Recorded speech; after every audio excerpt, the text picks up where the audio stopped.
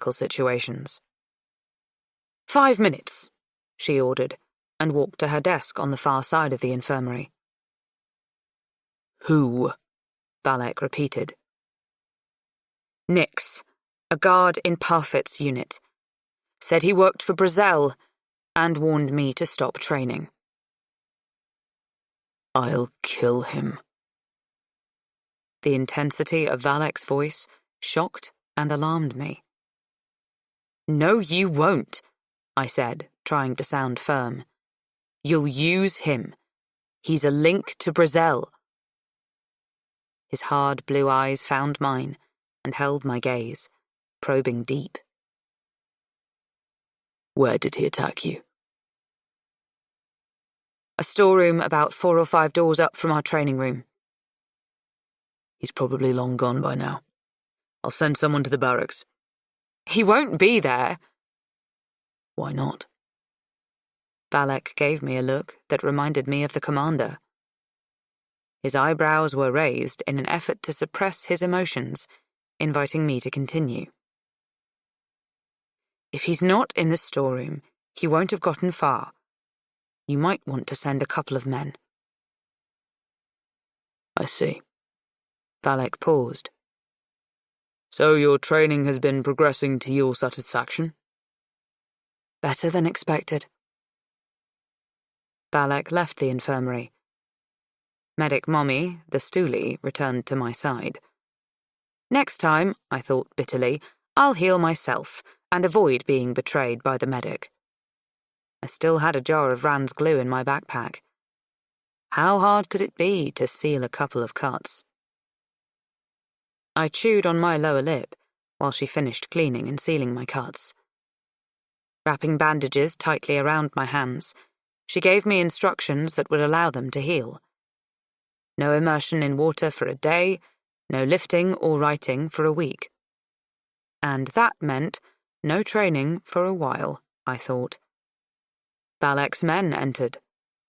They dumped Nix onto another examining table. The medic shot me a quizzical expression. Then she bustled over to Nix's groaning form, giving me the perfect opportunity to leave. I hurried to the commander's office, but Valek had beaten me there. He closed the door behind him as he joined me in the throne room.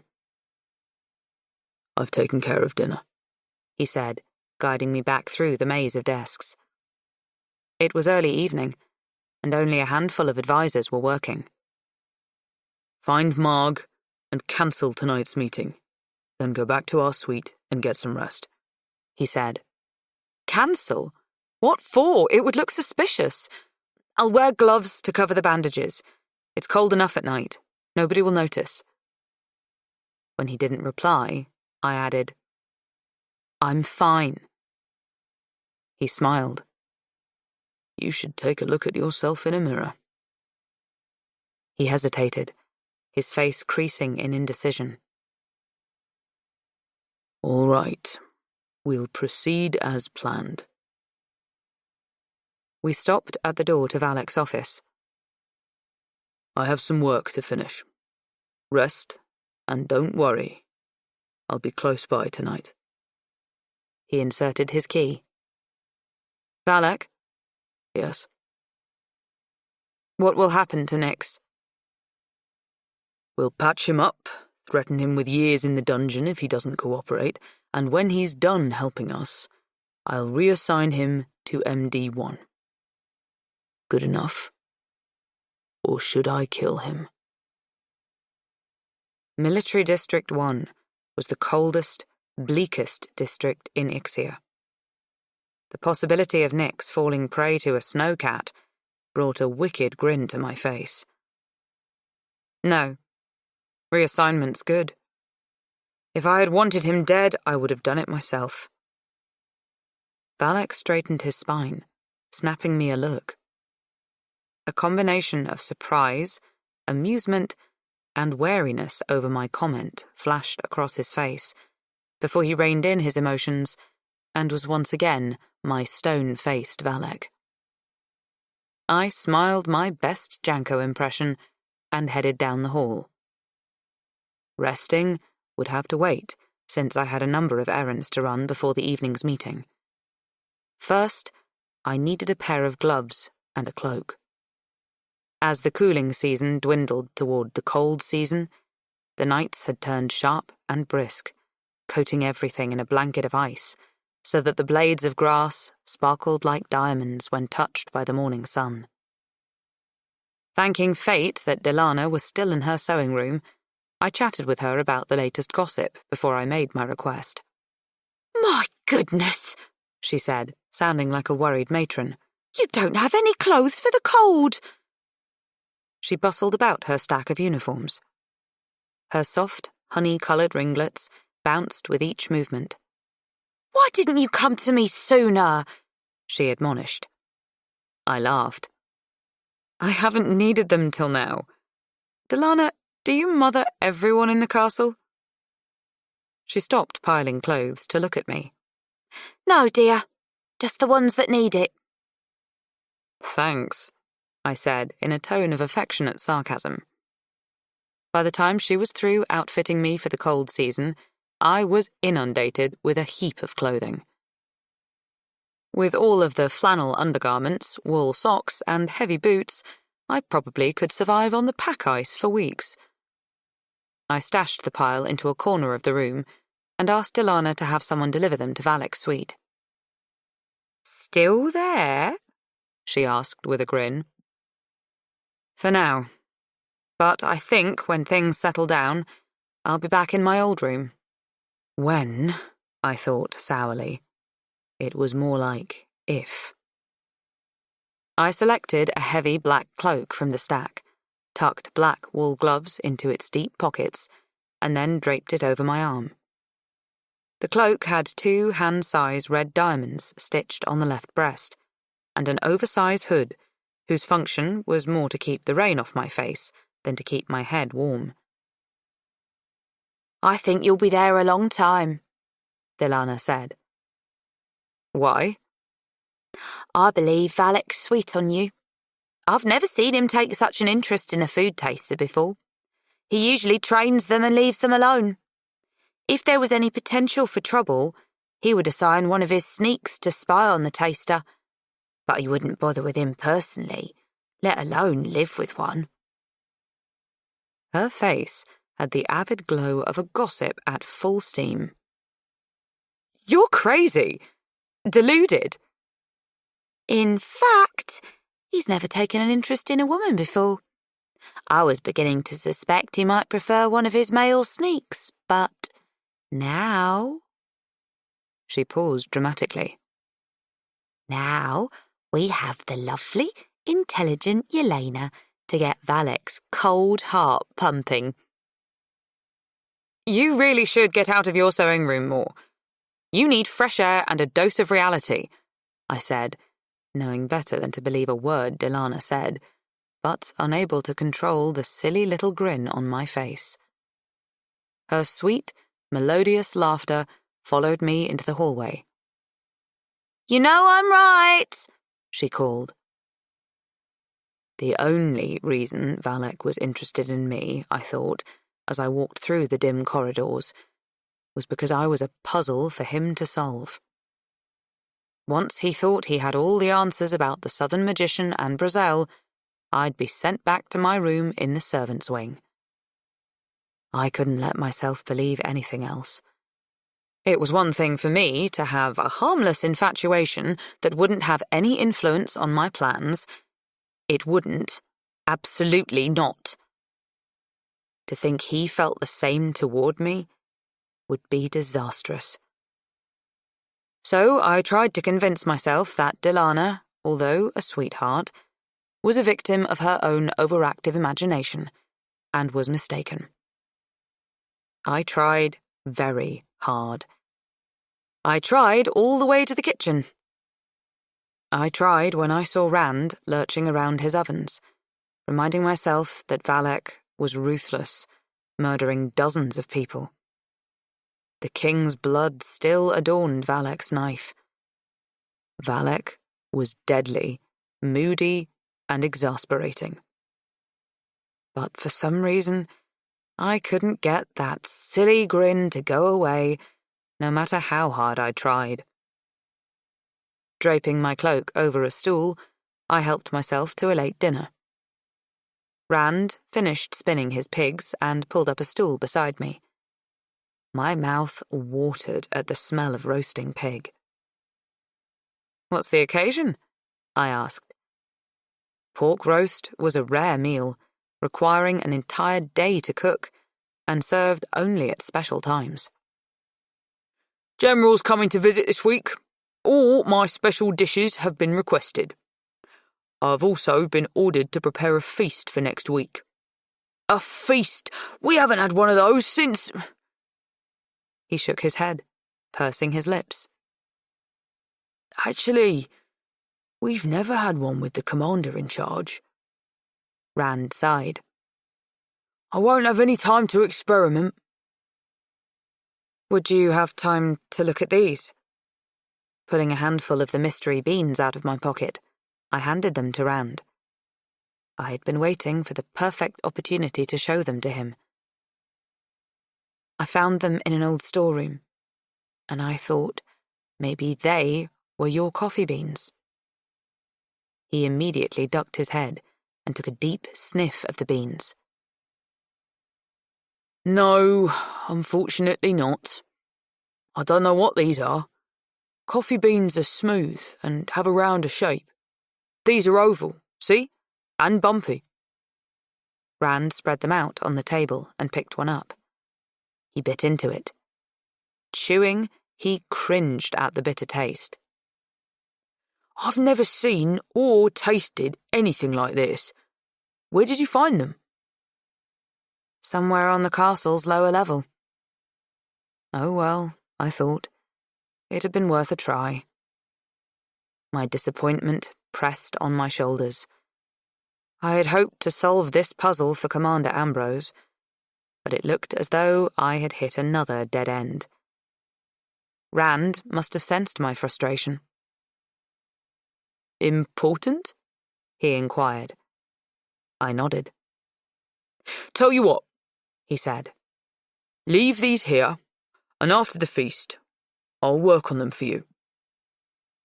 "Work?" "I'll try grinding, cooking, and boiling the beans. Ingredients can change their flavour and texture when you add heat, and these might turn into something I recognise.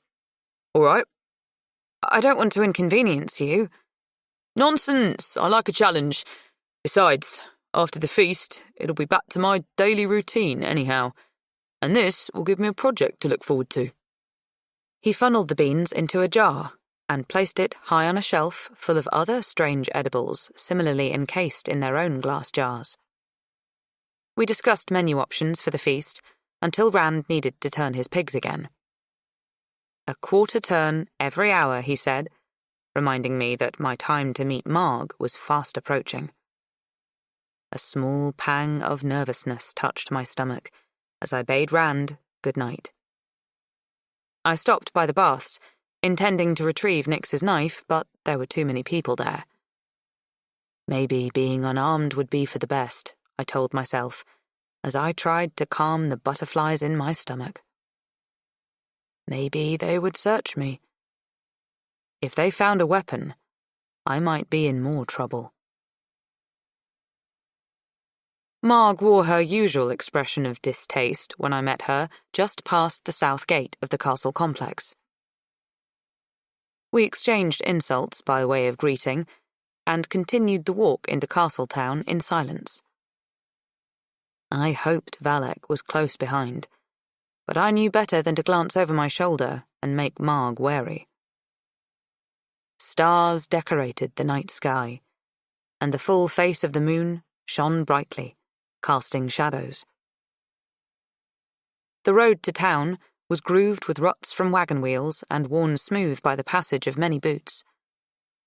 I took a deep breath of the cool night air and felt a sense of renewal as the heavy scent of earth and dried leaves cleansed my lungs. At the outskirts of town, I saw neat rows of 4-story wooden buildings. I was struck by their symmetry. I had grown so accustomed to the wild, asymmetrical style of the castle, with its windows of every geometric shape, that the ordinary plainness of the town seemed bizarre. Even the placement of businesses among the residences had been planned in a logical manner. The few townspeople that I spotted on the street walked with a purpose. Nobody hung about, or talked, or looked as if they were out for a casual stroll. Nobody, except the town's guards. Soldiers, who had once played a major part in the takeover, had been reassigned as policemen for the towns throughout the territory of Ixia. Enforcing curfew and the dress code, they dealt justice in accordance with the code of behavior by checking papers, arranging transfers, and making arrests. Every visitor to each town was required to report to the main station to complete the proper paperwork before seeking lodging. Our meeting had been carefully scheduled to give us time to return to the castle before our presence on the street would be viewed with suspicion. The pairs of soldiers stationed on the streets followed us with their gazes. I felt my skin prickle under their scrutiny, and I had myself half convinced that they would swoop down on us at any moment. In the middle of a street free from guards, Marg came to a stop at a house indistinguishable from its neighbours. She knocked twice on the door.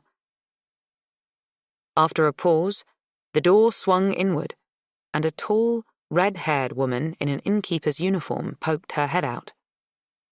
Glancing at Marg, she nodded in recognition. She had a sharp, sloping nose, which guided the movements of her head as she pointed her face at me. Her dark eyes rested upon me with an intensity that made me want to fidget. A bead of sweat trickled down my spine. Finally, she pulled her nose away to look down the street. Sniffing for a trap, I guessed. Apparently satisfied, she opened the door wider and let us in. Still no one spoke as we proceeded up 3 flights of steps. The top floor of the house was ablaze with light, and I squinted in the harsh brightness. A profusion of candles ringed the room on multiple levels, heating the air with the smoky scent of apples. I glanced at the window. With the amount of light in the room, I was sure it would spill out into the street, but black curtains covered the glass and pooled on the floor. Bookshelves, a desk, and a scattering of comfortable armchairs led me to believe that the room was used as a study. The woman who had let us in sat behind the desk. Odd metal statues that resembled lanterns with rings around the top graced each side. Other strange and gleaming objects had been artfully arranged on shelves and tabletops. Some even hung from the ceiling. These spun in the air, stirred by our passage. The sharp-nosed woman didn't offer us a seat, so Marg and I stood before her desk. Most of her ruby hair was confined in a bun, but small curly wisps had sprung free. "The food taster," she said, with a satisfied curl to her lip. "I knew it was only a matter of time before I had you in my employ." "Who are you?" My bluntness informed her that I wouldn't tolerate games. "You can call me Captain Star." I looked at her innkeeper's uniform. "I'm not part of Ambrose's military. I have my own. Has Marg explained how I work?" "Yes." "Good. This will be a simple exchange. This isn't a social call. I don't want gossip or hearsay. And don't inquire about my business or about me. All you need to know is my name. Agreed?" Agreed. Since I wanted to gain her trust, I wasn't about to cause any trouble, at least not yet. "Good. What you got?" With her nose leading the way, she leaned forward in her chair. The commander has changed his successor, I said. Star's body stilled as she absorbed this tidbit. I glanced at Marg, who looked shocked and annoyed that I had such interesting news. How do you know? Star asked. I overheard the commander and Valek talking. Ah, yes, Valek. Star tilted her nose at me. Why are you living in his apartment? None of your business, I said with a firm tone. So why should I trust you?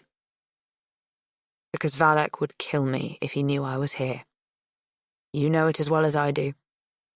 How much is my information worth? Star opened a black velvet purse and pulled out 1 gold coin. She tossed the coin to me like a master would throw a bone to a dog. I snatched it from the air, suppressing a wince. The cuts on my hands started to throb. You're 15%. She sent 1 silver and 1 copper coin flying at Marg, who knew Star's ways and caught them easily. Anything else? Star asked me. Not at this time. When you have something for me, tell Marg. She'll arrange another meeting. Dismissed, I followed the silent Marg out of the house and down the street. Just as she guided me into a dark alley, Valek appeared out of the shadows. Before I could wonder why, he pulled me through a doorway and into a small room. I was surprised and confused by his sudden arrival. I had thought he would wait a while before arresting Marg. She had followed me into the room and stood with a sneering grin on her round face. It was the closest expression to pleasure that I had ever seen from her, and the opposite of what I had anticipated when she was caught as the leak. I tilted my head at Valek, hoping to prompt an explanation. I was right, Valek. She sold the commander out for a gold coin. Check her pocket, Marg urged. Actually, Yelena came to me before the meeting. She believed she was going to expose you, Valek said to Marg. Her gloating grin disappeared. Why didn't you tell me? She demanded. No time. Marg's not the leak? I asked, still confused. No. Marg works for me. We've been feeding Star some rather unique information and hoping to find out who her other clients are. Star's been pestering Marg to get you involved, and I thought it would be a good opportunity to test your loyalty. A complete understanding of Valek's ill temper snapped into my mind. He had expected me to betray him and the commander. How could he have believed that, I wondered? Didn't he know me at all?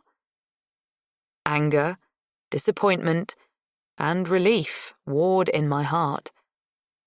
I was unable to propel any words past my throat. I had hoped to send this rat back to the dungeon where she belongs, Marg complained to Valek. Now she'll still be scurrying around, still a threat. Annoyed, she poked my arm with a meaty finger. I moved. In a heartbeat, I twisted her arm behind her back. She yelped as I raised her hand up high, forcing her to bend forward. I am not a rat, I said through clenched teeth. I've proved my loyalty. You will get off my back. No more nasty messages in the dust. No more prying into my things, or the next time I'll break your arm. I shoved her hard as I released my grip. She stumbled and landed on the ground in a heap. Pink-faced, she lurched to her feet. As she opened her mouth to protest, Valek stopped her with a glance. Well said, Yelena. Marg, you're dismissed, Valek said. Marg's mouth snapped closed as she spun on her heel and left the room. She's not friendly, I said. No, That is precisely why I like her. He studied the door for a moment, then said, Yelena, I'm going to show you something you're not going to like. But I think it's important that you know. Oh yeah? Like I enjoyed your test of faith? Sarcasm rendered my voice sharp. I warned you that I tested the food taster from time to time. Before I could reply, he stopped me. Be quiet and stay close behind me. We went back out into the alley. Keeping in the shadows, we walked back to Star's house, where Valak guided me into a dark entrance within sight of Star's door. The person who has been leaking information to Star is due to arrive soon. Valak whispered close to my ear. His lips lightly rubbed my cheek. Shivers rippled down my spine at his touch, distracting me from what he had said. The impact of Valak's words didn't hit me until I saw a lone figure with an uneven gait walking down the street. Chapter 22. I recognized that stride.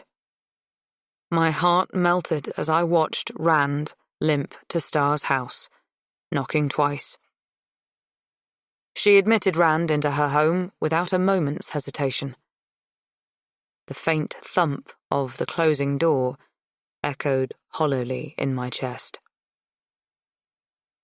Another test? I asked Valak with desperate urgency. Is he working for you? But I knew the answer deep in my soul, even before I saw the sad shake of his head.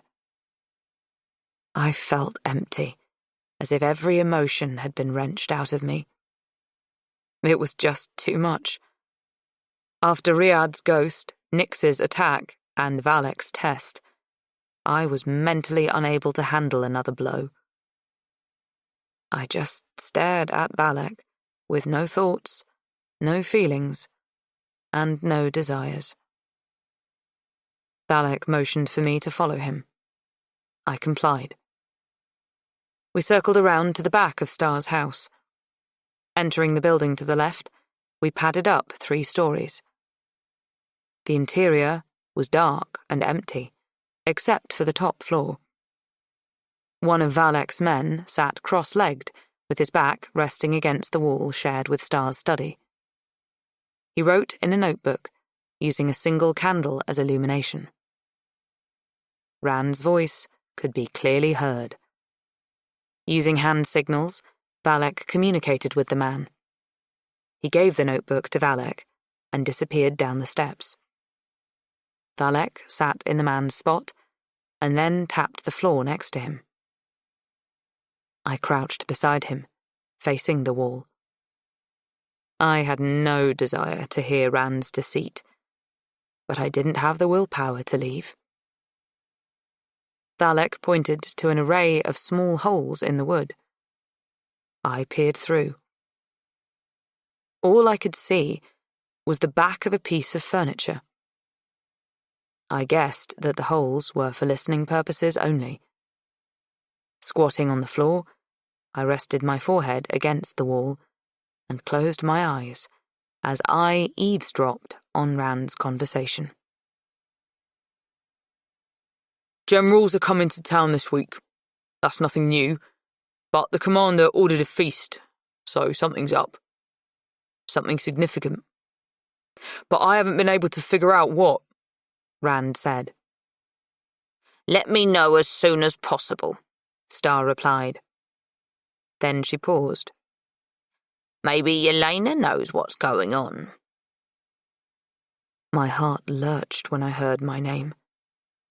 Run away, run away, run away, my mind screamed, but I only pressed my forehead harder on the wall. I doubt it. She was surprised when I mentioned the feast, so I didn't ask her. She might know more later this week. I'll try again. Don't bother. I'll ask her myself. The sleek tone of Star's voice implied that she had concealed this revelation until the time when exposing it would cause maximum damage. Yelena! Rand sputtered. Working for you? Impossible, that's not her style. Are you suggesting she's working for Valak? Alarm tightened her voice. Equally upset, I glanced at Valak. He shook his head, waving his hand in a don't worry gesture. No, she wouldn't. Rand had recovered. I'm just surprised, but I shouldn't be. She could use the money. And who am I to think any less of her for it? Well, you shouldn't be thinking of her at all. As I see it, she's disposable. The only concern I'll have when she dies is who's going to replace her and how quickly can I bribe him. Star, once again you've shown me in the most repulsive way that the sooner I pay off my debt to you, the better. How much credit do I get for tonight's information? 2 silvers. I'll mark it in my book. But it won't make much difference. What do you mean? Haven't you figured it out by now? You'll never pay off your debt. As soon as you get close, you always gamble yourself right down another hole. You're too weak, Rand. Too swayed by your own emotions. Easily addicted and lacking in willpower. Oh, that's right. You claim to be a magician. Have you read my mind, Captain? Captain Star, what a laugh. If you really had magic, Valak would have taken care of you long ago. I know you're not as smart as you claim. The heavy, uneven tread of footsteps resounded through the wall as Rand started to walk away. I was astounded. I had never heard Rand speak with such harsh sarcasm before. And more than that, if Star was a magician, I could be in serious danger. My mind spun, but it was all too complex to contemplate at this time.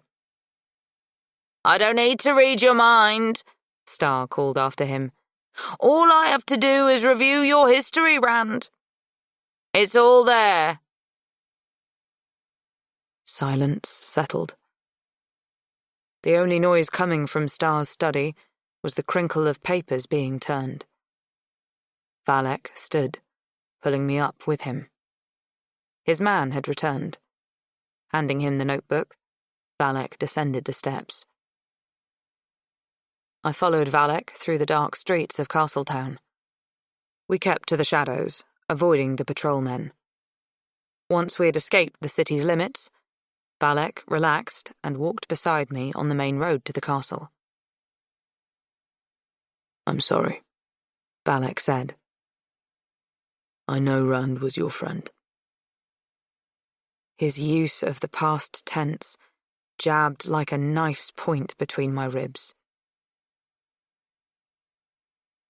How long have you known? I asked.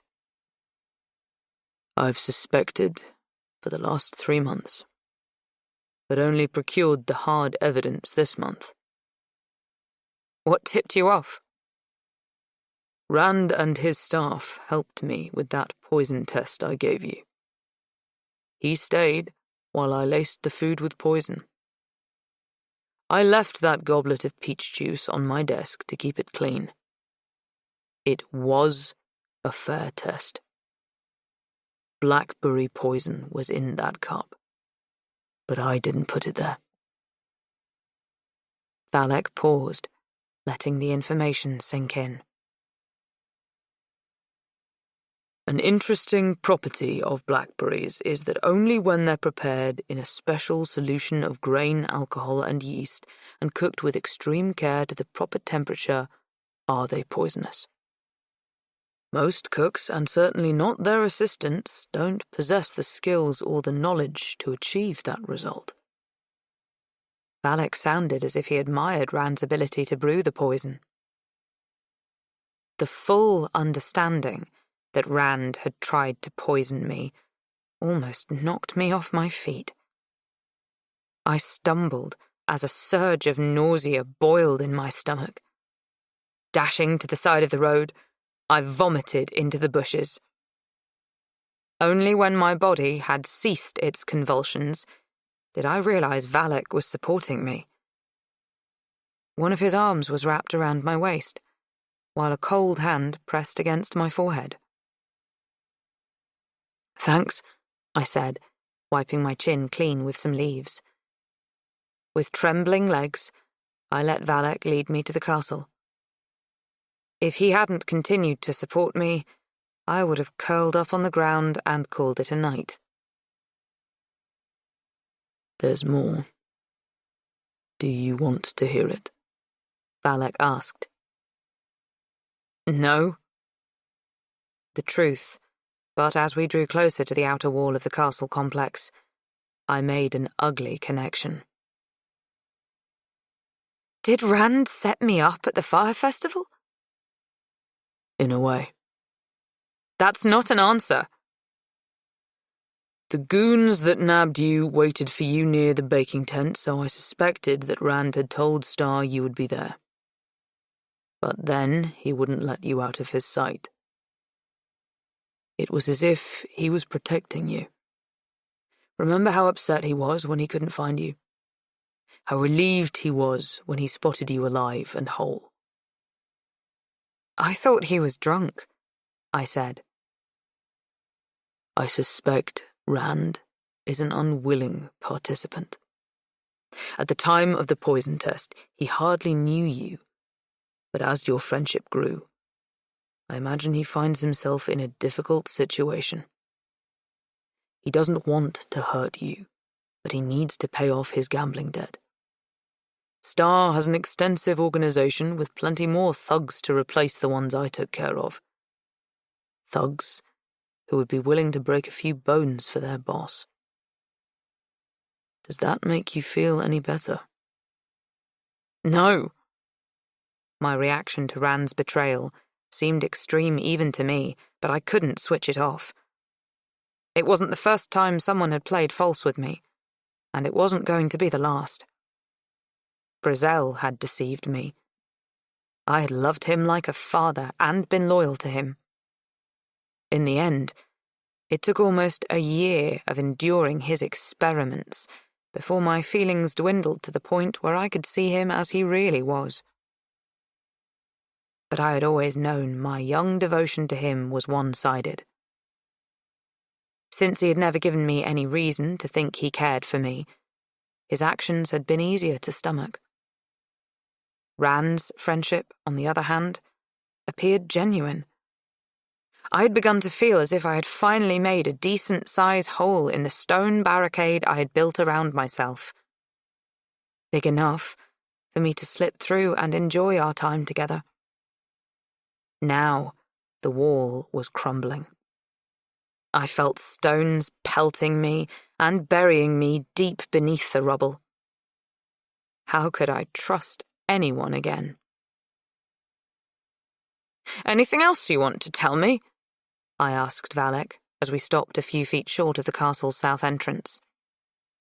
"Did Ari and Janko set me up for Nyx's attack? Do you have another test of loyalty for me up your sleeve?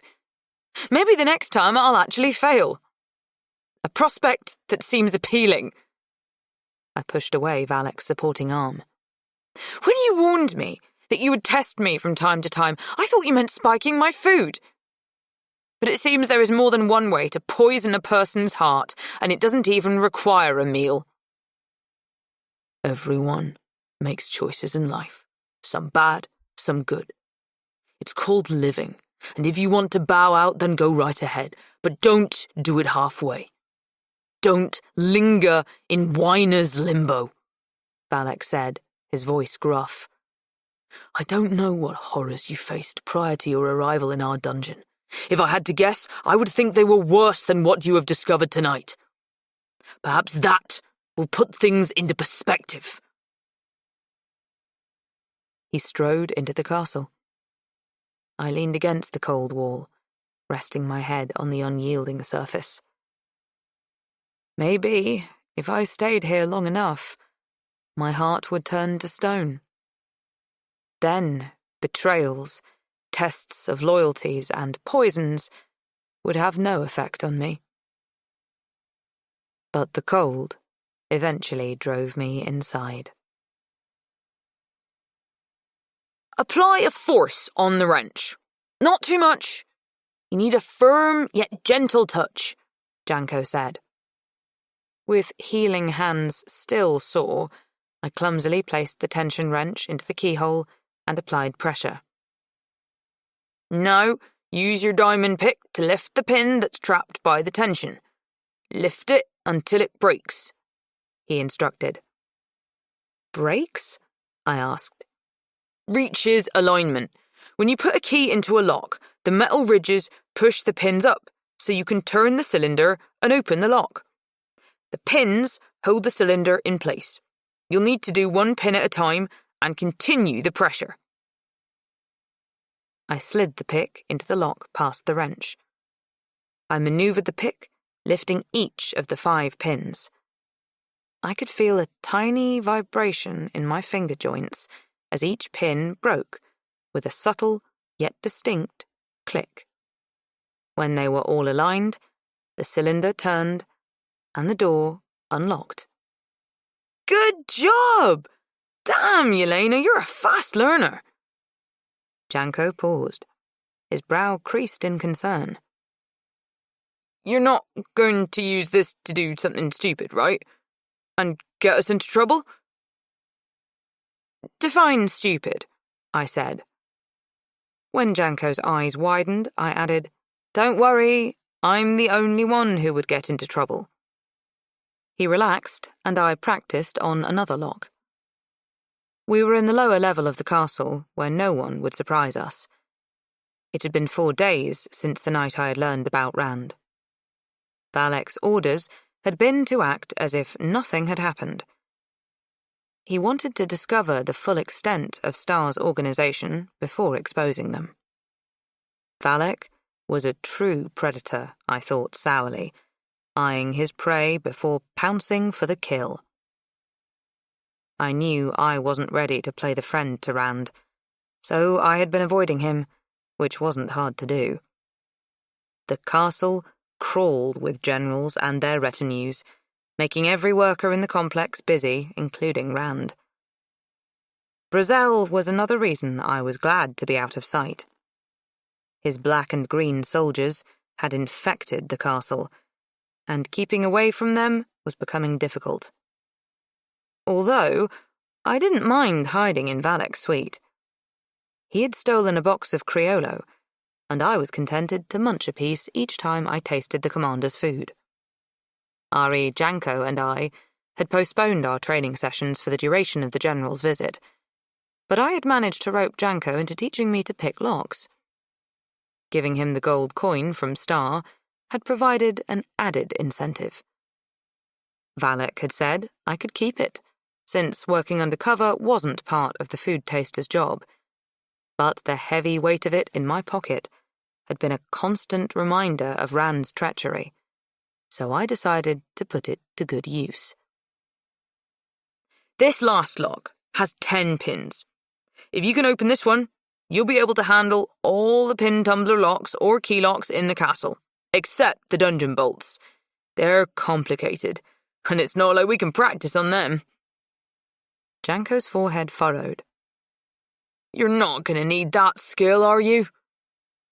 I sincerely hope not. Good. After several failed attempts, I managed to pop the lock open. Now, you need to practice. The quicker you can spring a lock, the better, Janko instructed.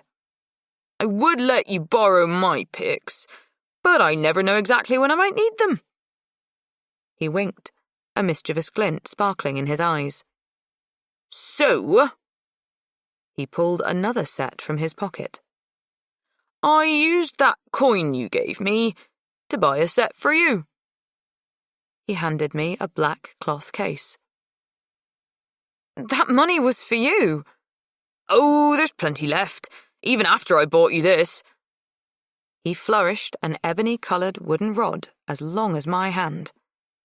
It was decorated with a bright silver button and silver symbols were engraved on the side. "What's that?" I asked.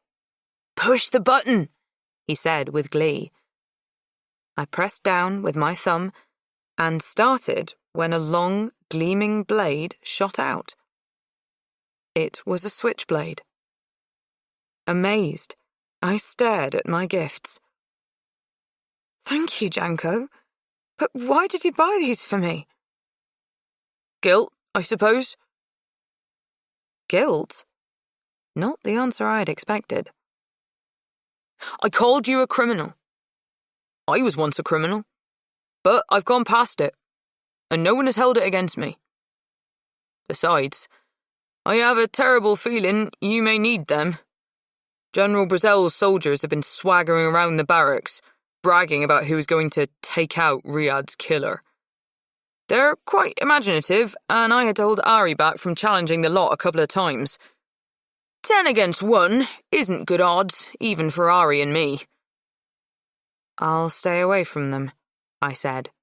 "Good. I'd better get moving. I've drawn the night shift.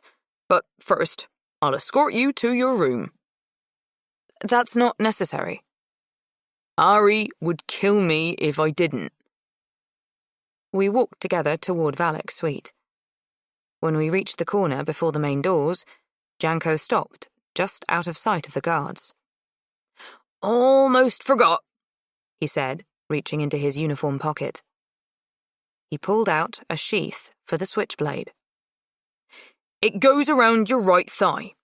Remember to make a nice big hole in your pants pocket, so when you pull the weapon, it won't get caught in the fabric." He was about to leave when I stopped him. "Janko, what are these symbols?" I pointed to the silver markings on the handle of the knife. Janko smiled. "They're the old battle symbols used by the king when he sent out messages and orders during war times. It didn't matter if the enemy intercepted them, because they were unintelligible to anyone who didn't know how to decipher them. Some of the soldiers still use them. They work well in military exercises." "What do they say?" His grin widened.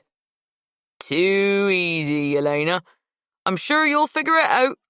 Eventually." Always the prankster. Janko laughed with delight. "Come here," I said, "so I can punch you." "I'd love to oblige you, my dear." Janko dodged beyond my reach. "But I'm late." Chapter 23. After hiding Janko's gifts deep in my uniform pocket, I went into Valak's suite. He was working at his desk, but he looked up as soon as I entered the room, giving me the impression that he had been waiting for me. "Where have you been?" he asked.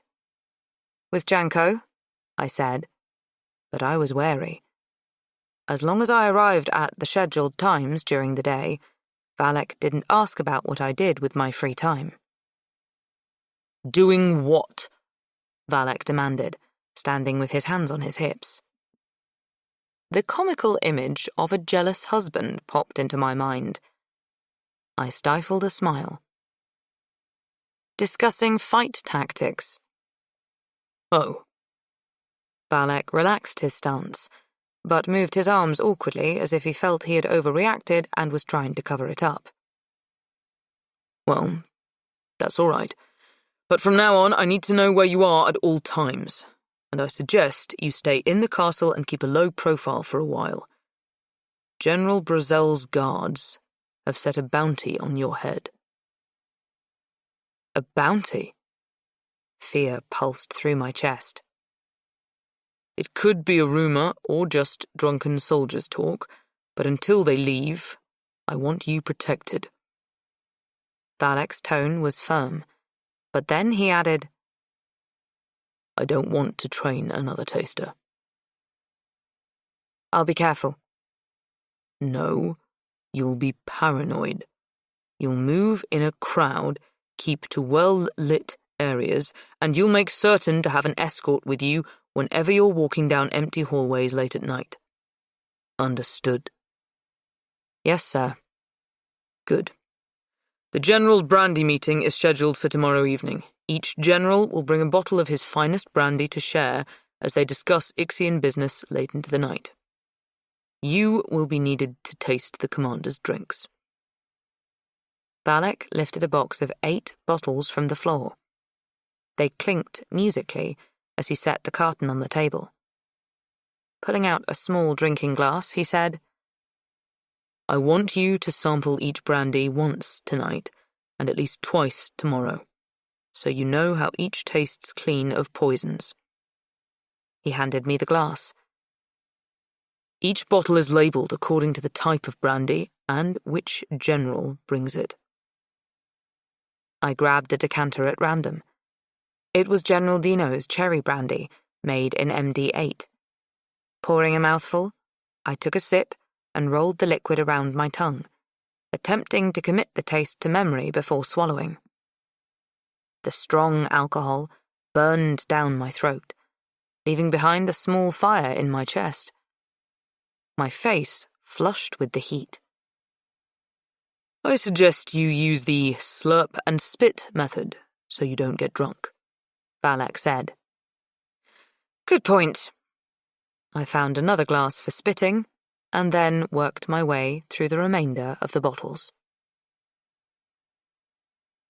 On the day of the meeting, I tasted each brandy twice more in Valak's suite, and then tested myself with a third round. Only when I could pinpoint by taste alone which cordial belonged to which general was I satisfied. That night, I waited for Valak to escort me to the war room.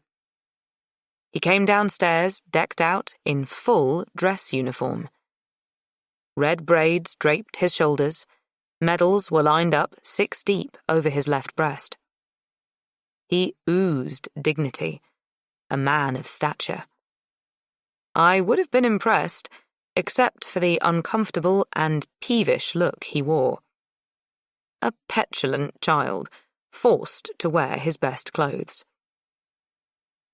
I covered my mouth, but was unable to block my laughter.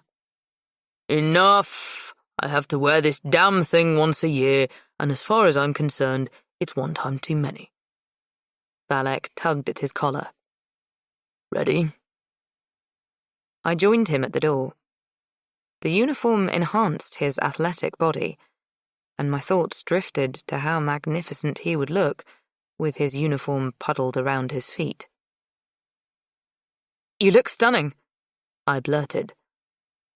Mortified, I blushed as a rush of heat spread through my body. I must have swallowed more brandy than I'd realized. Really? Valak glanced down at his uniform. Then he set his shoulders back and stopped yanking at his collar. His cross expression changed to a thoughtful smile. Yes, you do, I said. We arrived in the commander's war room just as the generals assembled.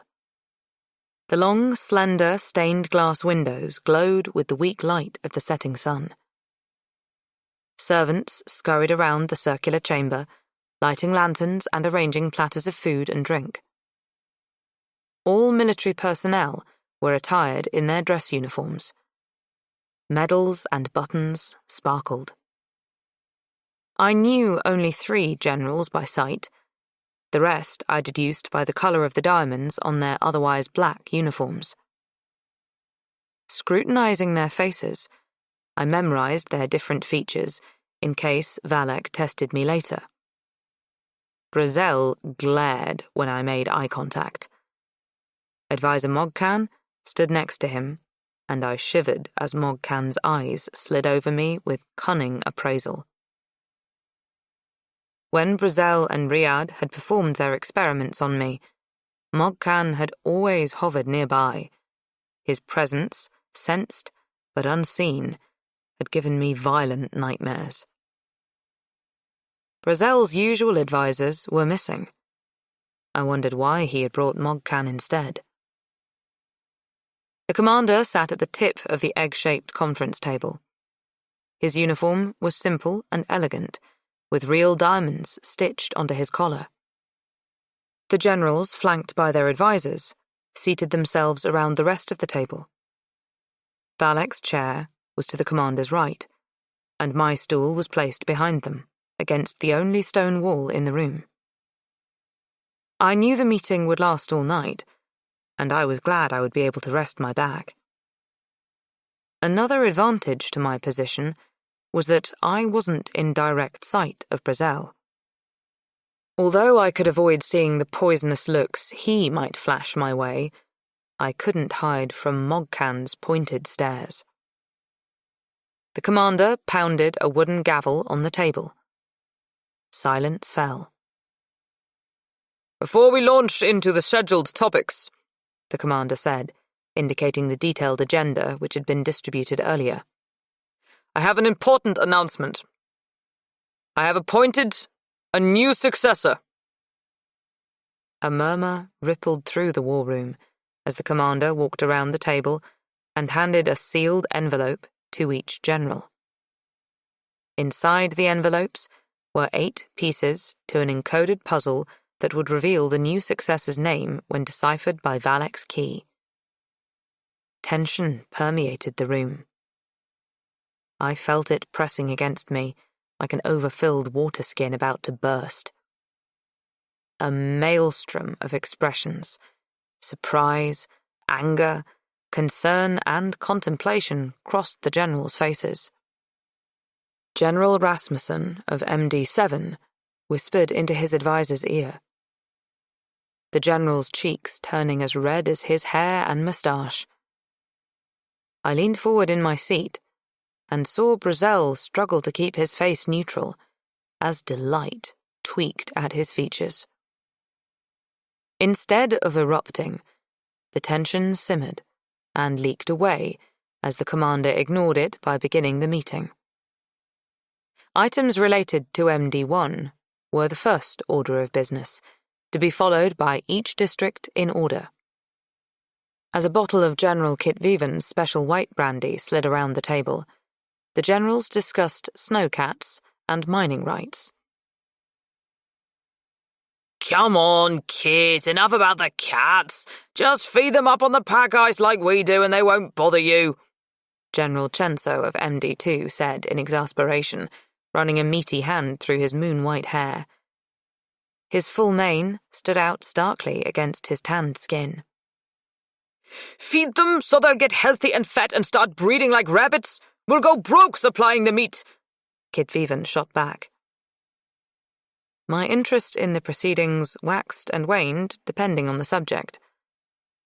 After a while, I began to feel light-headed and warm as the brandy influenced my body, since protocol dictated that I swallow when tasting for the commander.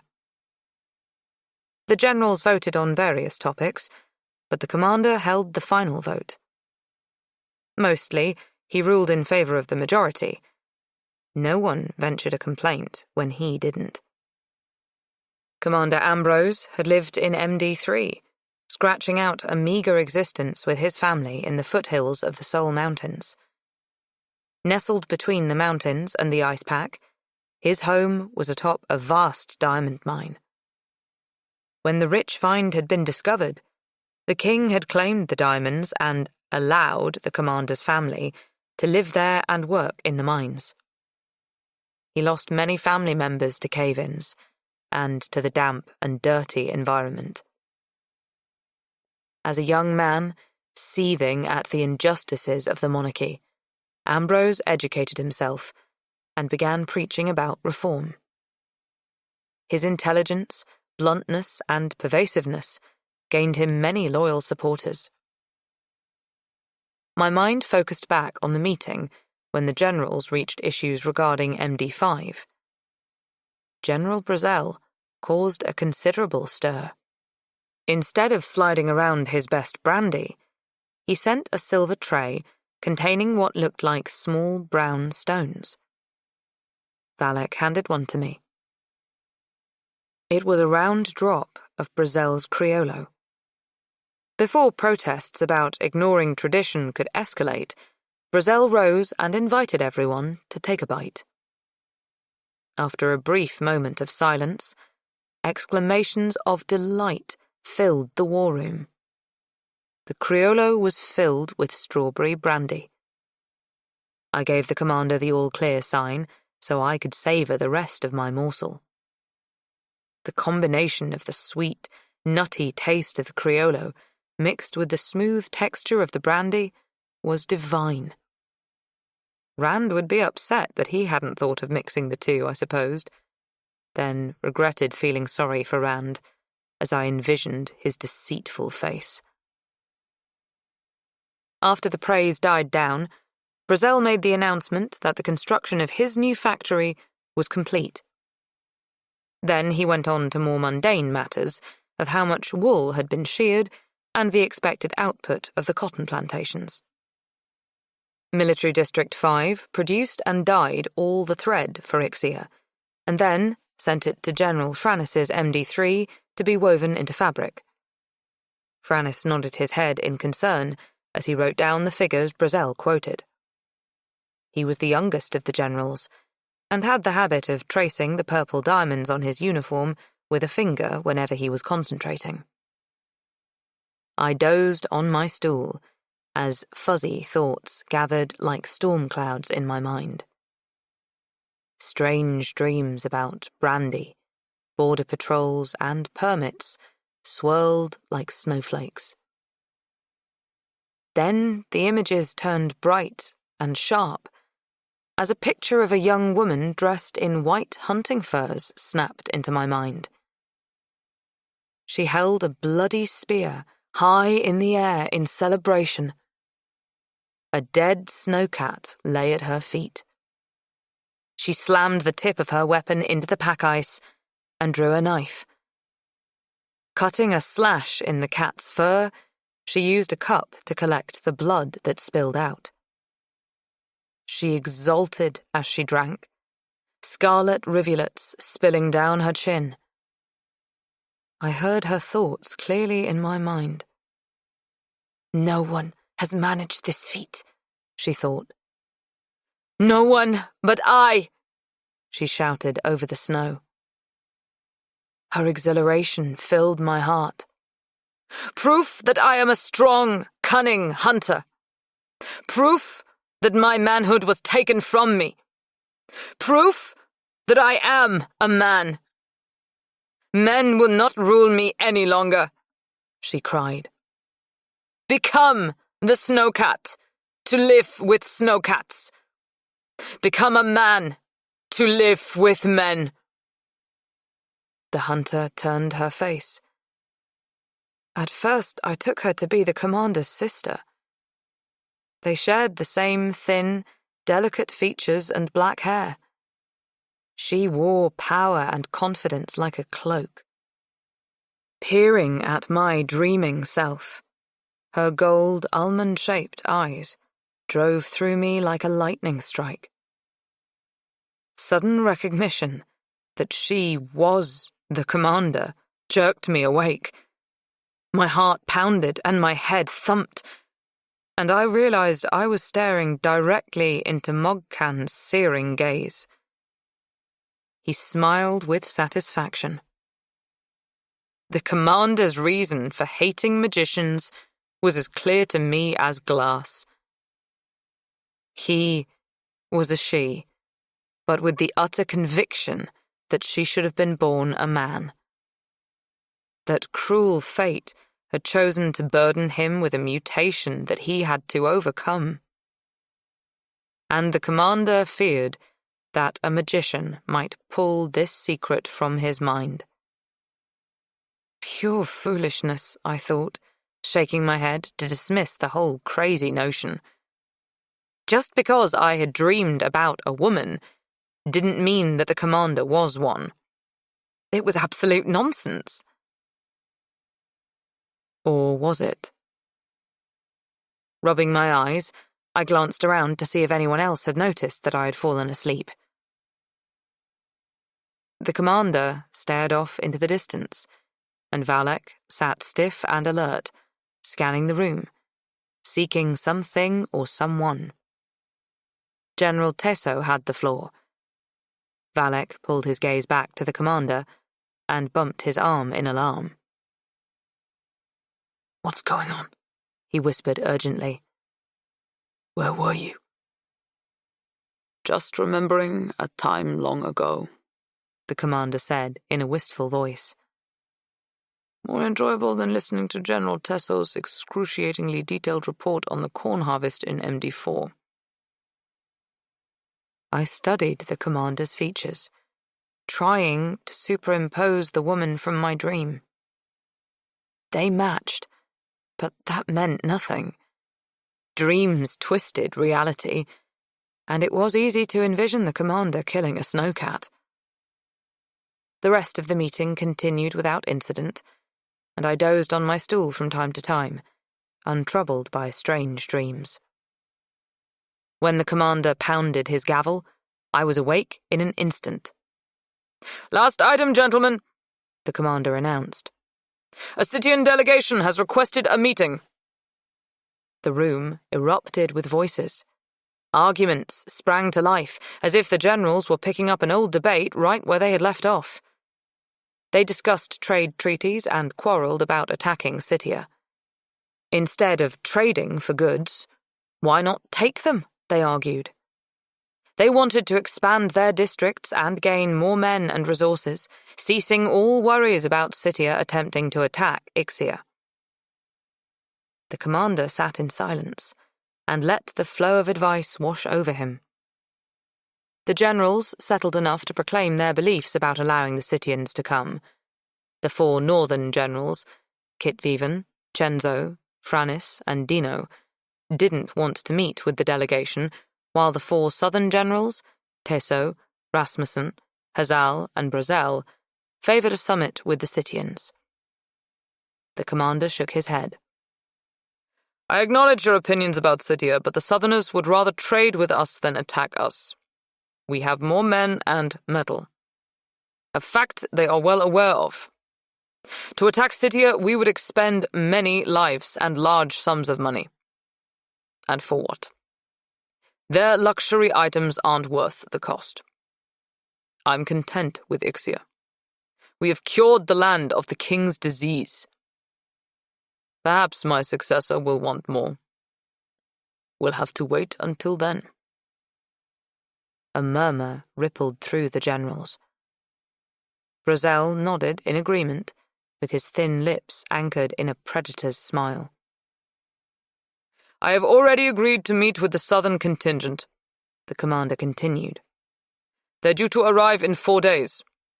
You have until then to express your specific concerns to me before departing for your home districts. Meeting adjourned." The bang from the commander's gavel echoed throughout the dead silent room. The commander rose, and with his bodyguards and Valek close behind, he prepared to leave. Valek gestured for me to join them.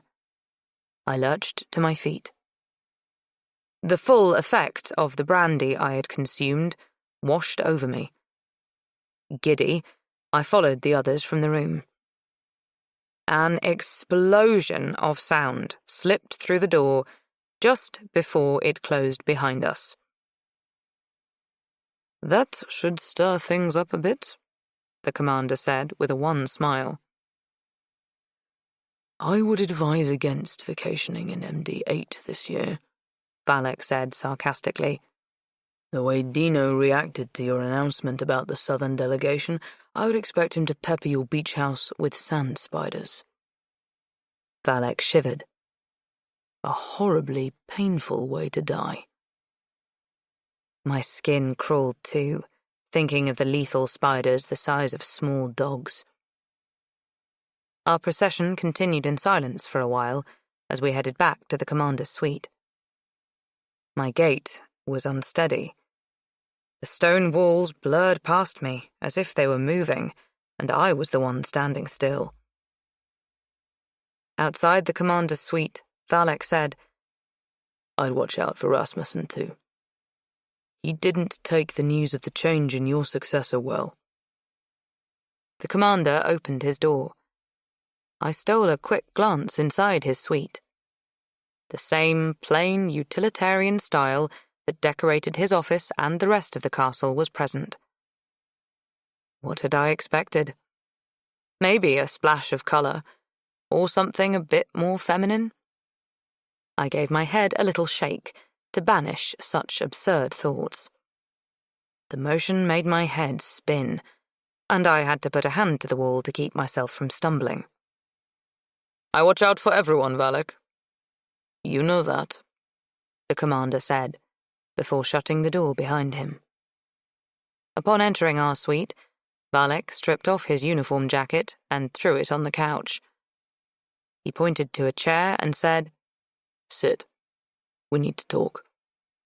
I plopped into the chair and dangled a leg over the armrest, watching Valak pace the room in his sleeveless undershirt and form-fitting black pants.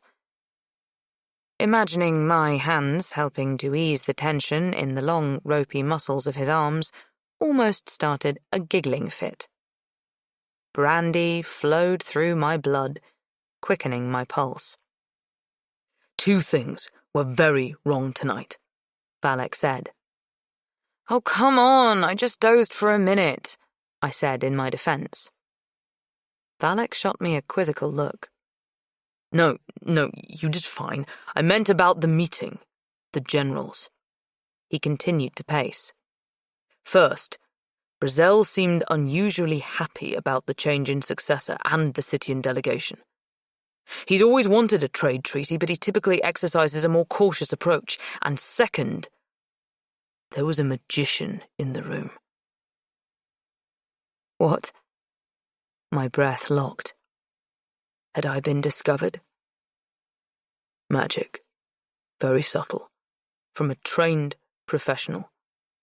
I only felt it once, a brief touch, but I couldn't pinpoint the source. But the magician had to be in the room or I wouldn't have felt it. When? During Teso's long-winded dissertation about corn. Valak's posture had relaxed a little, as if the act of talking out a problem helped him deal with it. About the same time, your snoring could be heard halfway across the room. "Ha!" I said, rather loud. "You were so stiff at that meeting, I thought rigor mortis had set in." Valak snorted with amusement. "I doubt you could have looked any better sitting in that uncomfortable dress uniform all night. I imagine Delana sprayed on extra starch with malicious glee." Then he grew serious again. "Do you know Advisor Mogcan? He eyed you most of the evening."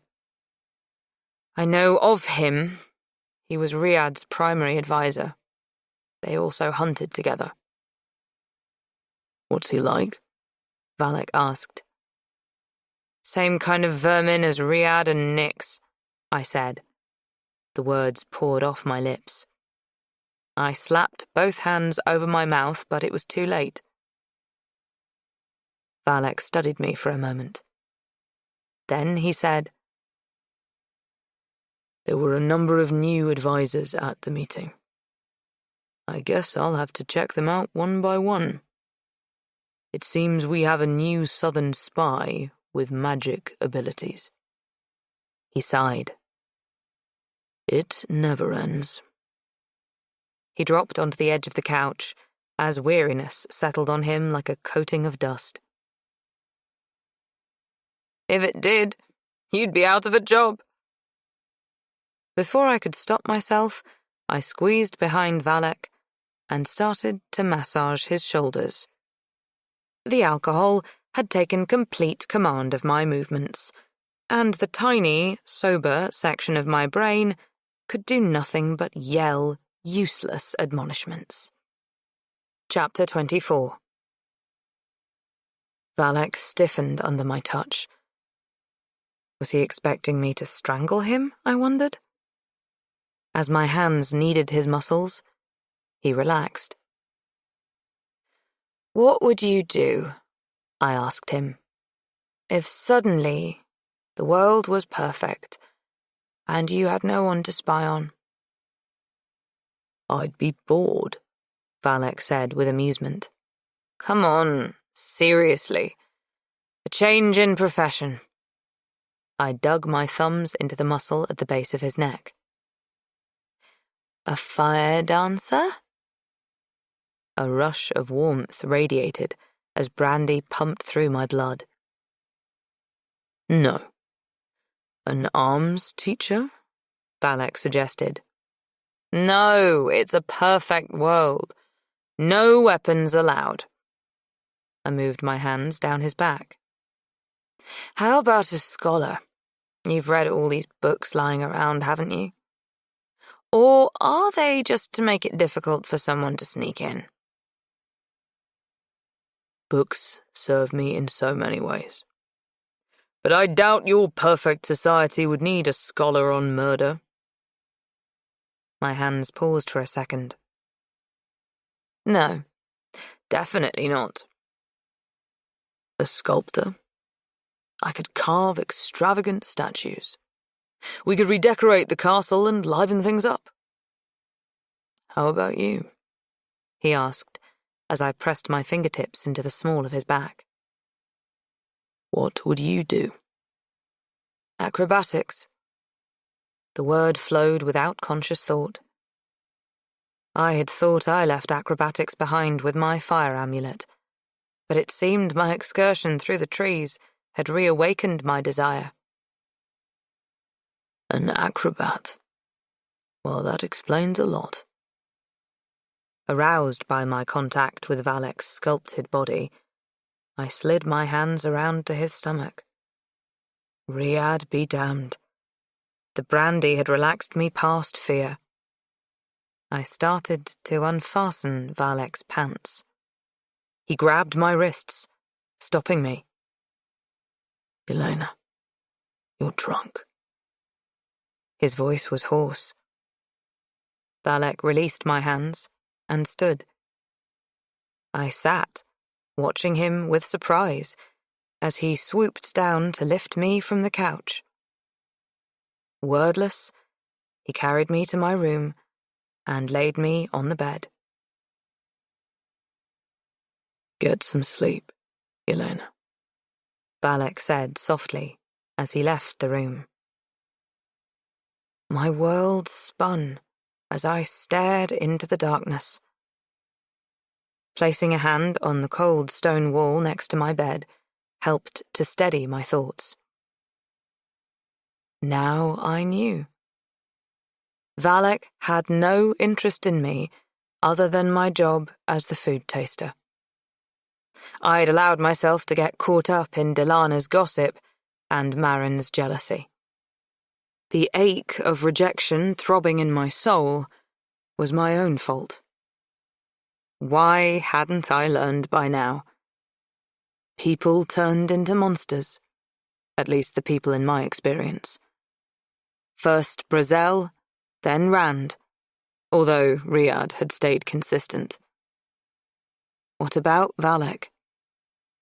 Would he transform into one, or had he already? Like Star said, I shouldn't be thinking of him at all, not as a companion, and not to fill the dead place in my heart. As if I could. I laughed. A drunken sound, tattered and ragged, the music of my thoughts. Look around you, Yelena, I chided myself. The poisoned food taster who converses with ghosts. I should be thankful that I breathed, that I existed. I shouldn't long for more than freedom in Ixia. Then I could fill the emptiness. Dismissing all sentimental, weak thoughts, I focused on the business of staying alive. Escaping to Ixia would break no bonds with Valek. Once I obtained the antidote to Butterfly's dust, I could set my plans into motion. Determined, I reviewed lockpicking techniques in my mind until I fell into a deep, alcohol-induced sleep. I woke an hour before dawn with a pounding head. My mouth felt like an abandoned spiderweb. I imagined dust blowing from my lips with each exhaled breath. Moving with extreme care, I inched out of bed. Wrapping my blanket around my shoulders, I went to get a drink. Valak liked cold water and always kept a pitcher outside on the balcony. The crisp night air blew away the lingering fuzziness of sleep. The castle's stone walls glowed, eerily reflecting the moonlight. I located the metal pitcher. A thin film of ice had formed on the top. Breaking it with a finger, I poured the water into my mouth, gulping. When I tipped my head back for a second drink, I noticed a black, spider-shaped object clinging to the castle wall above my head. With growing alarm, I realized the shape was descending toward me. It wasn't a spider, but a person. I searched for a hiding spot, but stopped when I realized that the intruder had probably already seen me. Locking myself in the suite and waking Valak seemed a better plan. But before I could enter the pitch-black living room, I hesitated. Inside, the intruder's dark clothes would be hard to see.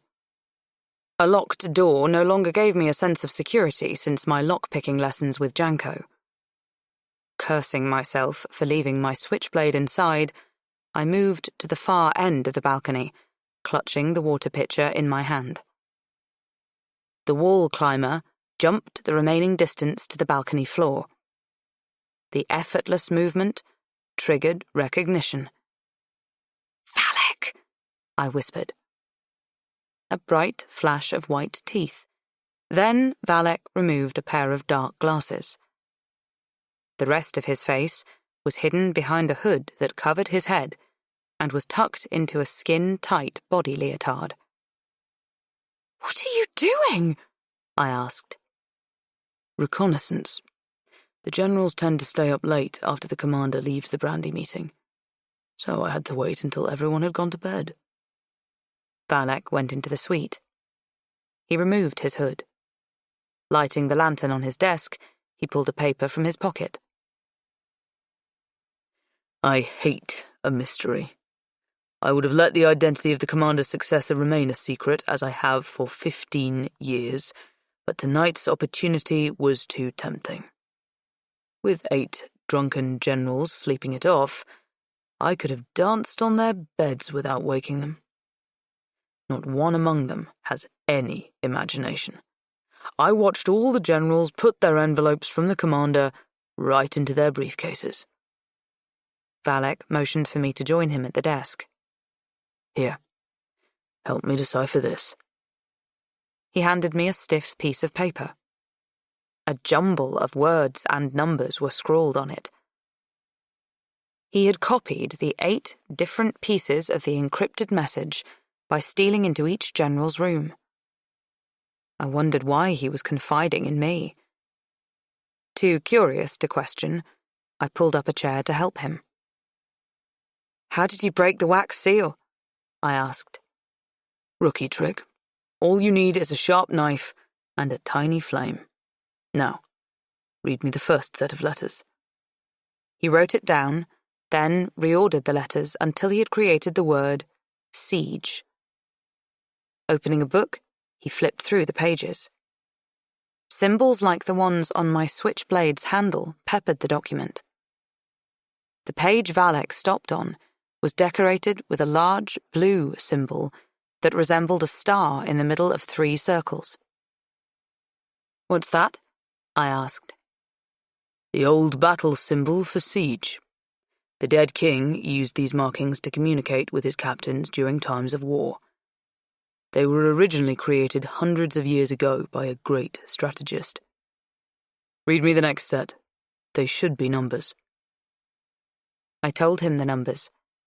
He began to count the lines of text. It occurred to me that I could borrow this book and figure out Janko's message on my switchblade. Eventually, my ass. Won't Janko be surprised? When Valak reached that number, he wrote a letter down on a clean page. After he had finished deciphering the message, Valek sat as still as a held breath. Unable to wait any longer, I asked, "Who is it?" "Guess," he said. I looked at him. I was tired and hungover.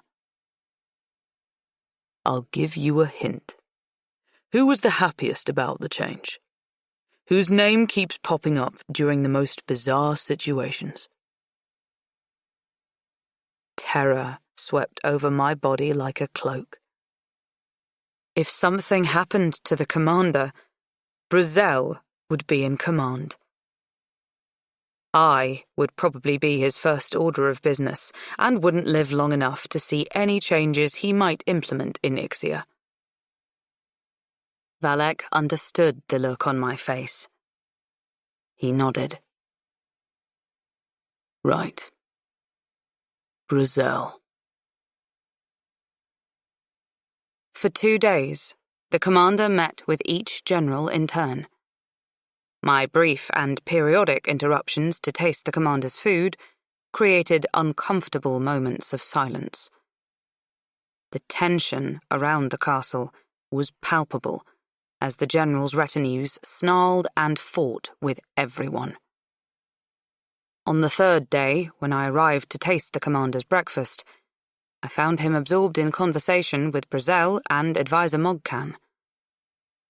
The commander's eyes were glazed, his voice a monotone. "Get out of here!" Brazel barked. Mogcan pushed me into the throne room.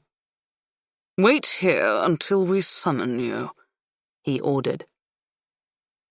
I hesitated outside the door, uncertain if I should heed this unusual request. If it had come from Valek or the commander, I wouldn't have doubted, but being expected to follow Mogcan's orders rankled. My worries grew as I imagined Brazel attempting an assassination. I was about to search for Valek when he burst into the throne room, his expression hard as he hurried toward the commander's office. "What are you doing out here?" Valek demanded. "Haven't you tasted his breakfast yet?" I was ordered to wait. He's with Brazel and Mogcan. Sudden fear crossed Valek's face. He pushed past me into the office. I followed. Mogcan was standing behind the commander, with his fingertips pressing into the commander's temples. When Valek appeared, Mogcan stepped away. He said smoothly, "You can definitely feel, sir, that this is an excellent way to ease a headache." Animation returned to the commander's face. "Thank you, Mogcan," he said. Glaring at Valek's intrusion, he demanded, "What's so important?" "Disturbing news, sir." Valek stared daggers at Brazel and Mogcan. "I would like to discuss it in private." The commander rescheduled their meeting for later that day, then dismissed them. "Yelena, taste the commander's breakfast now." "Yes, sir." Valek watched me taste the food. An intense expression lined his face, making me nervous. Did he think the food was tainted? I rechecked the cooling tea and lukewarm omelette, but detected no foreign substances. I placed the tray on the commander's desk. "Yelena, if I have to eat cold food again, I'll have you whipped. Understand?" The commander's voice lacked passion, but the threat was genuine. "Yes, sir," I replied, knowing excuse was useless. "You're dismissed." I fled from the office, barely noticing the bustling activity in the throne room. Walking past the entrance, I paused. "Hungry," said a flat voice in my head. My stomach growled. I was ravenous. I headed toward the kitchen. When I rounded a corner, Advisor Mogcan stood there, blocking my path. He linked his arm through mine and guided me to an isolated section of the castle. going with him seemed natural. I wanted to pull away. I wanted to be afraid, terrified even, but I couldn't produce the emotions. My hunger had dissipated. I felt content. Mogcan steered me down a deserted corridor. A dead end, I thought, still unable to conjure a reaction. His silky grey eyes stared at me for a moment before he unhooked his arm from mine. His fingers traced the line of black diamonds down my uniform sleeve. "My Yelena," he said possessively. Fear blazed up my arm and exploded in my chest the second physical contact with Mogcan was broken. My emotional ennui had dissolved, but I couldn't move. The muscles in my body wouldn't obey my mind's frantic commands to fight. A magician. Mogcan had power. He had used it during the brandy meeting, tipping Valak off. But further contemplation on this revelation was cut short when Mogcan stepped closer. "Had I guessed you would cause such trouble, I never would have brought you to Brazel's orphanage."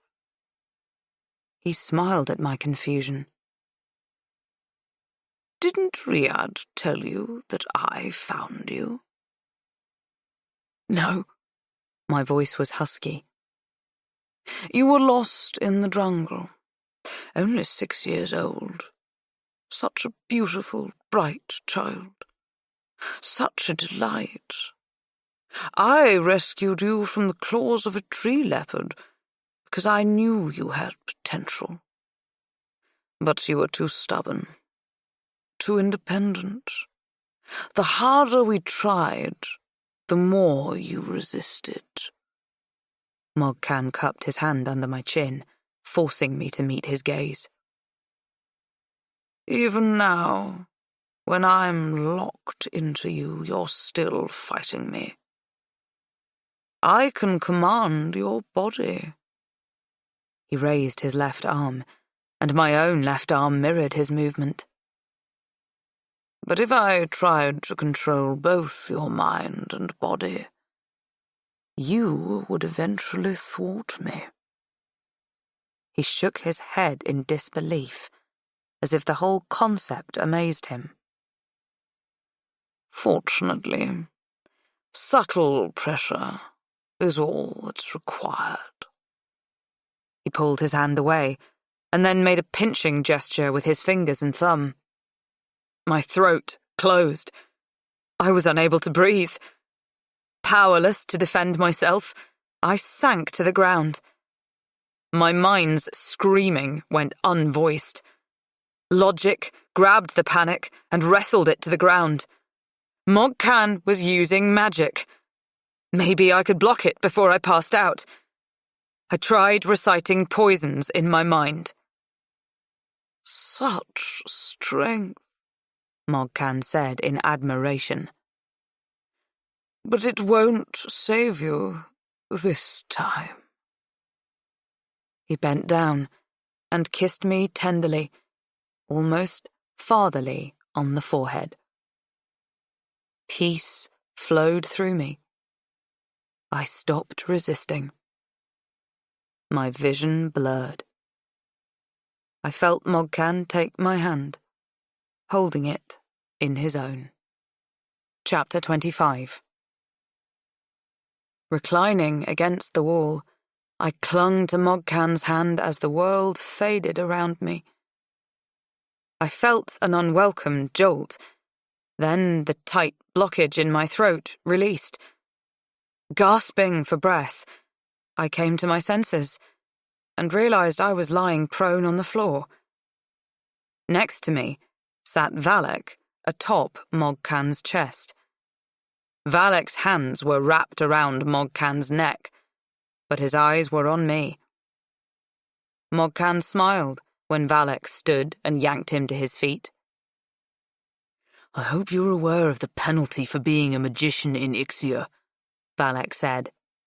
"If not, I'd be delighted to enlighten you. Mogcan smoothed out his uniform and adjusted his long, dark braid of hair. Some would say your ability to resist magic makes you a magician, Valek. The commander thinks otherwise. You're under arrest. Then you're in for a big surprise. I suggest you discuss these false accusations with the commander before you do anything drastic, Mogcan said. How about I kill you right now? Valek stepped closer to him. A hot, searing pain stabbed my abdomen. I yelped and rolled into a tight ball. The agony was relentless. Valek took another step. I screamed as fire blazed up my back and circled my head. Any closer, and she'll be a corpse, Mogcan said, a cunning sleekness in his voice. Through eyes tearing with anguish, I saw Valek shift his weight to the balls of his feet, but he remained in place. Well now, that's interesting. The old Valek really wouldn't have cared if I killed his food taster. Yelena, my child, I just realized how incredibly useful you are. The intense pain was unbearable. I would have gladly died to escape from it. Before I passed out, my last glimpse was of Mogcan's back as he walked away unharmed. I woke to blackness. Something heavy pressed against my forehead. Alarmed, I tried to sit up. It's all right, Valek said, pushing me down. I touched my head and pulled off a damp cloth. Blinking in the light, I looked around at the familiar furniture of my own room. Valek stood next to me, a cup in his hand. Drink this. I took a sip and cringed at the medicinal flavour. Valek insisted I finish it. When the cup was empty, he placed it on the night table. Rest, he ordered, then turned to leave. Valek, I said, stopping him. Why didn't you kill Mogcan? He considered for a moment, tilting his head. A tactical maneuver. Mogcan would have killed you before I could finish him. You're the key to too many puzzles. I need you. He strode to the door, but paused at the threshold. His grip on the doorknob was hard enough to whiten his knuckles. I've reported Mogcan to the commander, but he was... Valek's hand twisted on the knob, and I heard the metal crack. Unconcerned. So I'll be guarding the commander until Brazel and Mogcan leave. I've reassigned Ari and Janko as your personal bodyguards. Don't leave the suite without them. And stop eating Criollo. I'll taste the commander's Criollo. I want to see if anything happens to you. Valek pulled the door shut, leaving me alone with my swirling thoughts. True to his word, and much to the commander's annoyance, Valek didn't leave the commander's side. Ari and Janko enjoyed a change in routine, but I made them work hard. Whenever I wasn't tasting the commander's meals, I had Ari drill me with knife defense, and Janko give me more lessons on picking locks. The general's departure was scheduled for the next day, which meant it was time to do some of my own reconnaissance. It was early evening, and I knew Valek would still be with the commander until late. I told Ari and Janko that I was going to bed early and bade them good night at the threshold to Valek's suite. After waiting an hour, I slipped back into the hallway. The corridors of the castle were not as deserted as I had hoped, But Valek's office was located off the main throughway. I approached his door, scanning the hallway for activity. Seeing no one, I inserted my picks into the first of the 3 keyholes, but my nerves made popping the lock impossible. I took a couple of deep breaths and tried again. I had 2 locks sprung when I heard voices approaching. Standing, I pulled the picks out of the keyhole and knocked on the door just as 2 men came into view. "He's with the commander," said the guard on the left. "Thanks," I replied, and started to walk in the opposite direction with my heart beating like a hummingbird's wings.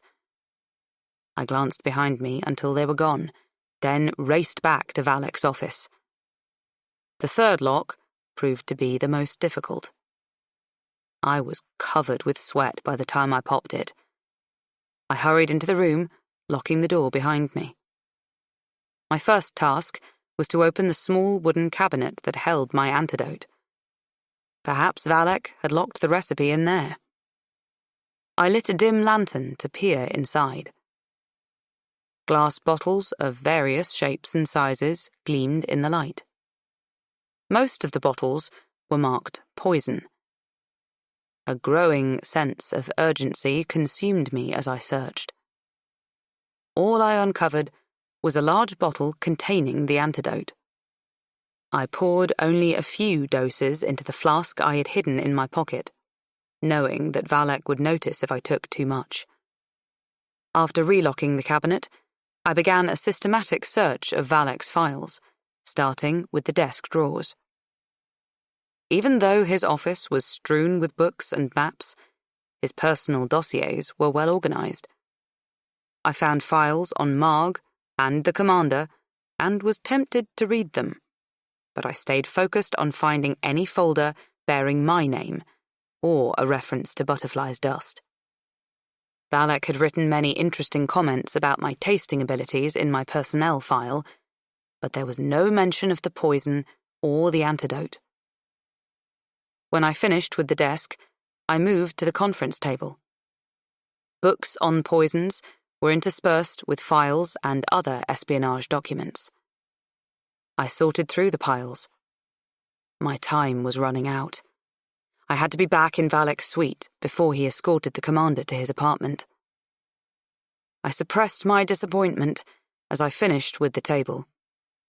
There was still half of his office left to search. I was halfway across the quiet room when I heard the distinct sound of a key being inserted into the lock. 1 click. Then the key was withdrawn. I snuffed out the lantern as the 2nd lock clicked open. Diving behind the conference table, I hoped the boxes piled underneath would hide me from view. "Please," I prayed to the forces of fate. "Let it be Marg and not Valek." A 3rd click made my heart squeeze. The door opened and closed. A light tread of footsteps crossed the room. Someone sat at the desk. I didn't risk peeking, but I knew it was Valek. Had the commander retired early? I reviewed my meager options: be discovered or wait Valek out. I eased into a more comfortable position. A few minutes later, someone knocked on the door. "Come," said Valek. "Your, package has arrived, sir," said a male voice. "Bring him in." Valek scraped his chair on the stone floor. I heard the rustle of chains and a shuffled step. "You're dismissed," Valek said. The door clicked shut. A familiar rancid smell of the dungeon reached my nose. "Well, Tentil, are you aware that you're next in line for the noose?" Valek asked. My heart went out to the doomed prisoner. I knew exactly how he felt. Yes, sir, A voice whispered. Pages crackled. You're here because you killed your 3-year-old son with a plough, claiming it was an accident. Is that correct? Valak asked. Yes, sir. My wife had just died. I was unable to afford a nanny. I didn't know he had climbed under. The man's voice was pinched with pain. Tentil, there are no excuses in Ixia. Yes, sir. I know, sir. I want to die, sir. The guilt is too hard to bear. Then dying wouldn't be adequate punishment, would it? Valak didn't wait for a response. Living would be a harsher sentence. In fact, I know of a profitable farmstead in MD4 that has tragically lost both the farmer and his wife, leaving behind 3 sons under the age of 6. Tentil will hang tomorrow, or so everyone shall believe, but you will be escorted to MD4 to take over the operation of a corn plantation and the job of raising those 3 boys. I suggest your first order of business should be to hire a nanny. Understand? But the code of behavior has been excellent at ridding Ixia of undesirables, but it is somewhat lacking in basic human compassion. Despite my arguments, the commander fails to grasp this point, so I occasionally take matters into my own hands. Keep your mouth shut, and you will live. One of my associates will check on you from time to time. I huddled behind the boxes, frozen in disbelief. Hearing Valak use the word compassion was as incomprehensible to me as the thought of Marg apologizing for her rude behavior. There was another knock on the door. Come, Valak said. Perfect timing as always, Wing. Did you bring the documents? I heard a rustle of papers. Your new identity, Valak said. I believe our business is concluded. Wing will escort you to MD4. Chains clanked to the floor. You're dismissed. yes, sir, Tentil said. His voice cracked. He was probably overwhelmed. I knew how I would feel if Valak offered me a free life. After the men left, a painful quiet descended. I feared the sound of my breath would give me away. Valak's chair scraped. 2 faint thumps were followed by a loud yawn. So, Yelena, did you find our conversation interesting? I held still, hoping he was guessing. But his next statement confirmed my dismay. I know you're behind the table. I stood. There was no anger in his voice. He lounged in his chair, with his feet resting on the desktop. How did you... I began. You favor lavender-scented soap, and I wouldn't be alive today if I couldn't determine when someone had picked my locks. Assassins love to ambush, leaving dead bodies behind mysteriously locked doors. Fun stuff. Valak yawned again. You're not angry? No. Relieved, actually. I wondered when you would search my office for the recipe to the antidote. Sudden fury welled in my throat. Relieved? That I might try to escape? That I rifled through your papers? You're that confident that I won't succeed? Valak cocked his head to one side, considering. I'm relieved that you're following the standard steps of escaping, and not inventing a unique plan. If I know what you're doing, then I can anticipate your next move. If not, I might miss something. Learning how to pick locks naturally leads to this.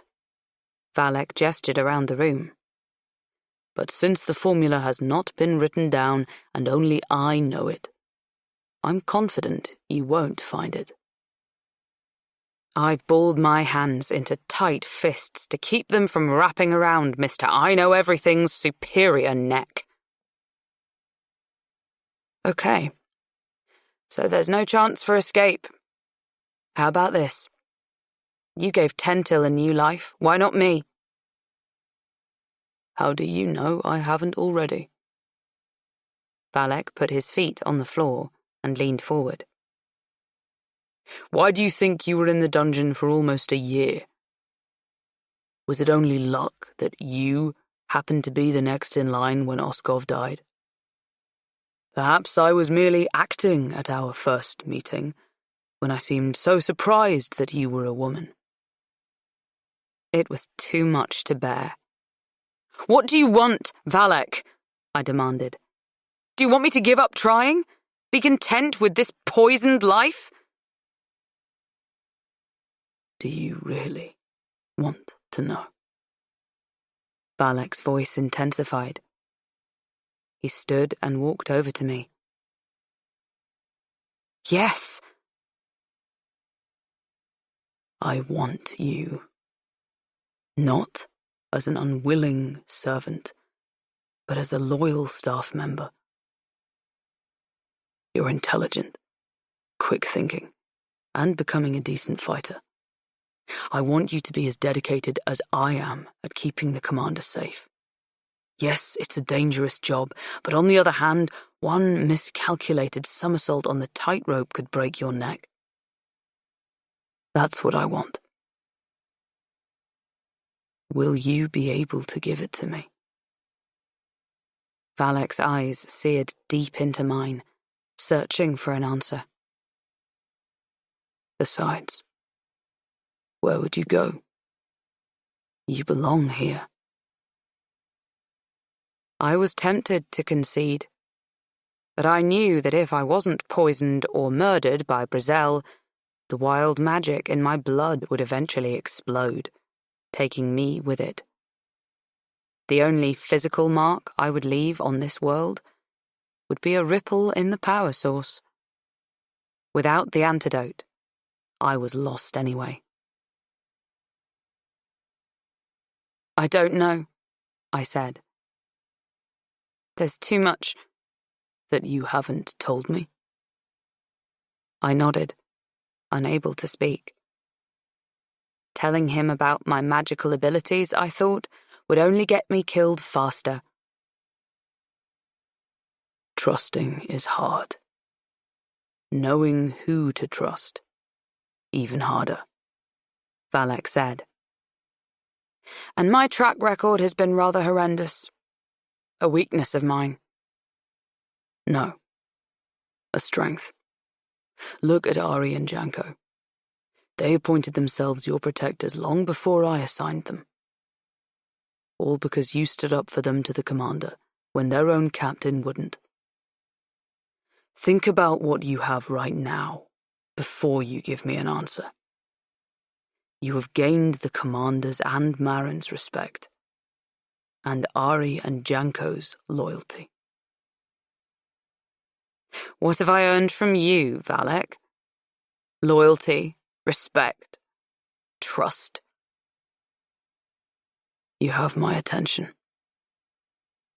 But give me what I want, and you can have everything. The next morning, the generals prepared to leave.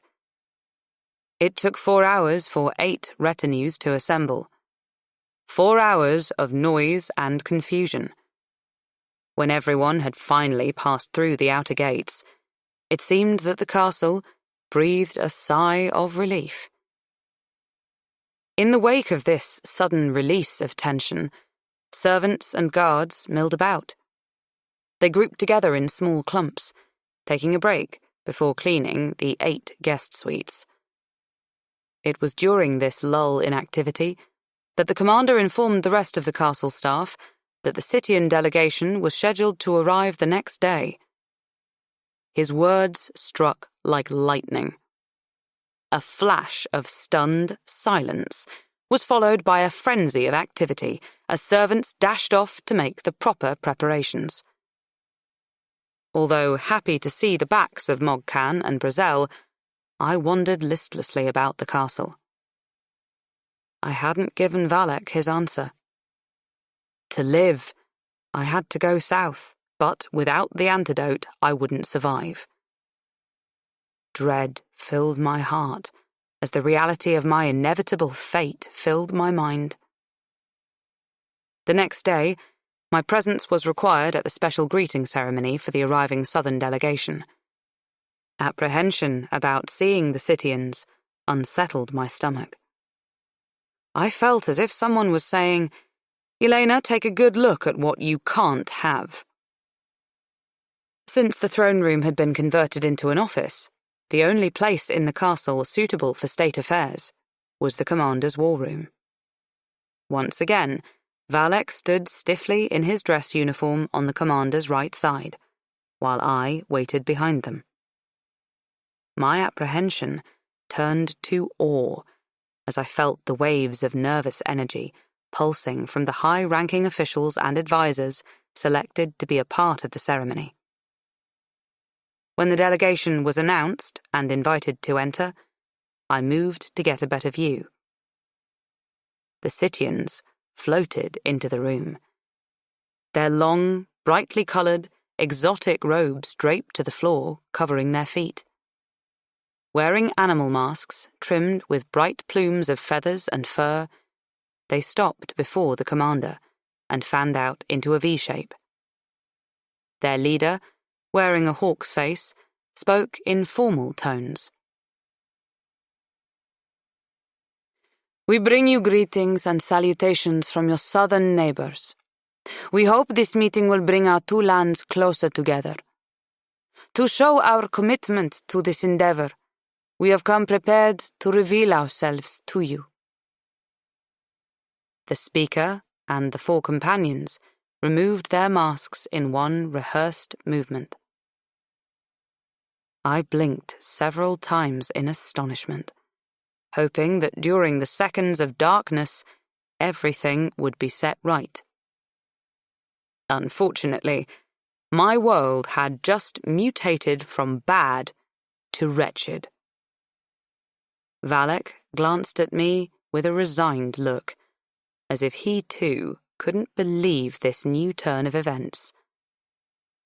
The Citian leader was Iris. A master-level magician stood a mere 3 feet before Commander Ambrose. Chapter 26. Ixia welcomes you to our land and hopes to make a fresh start, the commander announced to the southern delegation. As I waited behind the commander, I wondered what would happen to the Citians once Valek informed the commander that Iris was a magician. Contemplating the mischief she might create before leaving the castle, I tried to envision a best-case scenario. I failed, realizing this was probably only the beginning of the end. Valek watched thoughtfully as the Southerners and the commander exchanged more formal statements. I guessed, from Valek's demeanor, that Iris had not used her magic. After the official greeting ceremony concluded, the delegation was guided to their quarters to rest from their journey and to await the evening's feast. Protocol decreed that pleasantries and entertainment preceded hardcore negotiations. Everyone except the commander and Valek filed out of the war room. I started to leave, but Valek grabbed my arm. "Okay, Valek, let's hear it. Some dire warning, I presume?"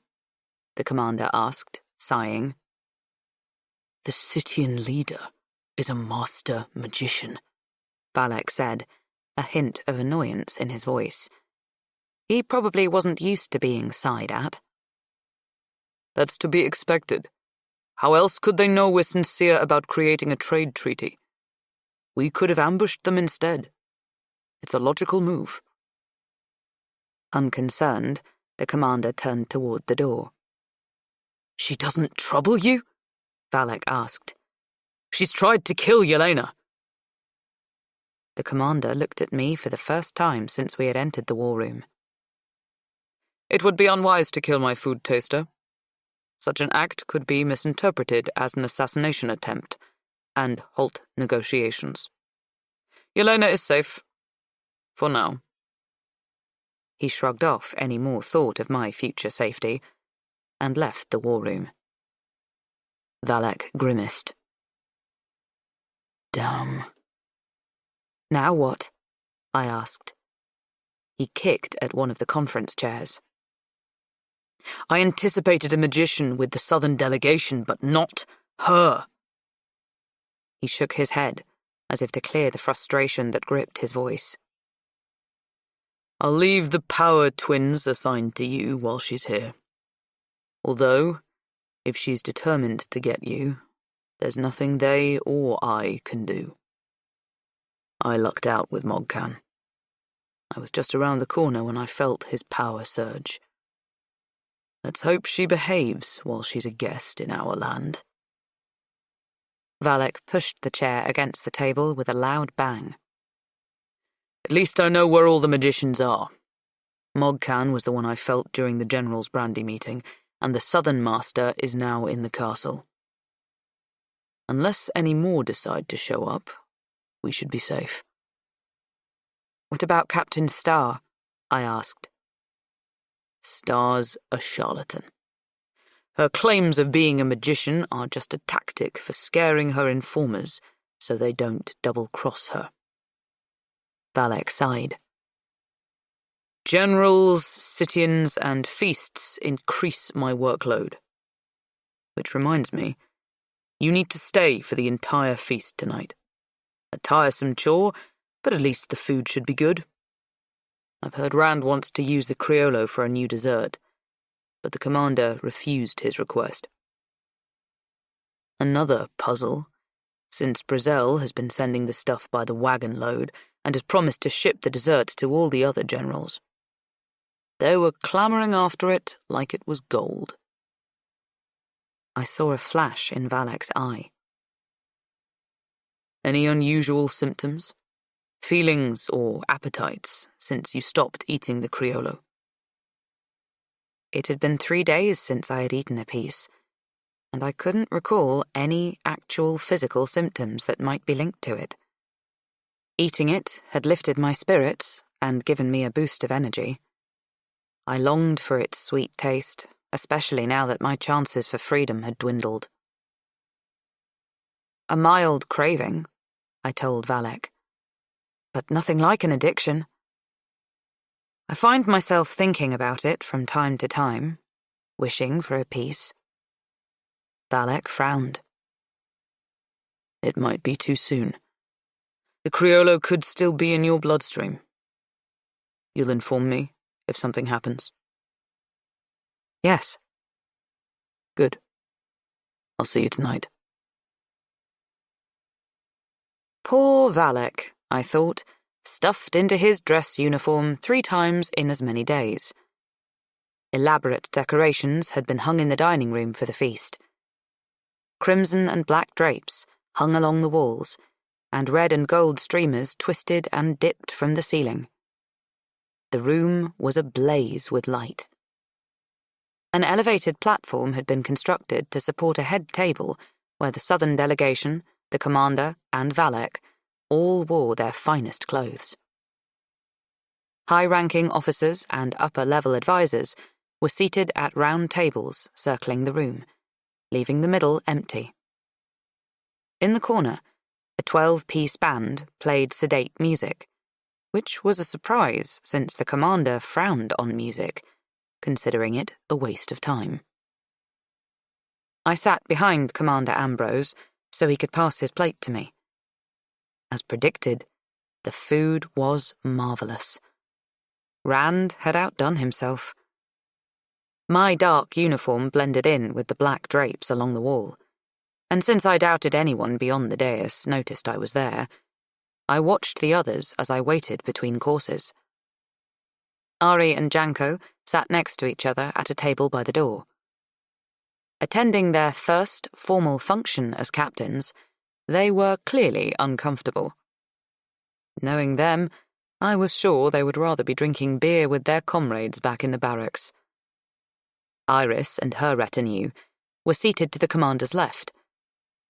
Their formal robes had swirls of colour and glittered in the firelight. Iris wore a diamond pendant shaped like a flower, which sparkled on her chest. She ignored my presence, which was fine with me. After the servants cleared the meal from the tables, they extinguished half of the lanterns. The band quickened their tempo until a pulsating rhythm vibrated the glassware on the tabletops. Costumed dancers burst into the room, holding blazing staffs high above their heads. Fire dancers. They performed an intricate and complex routine. Watching them whirl and spin to the beat left me gasping for breath. I understood now why their festival tent had been so packed with enthusiastic fans. At one point, Valek leaned back in his chair and said to me, "I don't think I would have made it past the audition, Yelena. I probably would have set my hair on fire by this point." "What's a singed head for the sake of art?" I teased. He laughed.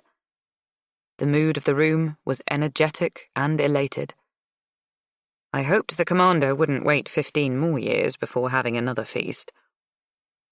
The dancers finished their second encore and exited the room. Iris rose to offer a toast. The Scythians had brought their finest cognac. Iris poured a glass for the commander, Valek, and herself. She didn't seem offended when the commander's goblet passed to me.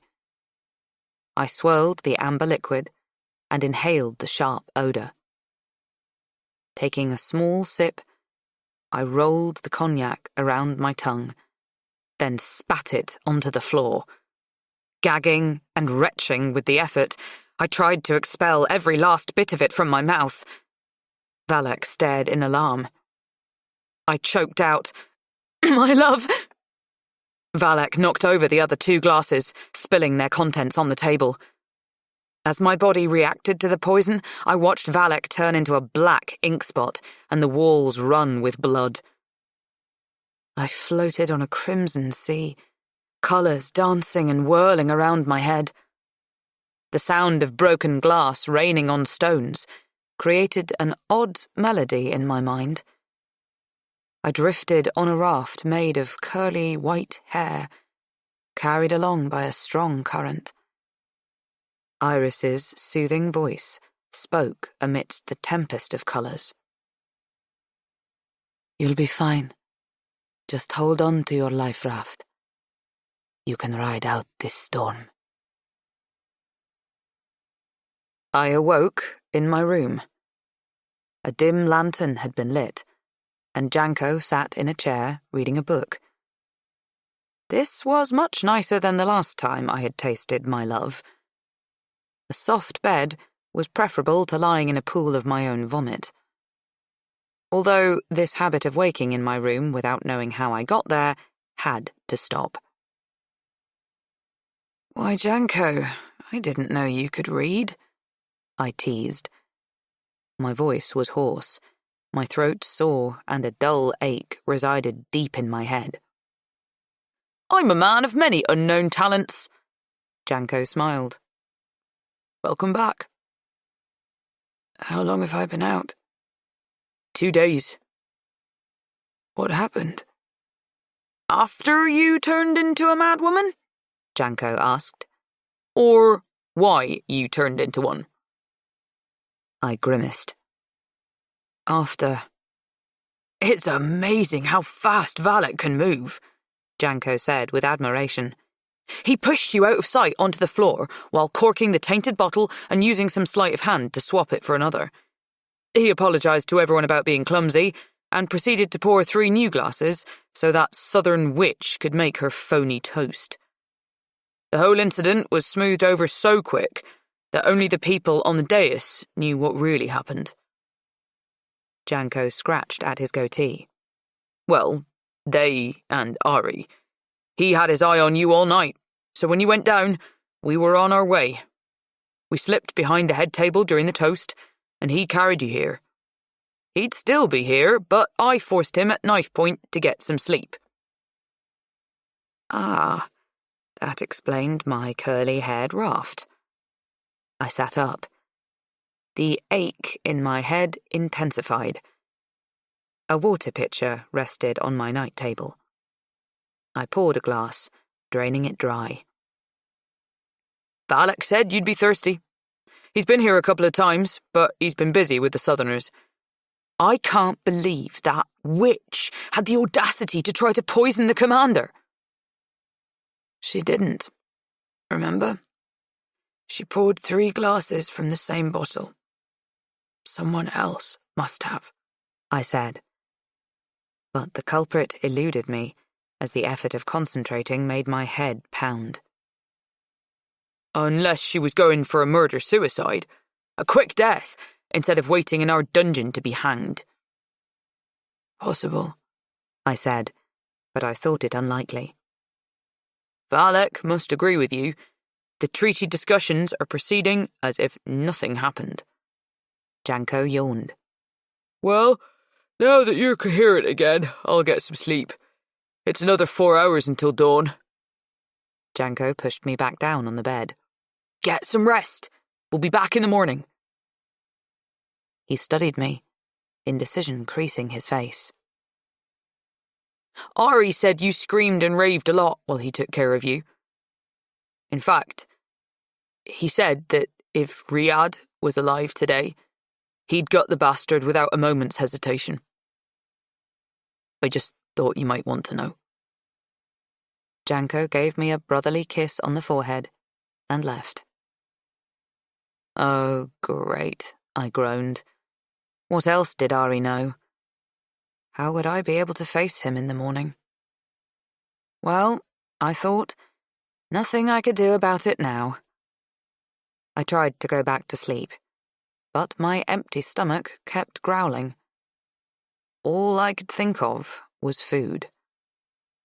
I examined my hunger, trying to deduce if it was a mental command from Iris like Mogcan had done to me before, but I couldn't come up with a good reason why she would summon me.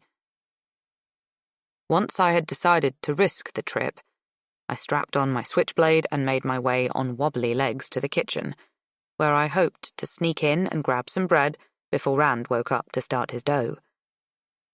Slicing off a chunk of cheese to eat along with my loaf, I was about to leave when Rand's door opened. Yelena, he said in surprise. Morning, Rand. Just stealing some food. I haven't seen you in weeks, he grumped. Where have you been? He moved toward the ovens. Opening the first black metal door, he stoked the embers of the fire and added more coal. I've been busy. You know, the generals, the delegation, the feast.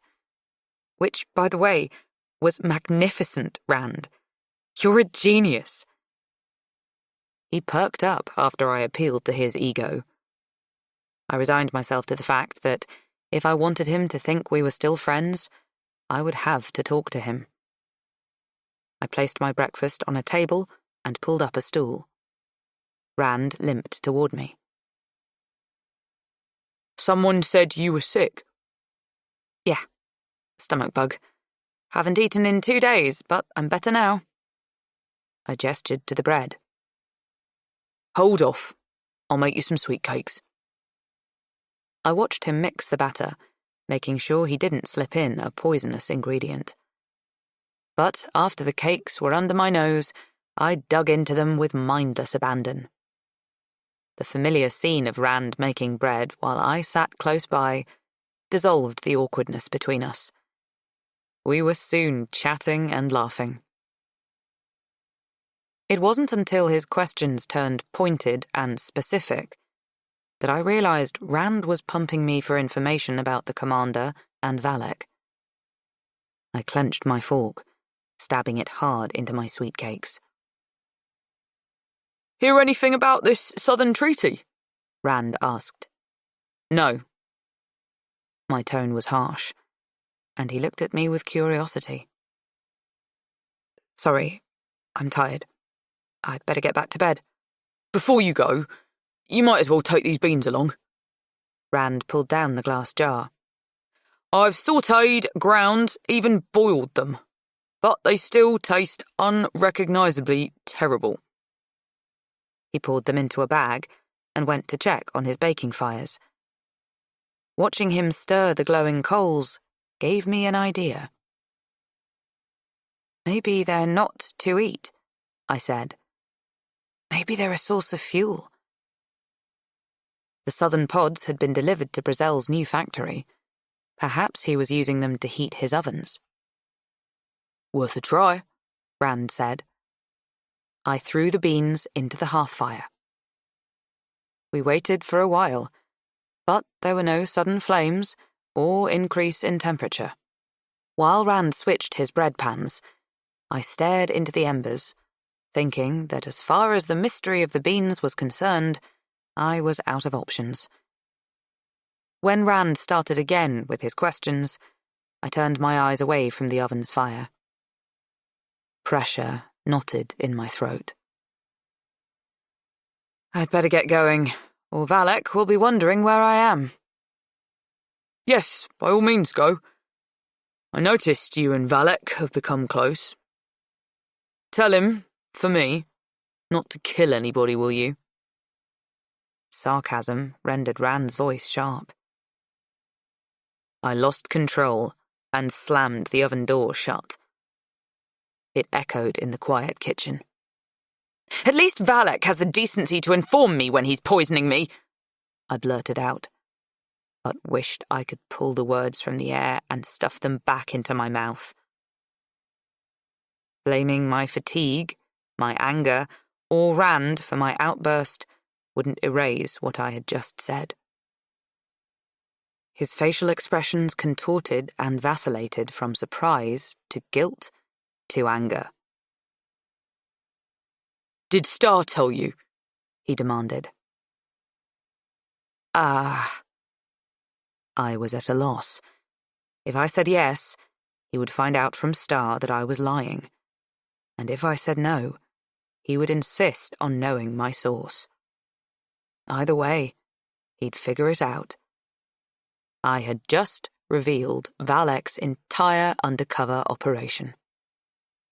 Fortunately, Rand didn't wait for me to answer before launching into a tirade. I should have known she would tell you. She loves to play nasty head games. When you came along, I didn't want to know you. All I wanted was the heap of gold credit that Star offered to apply to my debt if I spiked Valek's test. Rand pounded the table. Then my damn morals and your damn niceness complicated things. Selling information about you, then having to protect you without looking like I was protecting you made my life hell. Sorry for the inconvenience, I said. I guess I should be grateful. Poisonings and kidnappings aside. Sarcasm sharpened my voice. Rand rubbed his hands over his face. His anger had dissipated. I'm sorry, Yelena. I was backed into a corner, and I couldn't get out without hurting someone. I softened. Why did Star want me poisoned? General Brazel commissioned her. That shouldn't be a surprise. No. I thought for a moment, and then asked, Rand, is there anyone who can help you get out of this mess? Maybe Valek? Absolutely not. Why do you have such an elevated opinion of him? He's a murderer. You should hate him just for giving you butterflies dust. I would. Who told you? I demanded. Who else knows? I thought only the Commander and Valek knew. Your predecessor, Oskov, told me why he never tried to run. And no, I haven't sold that information to anyone. I do have limits. He tugged at his apron. Oskov's hatred of Valek rivaled my own. And I understand that, but your relationship with Valek... Rand's furrowed brows spiked up toward his forehead. You're in love with him, he cried. That's preposterous, I shouted. We gaped at each other, too stunned to say anything. Then, a sweet, nutty aroma reached my nose. Rand, too, sniffed the air. I followed the scent to the oven, where I had tossed the mystery beans into the fire. Opening the door, I was greeted by a strong puff of heavenly scent. Criollo. Chapter 27. Where did you find those beans? Rand asked. They're the missing ingredient to the Criollo recipe. I didn't think of roasting them to change the flavour. A storeroom downstairs, I lied. I wasn't about to tell him that Valek and I had intercepted them on the way to Brazel's new factory, which, I now realised, was probably not producing feed, but manufacturing Criollo. Which storeroom? Rand asked, a hint of desperation in his voice. I don't remember. Try harder. If I can duplicate Ving's recipe for Criollo, then maybe I won't be transferred. Transferred? Where? You mean Valek hasn't gloated over it by now? He's wanted to get rid of me since the takeover. I'm being sent to Brazel's manor house, and Ving will come here. He won't last a week. Rand spat the words out with bitter force. When? Don't know. I haven't gotten my transfer papers yet. So there's some hope to stop it. If you can find me those beans. He thinks we're still friends, I realised in amazement. Even after admitting to poisoning me and accusing me of loving his enemy, he believes I'll do it for him. I had no response. I stalled. I'll try, I said, then made a hasty exit. The first flicker of dawn was cresting the Soul Mountains as I arrived at Valek's suite, unseen. The tall windows in the living area faced east, and in the weak, grey light, I saw Valek's profile as he sat on the couch, waiting for me. Back so soon? He asked. Too bad. I was just about to organise a search for your dead body. What happened when you knocked on the Southerner magician's door to sacrifice yourself? Did they kick you out, thinking you too half-witted to waste their time on? I plopped on a chair to wait out Valek's sarcastic lecture. No excuse I could offer would satisfy him. He was right. Going out alone had been a foolish thing to do, but logic and an empty stomach were like oil and water. They didn't mix. When he was quiet, I asked, "Are you done?" What? No rebuttal? I shook my head. Then I'm finished. Good, I said. Since you're already in a bad mood, I might as well tell you what happened while I was in the kitchen. Actually, 2 things. One bad, one good. Which would you like to hear first? The bad, Valek answered. That allows me the hope that the good will balance things out. I braced myself and admitted to revealing his undercover operation. Valek's face hardened. It's your fault! I was defending you! I blurted. He paused. In protecting my honour, you exposed months of work. I should be flattered? You should, I said. I wasn't about to feel guilty. If he hadn't tested my loyalty with Star and then used me to further his investigation, he wouldn't be in this situation. His shoulders drooped as he leaned back on the couch, kneading his temples. I hadn't planned on making arrests till later this month. Better implement my clean-up plan before Rand has a chance to alert Star. Valek rubbed his eyes. Still, this might be a benefit. I think Star's becoming suspicious. She hasn't been conducting any illicit business in her office. If I bring her in now, I might discover who hired her to poison the Scythian's bottle. Star? How? She has a southern assassin in her employ. He would be the only one with the skill and the opportunity. I'm sure the poisoning wasn't a result of Star's personal political views. Her organization would do anything for anybody for the right price.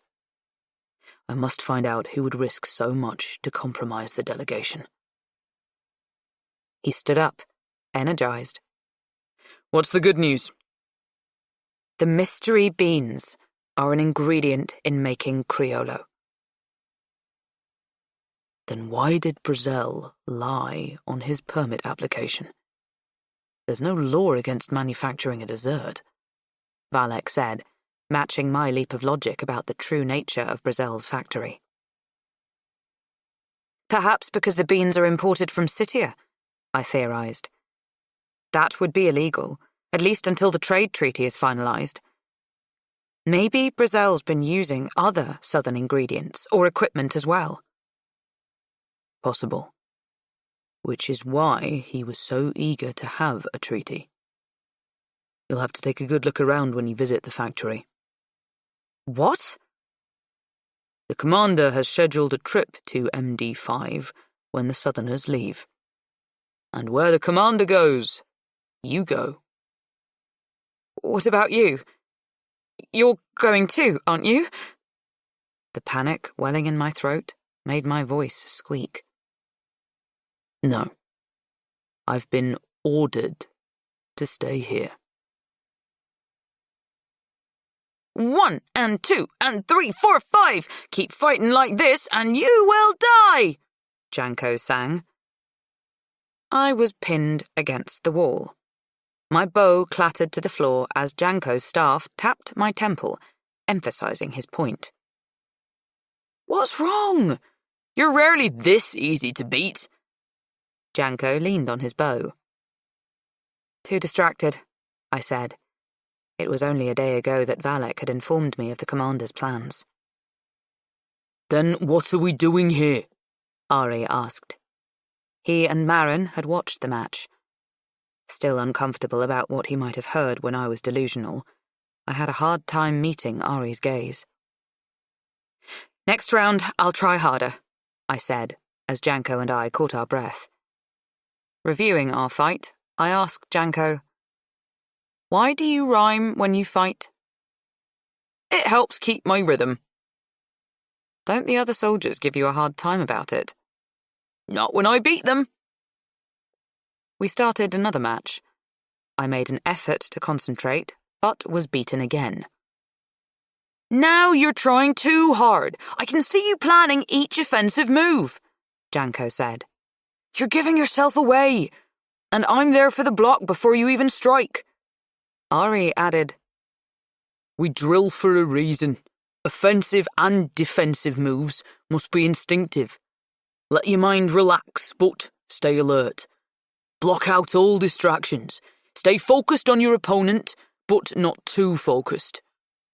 That's a contradiction, I cried in frustration.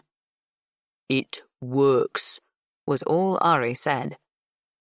I took a couple of deep breaths and cleared the distressing thoughts of my upcoming trip to Brazel's district from my mind. Rubbing my hands along the bow, I concentrated instead on the smooth solidness of the weapon. I hefted it in my grip, trying to make a connection, creating an extension of my thoughts through the bow. A light vibration tingled through my fingertips as I traced the wood grain. My consciousness flowed through the bow, twisting and turning along the grain, and back along my arm. I possessed the bow and my body at the same time. I moved into the third round with a sense of heightened awareness. Intuitively, I knew what Janko was planning. A split second before he moved, I had my bow up to block. Instead of scrambling to defend myself, I had more time to counter as well as block. I pushed Janko back. A beat of music pulsed in my mind, and I allowed it to guide my attack. I won the match. Amazing! Janko shouted. Did you follow Ari's advice? To the letter. Can you do it again? Ari asked. Don't know. Try me. Ari snatched his bow and assumed a fighting stance. I rubbed my fingers along the bow's wooden grain, setting my mind back into its previous mental zone. It was easier the second time. Ari was a bigger opponent than Janko. What he lacked in speed, he made up for in strength. I had to modify my defense by dodging his strikes, or he would have knocked me off my feet. Using my smaller size to duck under one of his blows, I swept my bow behind his ankles and yanked. He dropped like a sack of cornmeal. I had won again. Unbelievable! Janko said. My turn, Marin challenged. Again, I tuned in to that mental zone. Marin's attacks were panther quick. She favoured the fake jab to the face, which usually lured my guard up and away from protecting my torso, leaving it exposed for a body strike. This time, I was one step ahead of her, ignoring the fake and blocking the blow. A clever opponent, she applied tactics instead of speed or strength. She charged me, and I knew she planned to move to my side when I stepped up to engage her. Instead of moving up, I spun and tripped her with my bow. Pouncing on her prone form, I pressed my staff against her neck until she conceded the match. Damn, she said. When a student starts beating her teacher, it means she doesn't need her anymore. I'm walking. Marin strode from the room. Ari, Janko, and I looked at each other. She's kidding, right? I asked. Blow to her ego. She'll get over it, Ari said. Unless you start beating her every time you fight. Unlikely, I said. Very, huffed Janko, who was probably nursing his own bruised ego. That's enough fighting, Ari said. Yelena, why don't you do some katas to cool down, and we'll quit for the day. A kata was a fixed routine of different defensive and offensive blocks and strikes. Each kata had a name, and they grew more complex with each skill level. I started with a simple defensive bow kata. As I moved, I watched Ari and Janko become absorbed in conversation. I smiled, thinking that they bickered like an old married couple, and then concentrated on my kata. I practiced finding my mental fighting zone, sliding into and out of it while I performed the appropriate kata moves. Panting, I finished the routine and noticed Iris watching me from the doorway with great interest. She was wearing her Hawk Mistress uniform. Her hair had been tied back in accordance to Ixia's military regulations. She had probably walked through the castle unchallenged. I glanced toward my bodyguards. They were engrossed in their conversation, ignoring Iris and me. Uneasiness rolled in my stomach. I inched closer to my companions as she came into the room. Won't Valak sense your magic? I asked her, gesturing to Ari and Janko. He's on the other side of the castle, she said, as she stepped nearer. But I did feel someone pulling power before we arrived. 2 brief surges. So there is or was another magician in the castle. Wouldn't you know? I asked in alarm. Unfortunately, no. But you do know who it is, right? She shook her head. There are several magicians that have disappeared. They are either dead or hiding. And some keep to themselves, and we never know about them. It could be anyone. I can only identify a magician if I have established a link with him or her, as I have linked with you. Iris examined the weapons lined against the wall.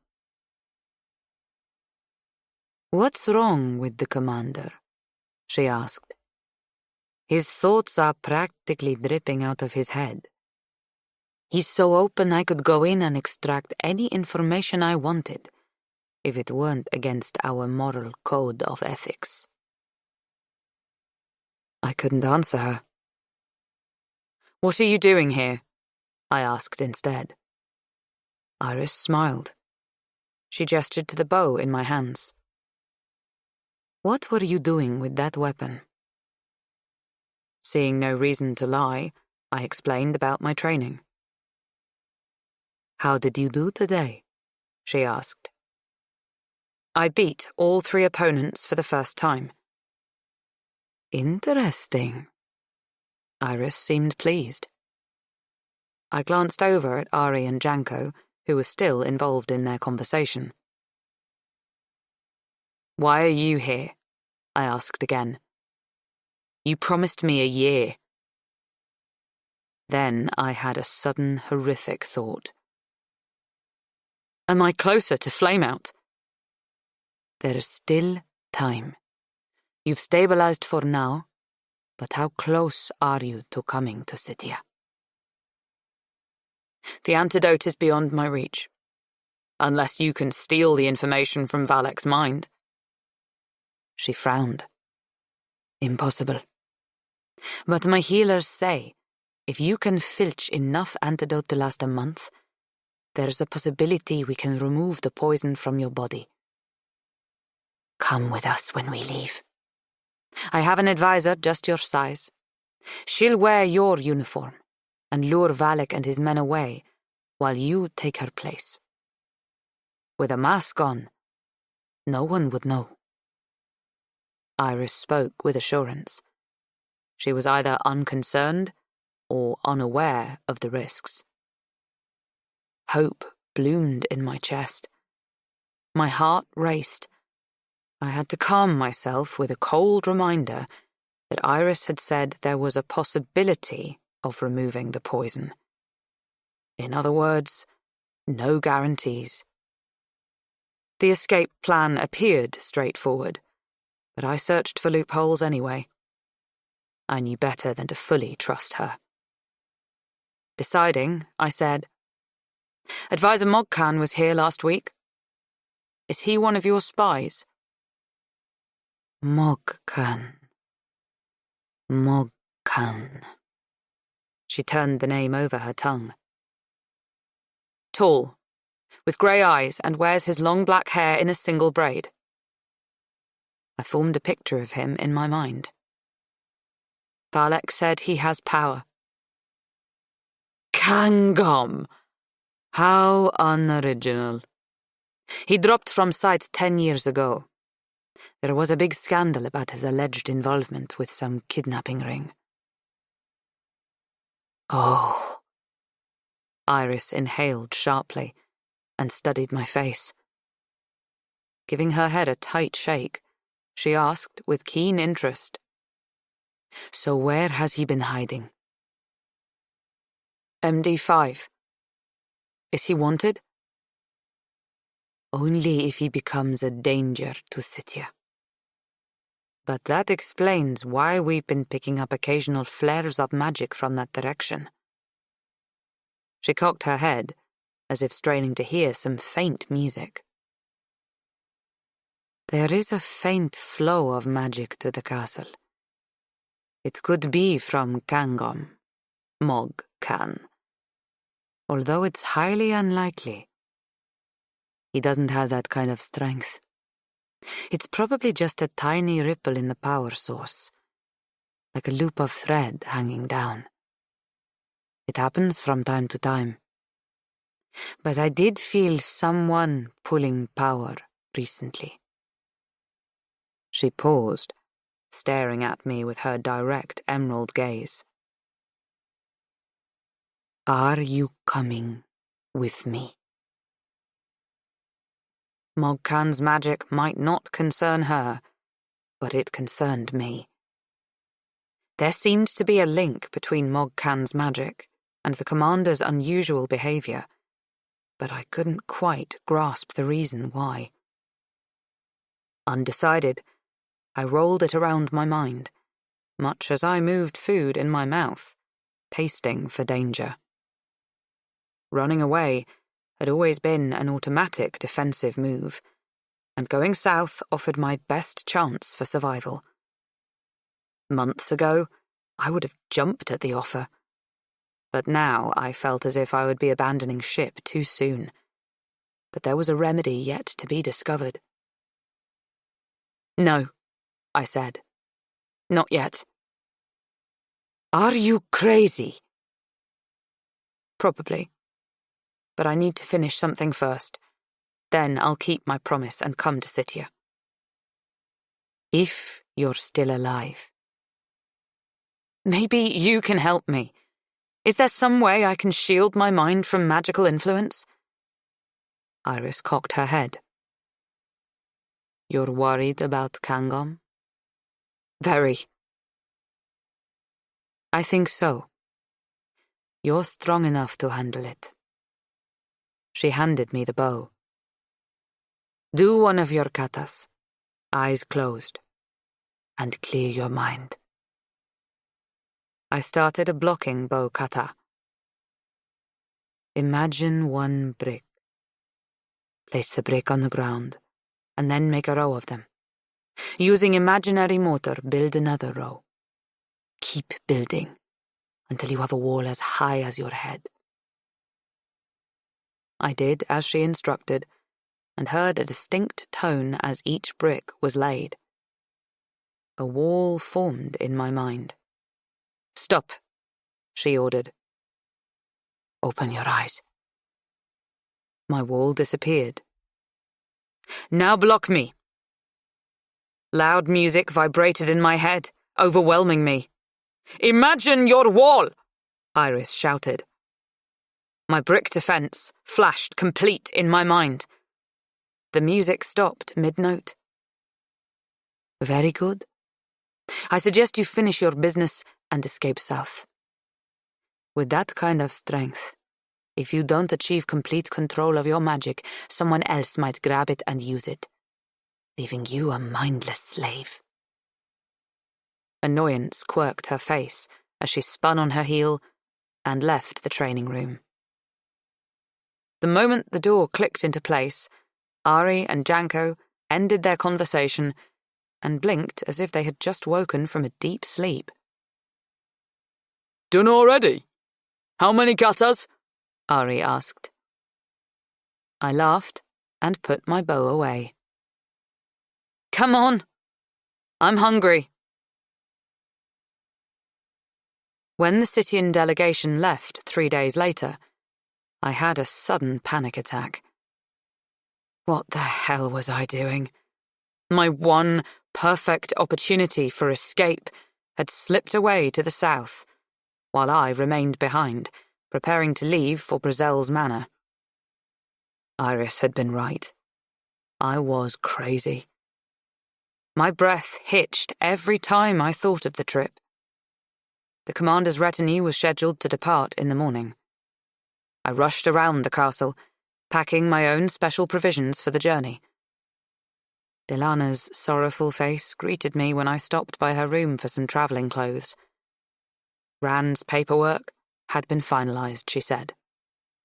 He was coming with us. I requested a transfer, But I doubt it'll be approved, Delana said, as she searched through her piles of clothing. If only the lout had married me, then we wouldn't be in this predicament. There's still time to submit the application. If it's approved, you can travel to MD5 for the wedding. He doesn't want anyone to know how much he cares for me. He's worried that my safety might be used as leverage against him. She shook her head, refusing to be cheered, even when I told her that the new trade treaty with Ixia would allow silk to be imported. The Southern Treaty was a simple exchange of goods. Specific items were listed. Only merchants with the proper permits and licenses would be able to buy and sell these items at a fixed price. All caravans would be subject to inspection when crossing the Ixian border at the approved locations. Rand's cup of coffee was only a few months away, but I doubted he would brew some for me since I hadn't spoken to him since our argument in the kitchen. I couldn't get him more beans, and I couldn't explain why. The morning of our departure was grey and overcast, hinting at snow. The cold season was beginning, which usually indicated the end of travel, not the onset of it. The snow would most likely keep the commander's retinue at Brazel's until the thawing season. I shuddered at the thought. Valek stopped me before I left our suite. This is a very dangerous trip for you. Maintain a low profile and keep your eyes open. Question thoughts in your mind. They might not be your own. He handed me a silver flask. The commander has your daily dose of antidote, but if he forgets to give it to you, here's a backup supply. Tell no one that you have it, and keep it hidden. For the first time, Valek trusted me. The metal flask felt warm in my hands. Thanks. A feather of fear brushed my stomach as I packed the flask into my backpack. Another danger I hadn't recognized. What else had I missed? Wait, Yelena, there's one more thing. Valek's manner and tone were strangely stiff and formal. I want you to have this. He extended his hand. On his palm sat the beautiful butterfly he had carved. Silver spots on the wings glinted in the sunlight, and a silver chain hung from a small hole drilled into its body. Valek looped the necklace around my neck. When I carved this statue, I was thinking about you. Delicate in appearance, but with a strength unnoticed at first glance. His eyes met mine. My chest felt tight. Valek acted as if he would never see me again. His fear for my safety seemed genuine. But was he worried about me or his precious food taster? Chapter 28. Commander Ambrose's travelling entourage consisted of nearly 50 soldiers from his elite guard.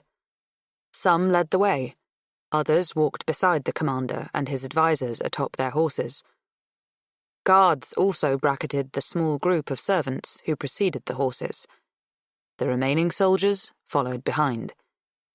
Ari and Janko scouted the commander's planned route and were hours ahead of the procession.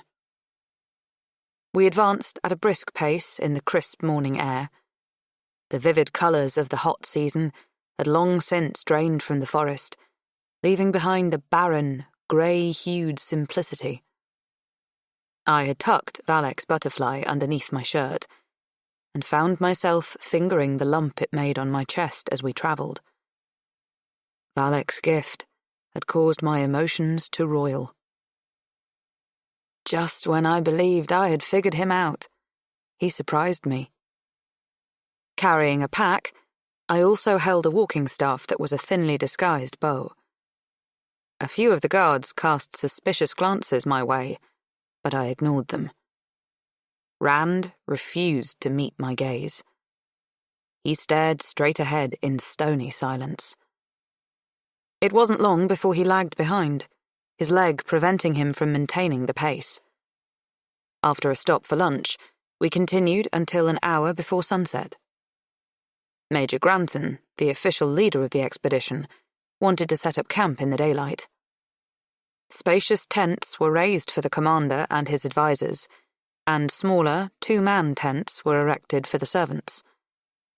I found I would share a space with a woman named Bria, who ran errands and served the commander's advisors. I settled into the tent while Bria warmed herself by the fire.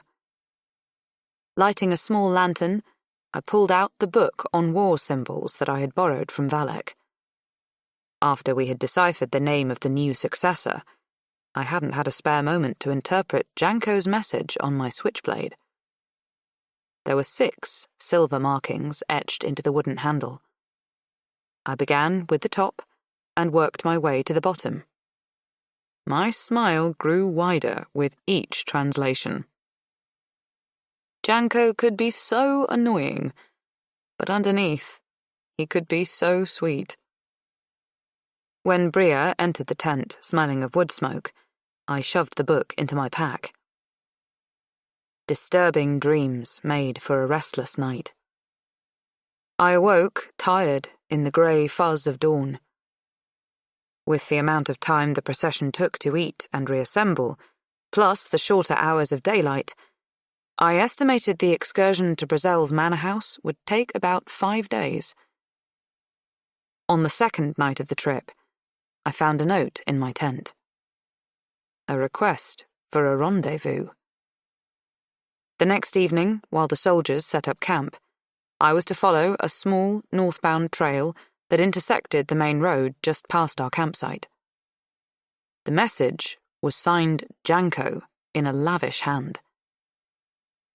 I examined the signature in the fading light, trying to remember if I'd ever seen Janko's writing. Genuine note or a trap? Should I go, or should I stay in camp where it would be safe? I worried the question in my mind throughout the night and all through the 3rd day on the road. What would Valek do in this particular situation? The answer helped me to form a plan. When the signal to stop for the night sounded, I waited until everyone was occupied before leaving the clearing. Once out of sight, I swept off my cloak and turned it inside out. Before departing the castle, I had procured grey cloth from Delana, which I had then sewn into the inside lining of my cloak, just in case I needed to hide in the winter landscape.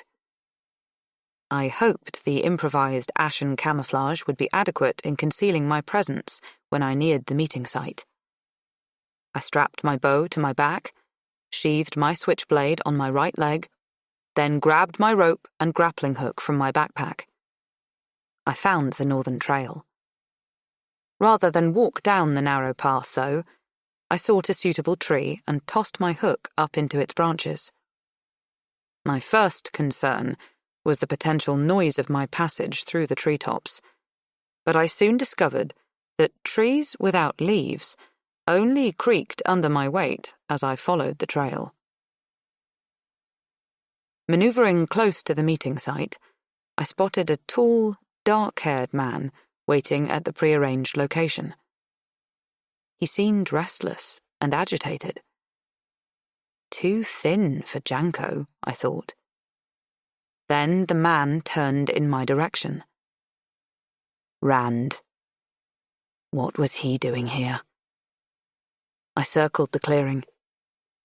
Discovering no threat lurking in the bushes, I climbed down to the path, leaving my rope hanging from the branch. I tucked my backpack behind the tree's trunk. Damn, Rand cursed. I thought you weren't going to show. His haggard face had dark smudges under his eyes. And I thought Janko was supposed to be here, I wanted to explain, but there's no time, Yelena. Rand's haunted eyes bored into mine. It's a trap! Run! How many? Where? I demanded, pulling the bow from my back. I scanned the woods. Star and 2 goons. Close. Leading you here was supposed to pay off my debt. Tears streaked Rand's face. I spun on him. Well, you did a good job. I see you're actually following through on this assignment. I spat the words at him. No! He cried. I can't do it! Run! Damn you, run! Just as I moved to go, Rand's eyes widened with fright. No! He shoved me aside. Something whistled past my ear as I fell to the ground. Rand dropped beside me, an arrow in his chest. Blood welled, soaking his white uniform shirt. Run, he whispered. Run. No, Rand, I said, brushing the dirt from his face. I'm tired of running. Forgive me. Please. He clutched my hand as his eyes beseeched me through tears of pain. You're forgiven. He sighed once, then stopped breathing. The shine in his brown eyes dulled. I pulled his hood over his head. Get up, a man's voice ordered. I looked into the dangerous end of a loaded crossbow. Leaning on my bow, I rose. With my weight balanced on the balls of my feet, I rubbed my hands along the wooden staff, finding my zone of concentration.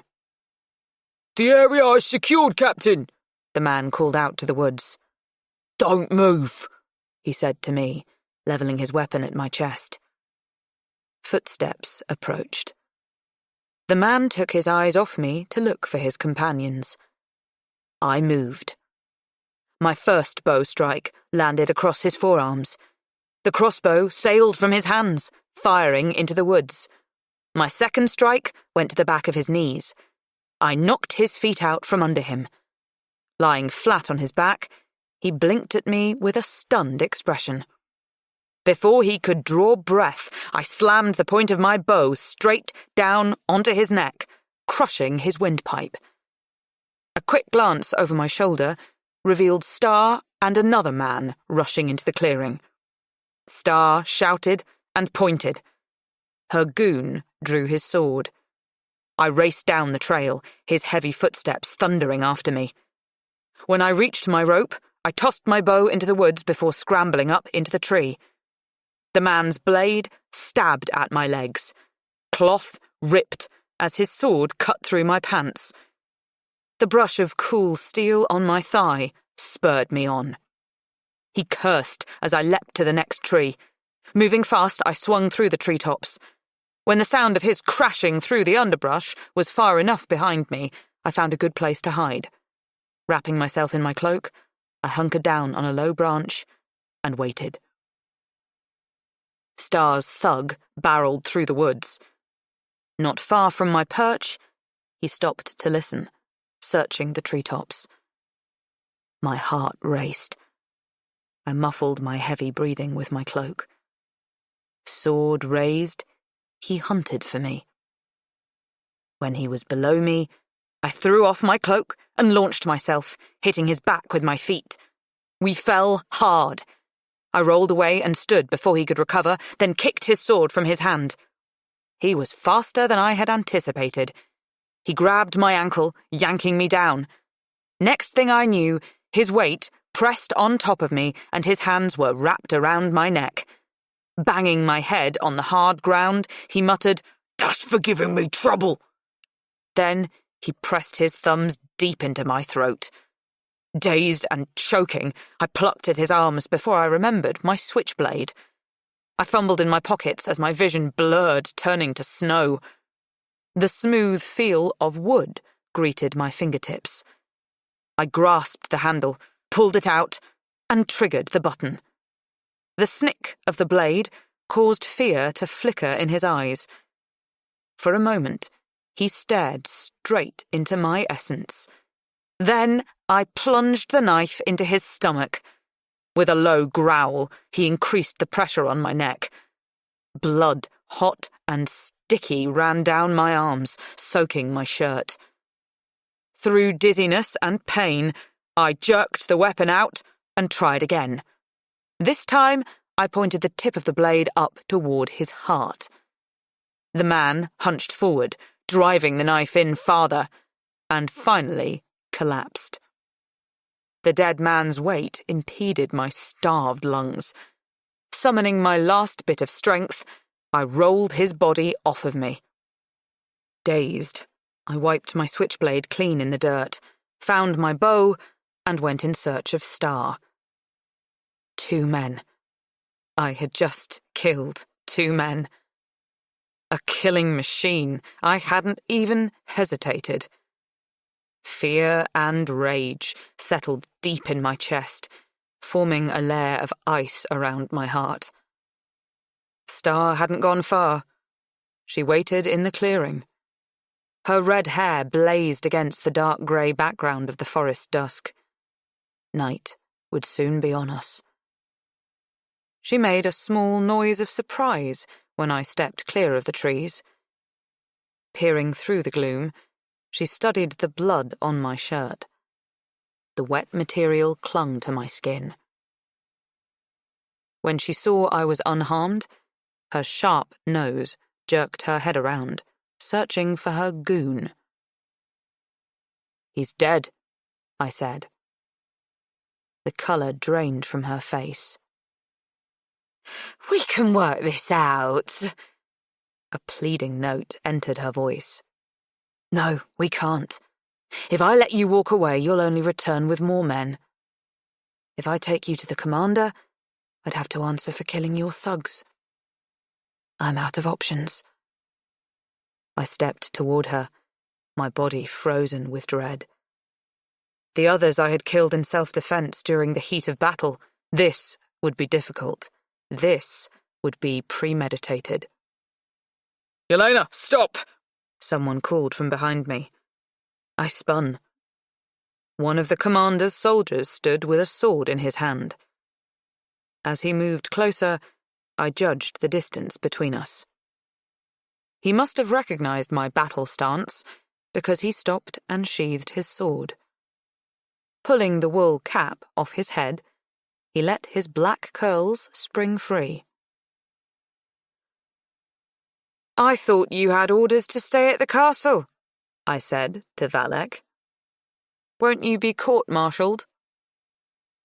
"And I thought your killing days were over," he replied as he examined the prone form of Star's thug. His crushed windpipe had suffocated him. "Tell you what, if you don't tell, I won't. That way we can both avoid the noose. Deal?" I jerked my head at Star. "What about her?" "There's an arrest warrant out for her. Did you even consider taking her to the commander?" "No." "Why not?" Valek didn't try to hide his disbelief. "Killing isn't the only solution to a problem. Or has that been your formula?" "My formula? Excuse me, Mr. Assassin, while I laugh as I remember my history lessons on how to deal with a tyrannical monarch by killing him and his family." Valek flashed me a dangerous look. I was on the edge. Changing tactics, I said, "My actions were based on what I thought you would do if you were ambushed." He considered my words in silence for an uncomfortable length of time. Star seemed horrified by our discussion. She glanced around as if planning her escape. "You really don't know me at all," Valek said. "Think about it, Valek. If I took her to the commander and explained the details, what would happen to me?" The sad knowledge in his face said it all. I would be arrested for killing Star's men. The food taster's job would pass on to the next prisoner awaiting execution, and I would spend my last few days in a dank dungeon. Well then, it was fortunate for both of you that I arrived, Valak said. He whistled a strange bird call just as Star made her escape. She dashed down the trail. I moved to follow, but Valak told me to wait. 2 grey forms materialized from the dark forest on either side of the road. They grabbed Star. She yelped in surprise and anger. "Take her back to the castle," Valak ordered. "I'll deal with her when I get back. Oh, and send a cleanup crew. I don't want anyone stumbling onto this mess." They began to pull Star away. "Wait," she said. "I have information. If you release me, I'll tell you who plotted to ruin the city and treaty." "Don't worry." Valak's blue eyes held an icy glare. "You'll tell me." He was about to walk past her when he paused. "However, if you want to reveal your patron now, then we can skip a painful interrogation later." Star's nose twitched as she considered his offer. Even in this situation, she was still the shrewd businesswoman. "Lying would only worsen your predicament," Valak warned.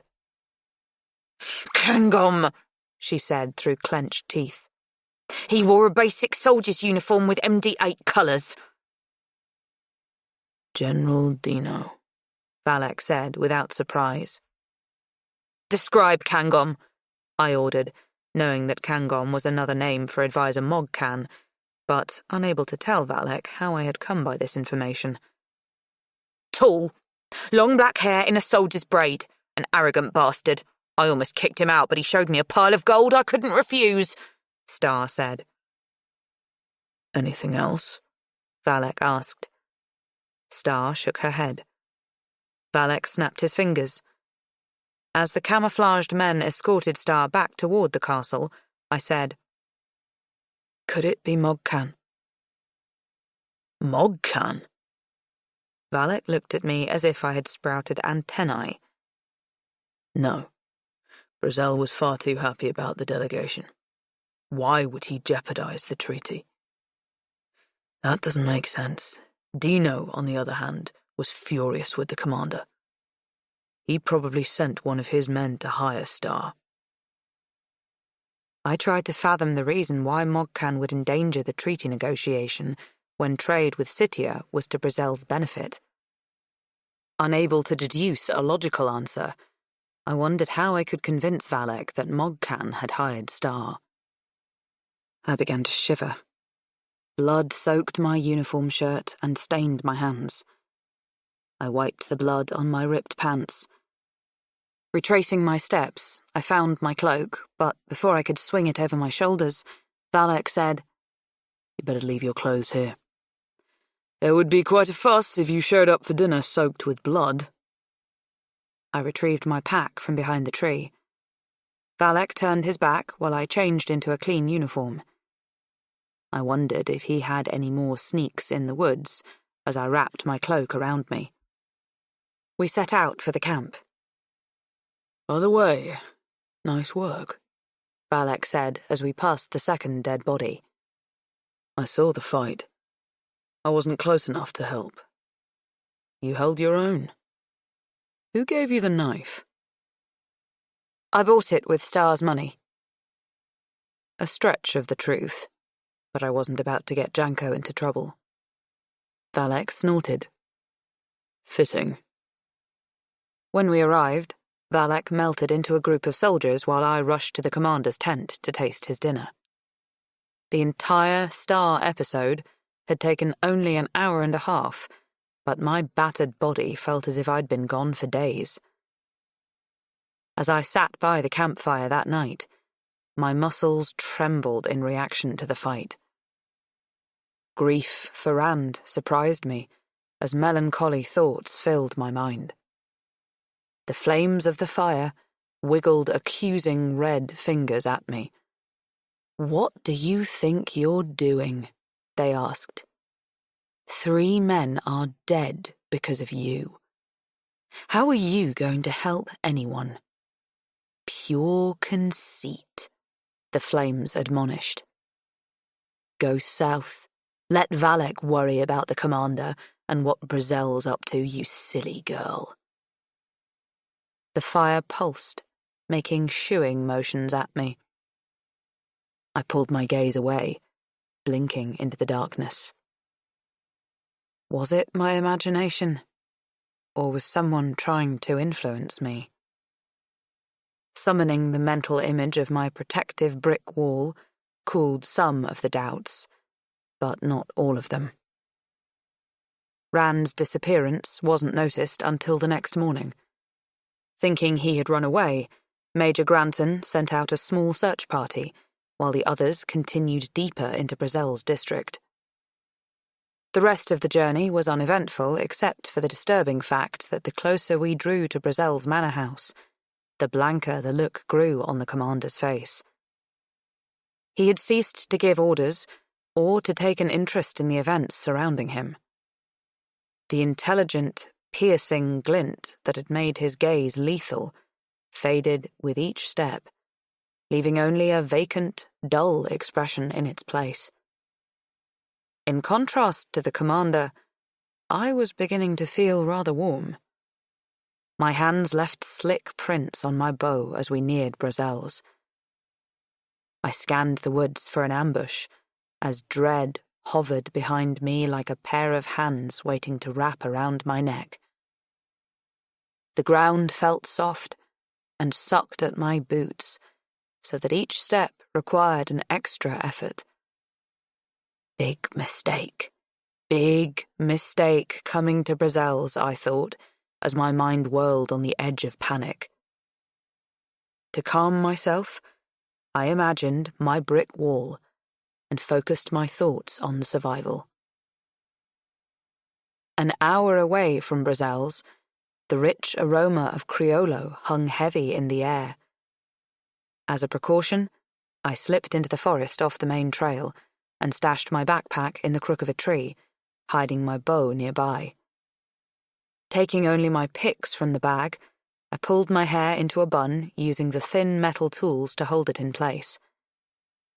At the outer buildings of Brazel's manor, our pace slowed. A collective sigh of relief rippled through the soldiers. They had safely delivered the commander. Now they could rest in the barracks until it was time to return home. I experienced the opposite of the soldiers' ease, despite my mental protection. I found it difficult to breathe as I followed the commander and his advisors to Brazel's office. I heard the liquid slamming in my heart and felt lightheaded. As we entered, Brazel rose from behind his desk, a large smile adorning his square face. Mogcan hovered behind Brazel's right shoulder. With my mental shield in place, I remained near the door, hoping to be inconspicuous. As Brazel recited a formal greeting, I surveyed his office. Lavish in its decoration, the room had a heavy, brooding feel. Black walnut wood framed hunting scenes, and crimson and purple velvet draped the windows. Brazel's oversized ebony desk seemed a barrier between his high-backed leather chair and the 2 overstuffed velvet seats facing it. "Gentlemen, you must be tired from your trip," Brazel said to the commander's advisors as a tall woman entered the office. "My housekeeper will guide you to your rooms." She motioned for them to follow her. As the advisors exited the room, I tried to slip out with them, but Mogcan grabbed my arm. "Not yet," he said. "We have special plans for you." Alarmed, I glanced at the commander, sitting in one of the chairs. The abundant purple fabric of the cushion exaggerated his pale face and slight build. No expression touched his features. He stared into the distance. A puppet waiting for his master to pull the strings. "Now what?" Brazel asked Mogcan. "We put on a show for a few days. Take him to see the factory as planned." Mogcan gestured toward the commander. "Keep his advisors happy. Once everyone's hooked, then we don't have to pretend." "And her?" Satisfaction bent the edges of Brazel's mouth. I kept the picture of the brick wall in my mind. "Yelena," Mogcan said. "You've learned a new trick. Red brick. How mundane. But—" I heard a faint scraping noise, like stone grinding on stone. "Weak points here and here." Mogcan pointed a finger in the air. "And I do believe this brick is loose." Mortar crumbled. Small holes appeared in my mental wall. "When I have a moment, I'll smash your defenses into dust," Mogcan promised. "Why waste your time?" Brazel asked, drawing his sword. "Dead. Now!" He advanced with murderous intent blazing in his eyes. I flinched back a step. "Stop!" Mogcan ordered.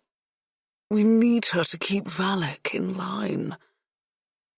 "But we have the commander!" Brazel whined like a child. "Too obvious. There are 7 other generals to consider.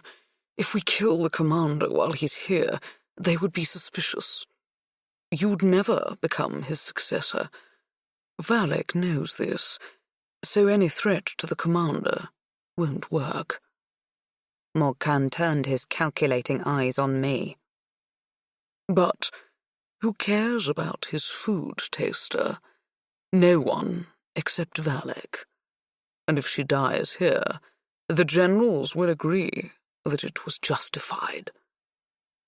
Mogcan leaned over the commander, whispering in his ear. The commander opened his briefcase, withdrew a flask, and handed it to Mogcan. My antidote. "Starting now, you'll come to me for your medicine," Mogcan said, smiling. Before I could react, someone knocked on the door. 2 soldiers entered the office without waiting for permission. "Your escorts are here, Yelena. They'll take good care of you." Mogcan turned to the guards. "She doesn't need a tour. Our infamous Yelena has come home."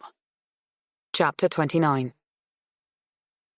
I scanned the 2 muscular guards. Swords, short knives, and manacles hung from their belts.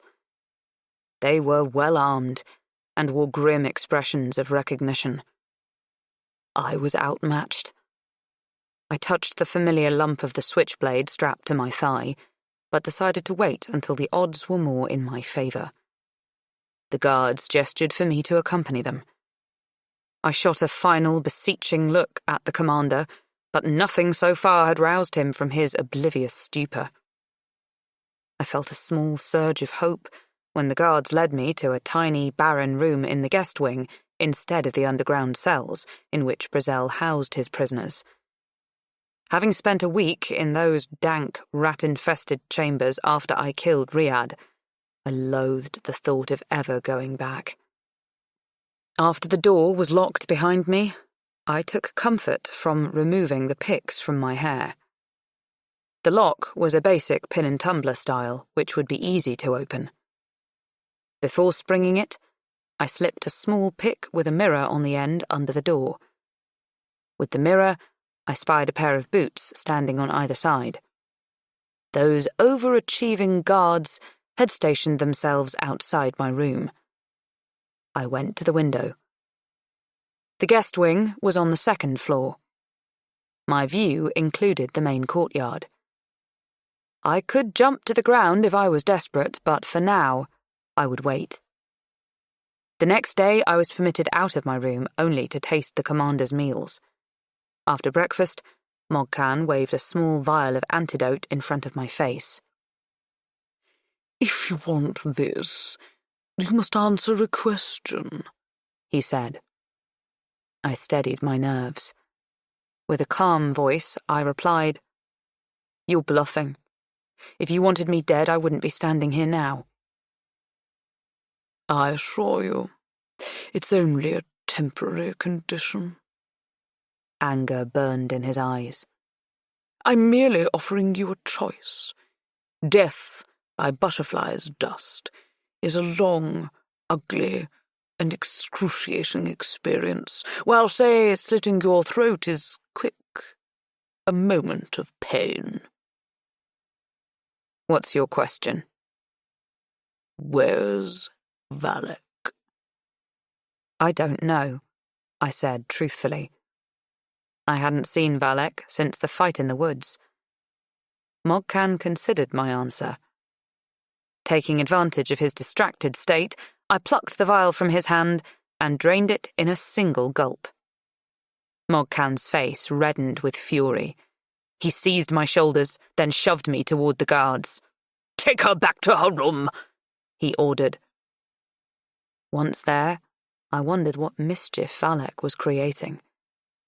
I doubted he was sitting idle. Mogcan's questions on Valak's whereabouts confirmed my suspicions. Restless, I paced the small chamber, longing for a workout with Ari and Janko. During my brief visits with the commander over the next few days, I began to recognize that my presence was part of Mogcan's show.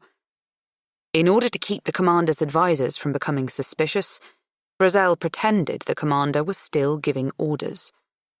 At one point, Brazel leaned close to the commander as if they were having a private conversation, then proclaimed that, per Commander Ambrose's request, a factory tour would be scheduled for the next day. I was allowed to join the group going to the plant.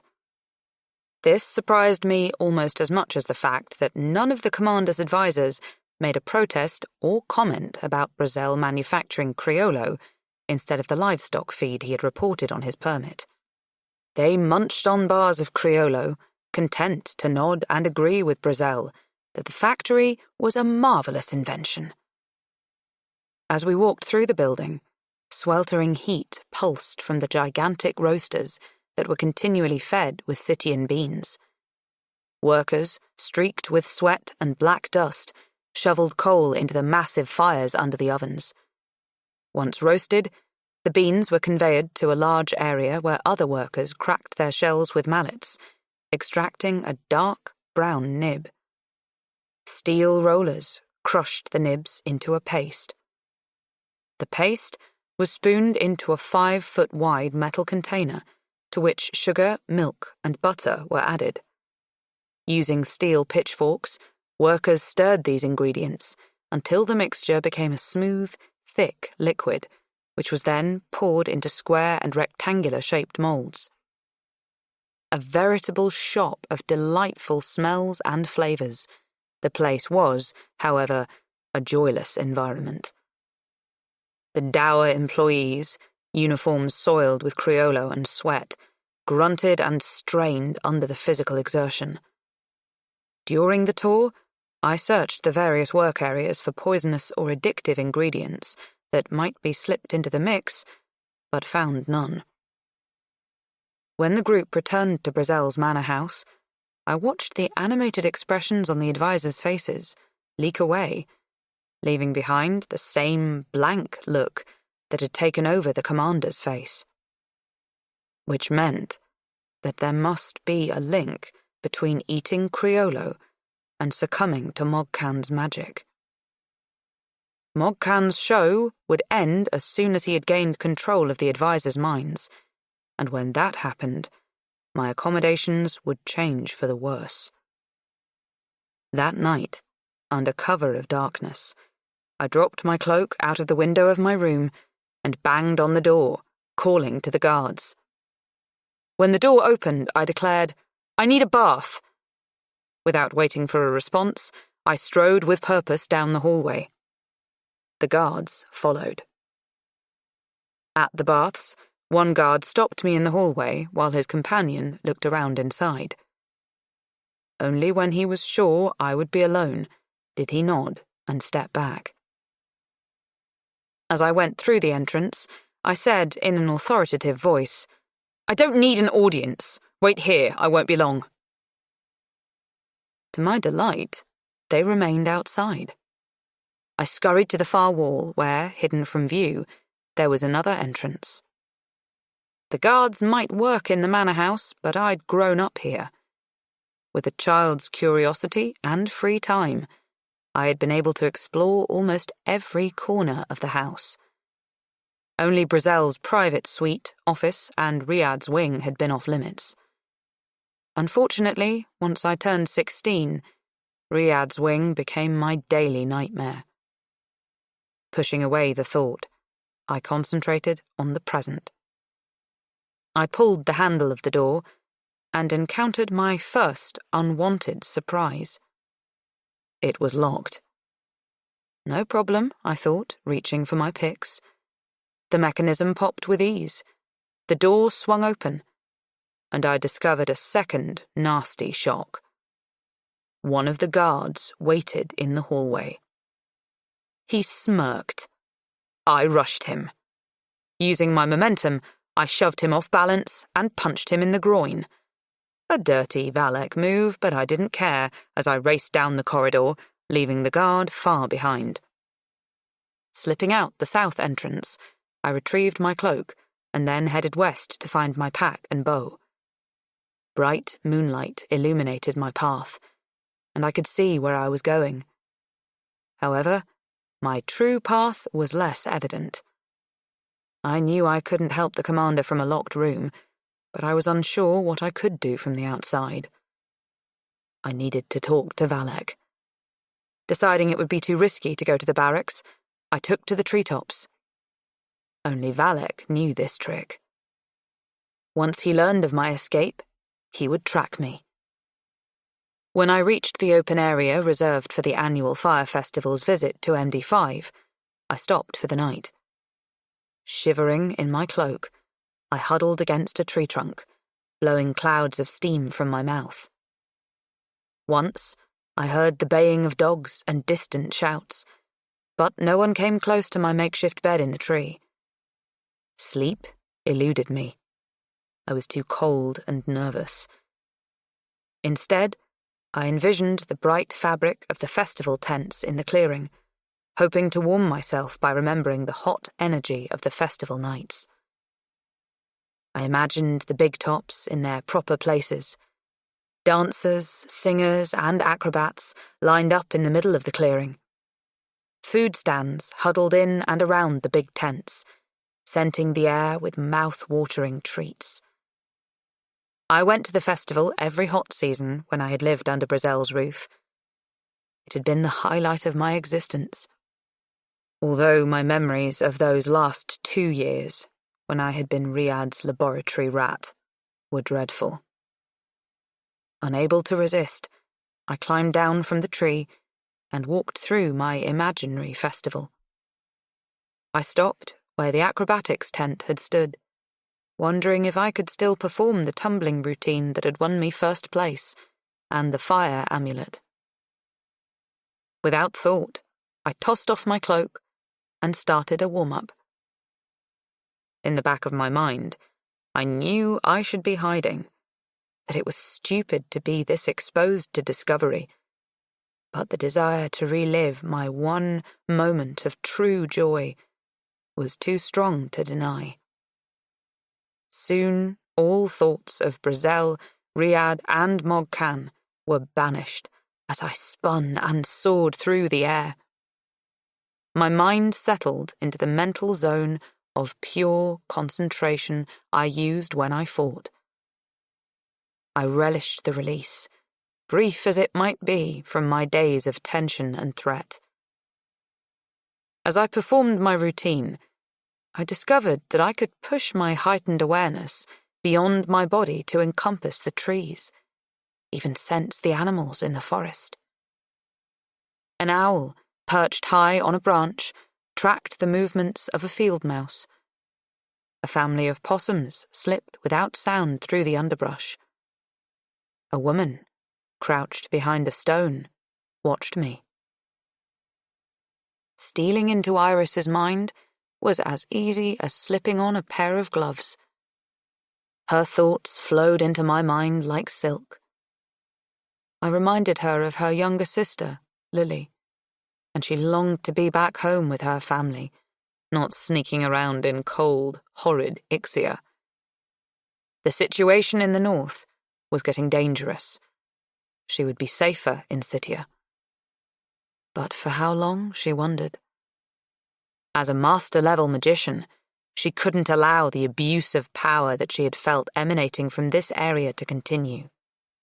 Kangom, who called himself Mog Khan, was producing theobroma at alarming quantities. He had also rigged a way to intensify his power. Iris's thoughts returned to me, and I felt a tug on our mental connection. Yelena, what are you doing in my mind? I'm not sure how I got here. Haven't you figured it out by now? You're focusing your magic when you fight. That's why you instinctively anticipate your opponent's moves. I felt you at the castle when you were fighting your friends. Now that you have learned to harness your power, you have taken the next logical step by expanding it beyond the immediate area. My surprise broke our link. I stopped, panting in the cold night air, as Iris emerged from the woods. "Does that mean I'm not going to flame out?" I asked. You've stabilized, but you won't get any stronger unless you receive the proper training. You don't want to waste your potential. Come south now. Your pursuers are miles away. The commander is ensorcelled. Nothing you can do. His mind is probably gone. Mog Khan has been feeding him theobroma. I've smelled it since I arrived. Theobroma? Do you mean Criollo? The brown-coloured sweet that Brazel's manufacturing? That sounds right. It opens the mind to magical influence. It relaxes the mental defenses, allowing easy access to someone's mind. We use it as a training tool in controlled situations where a fledgling magician is close to the subject. The commander has a strong personality, very resistant to magical suggestion. Theobroma breaks down that barrier, which helps when a student is learning, but using it on the commander to gain control of his mind is the same as rape. Iris pulled her cloak tight around her shoulders. Even with theobroma, a magician shouldn't be able to reach the commander's mind from this distance, but Mog Khan has. He has found a way to boost his power. Iris rubbed her arms with her hands, trying to warm up. I'm guessing Mog Khan's visit to the castle was to lock himself into the commander's mind, so we could lead him out here. What can we do to break the lock? I asked. Kill Mog Khan. But it'll be difficult. He's very powerful. Isn't there another way? I recalled my conversation in the woods with Valak about murder as a solution. My formula, he had said, and it still annoyed me. He'd probably never been in the lose-lose situation I was always finding myself in. Block Mog Khan's power supply. That might work. He'll still have his magic, but it won't be enhanced. What would his extra power look like? How do we find it? My guess would be that he's either recruited a number of magicians to pool their power, or he's devised a way to concentrate the power source without warping it. She paused, considering. Diamonds. Diamonds? A cold knot of anxiety churned in my stomach. There was so much I didn't know about magic. Yes, very expensive, but they will gather and store power like a hot coal holds heat. He might be using diamonds to enhance his magic. He would need a man-size circle of diamonds, and that's not easily hidden. If we can find this circle, I might be able to use it to block his power, or at least redirect it long enough for you to awaken the commander. What if the source is a group of magicians? How would I recognize them? Unfortunately, Ixia doesn't have a uniform for magicians, Iris said, her voice sharp with sarcasm. Instead of searching for them, look for an empty room with a wagon wheel design painted on the floor. To link magical power, each magician must be perfectly aligned along the edge of a circle. I can search the manor, but I need help, I said. I need Valak. You need a miracle, Iris replied with a wry twist to her lips. Can you direct Valak here? He's already on his way. You two have forged a strong connection, although I don't know if it's of magical origin. Iris pursed her lips. I'd better go before Valak arrives. When and if you discover the source of Mogcan's extra power, chant my name in your mind. I'll hear your call, because we two have created a bond. Our mental link grows stronger each time we communicate. I'll try to help you with the commander, but no promises. I'm after Mogcan. She disappeared into the forest. While I waited for Valak, I paced on the packed dirt and tried to think of a way to find Mogcan's power source. Iris's words about needing a miracle were indeed an understatement. To distract myself, I focused on my surroundings. The tread of many feet had rubbed out the grass and trampled the earth until it was worn smooth and shiny. I remembered digging my heels into this same hard dirt the last time I was here, when Riyadh dragged me to the manor house to punish me for disobeying him and winning the amulet. I had pressed that prize so tight against my skin it had left a mark. Then I had hidden it to keep it out of Riyadh's cruel hands. 2 years had passed since I had buried my amulet. Someone had probably discovered it by now. For an exercise, I tried using my new magical skill. Directing my awareness downward, I circled the clearing. I made many circuits and was growing bored when suddenly the soles of my feet felt hot. When I continued, they cooled. I moved here and there until, once more, heat stabbed my feet. Taking my grappling hook from my pack, I dug at the spot. My efforts revealed some fabric. I tossed my hook aside and clawed at the ground with my fingernails, uncovering my lost amulet. It was dull and covered with dirt. The ribbon that held it was torn and stained. Pressing the flame-shaped amulet against my chest, I felt warmth emanating from it. I put it down to fill the hole, humming a tune. Cleaning the palm-size medal on my pants, I strung it onto the necklace chain with Valak's butterfly. Not the best hiding place, wouldn't you agree? Valak asked. I jumped. How long had he been standing behind me? They're searching for you. Why did you run? He asked. I briefed Valak on the commander, Mogcan, the factory and the advisors, hoping he would draw the same conclusions I had. So, Mogcan is using Criollo to take control of their minds. But where's he getting the power? Valek asked. I don't know. We need to search the manor. You mean I need to? No, we. I grew up there. I know every inch. The first place I wanted to look was in Riyadh's laboratory wing. When do we start? Now. We have 4 hours till dawn. What are we looking for? When I explained that we were seeking either a circle of diamonds or a painted wheel, Valek's thin eyebrows puckered, as if he wanted to question me about how I had come by this information. He held his peace and headed back toward the barracks. I hid outside while Valek changed into his black, skin-tight sneak suit. He brought me a dark-coloured shirt to wear over my bright red uniform shirt and carried an unlit bullseye lantern. My cloak would be too cumbersome for creeping through the halls, so I hid it in the bushes.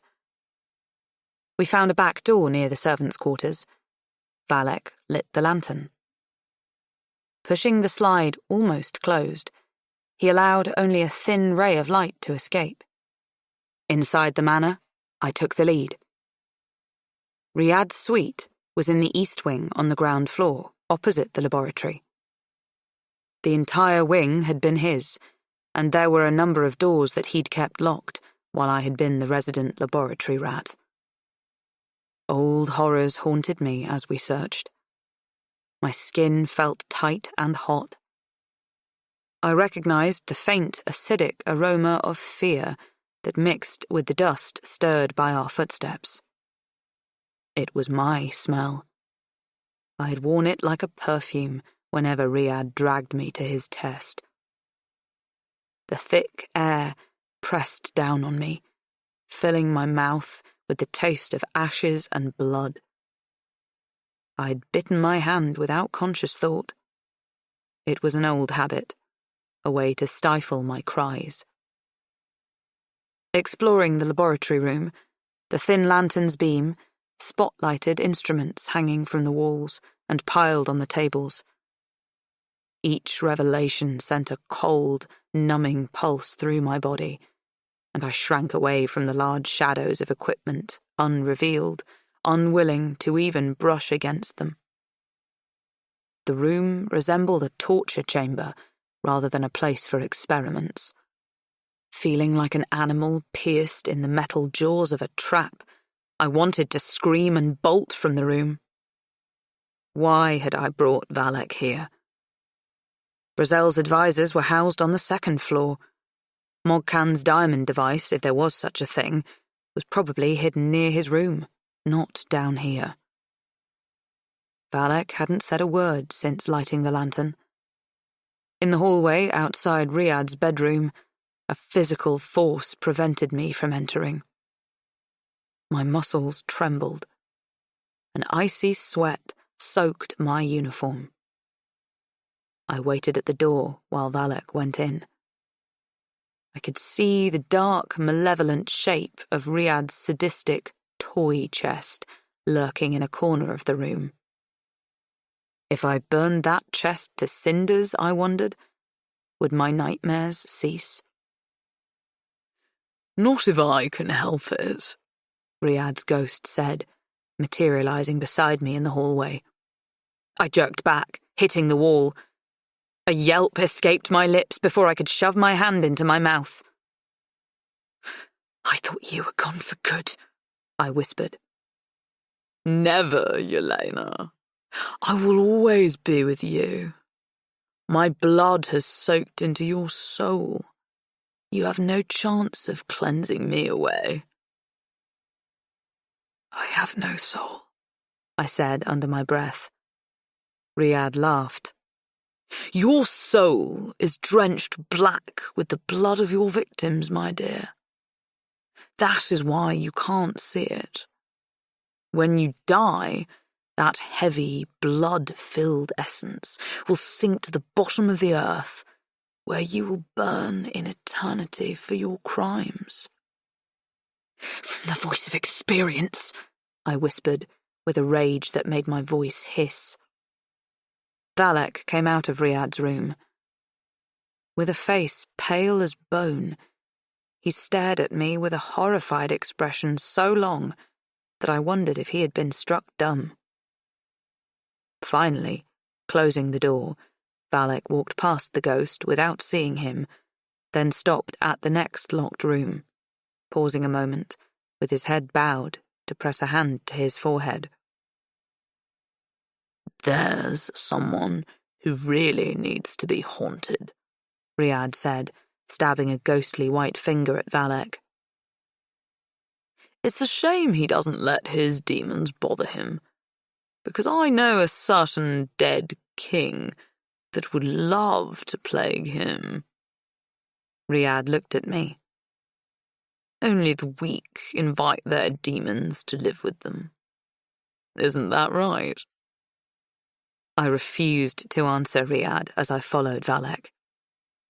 We continued our search, but it was obvious that, other than the laboratory, the wing had been abandoned. There were 3 doors left. While Valak picked the 2 locks, Riyadh chatted on. "My father will soon send you to me, Yelena. I'm looking forward to spending eternity with you." He leered and wiggled his fingers at me. But I was no longer interested in the ghost. The contents of the room before me riveted my attention.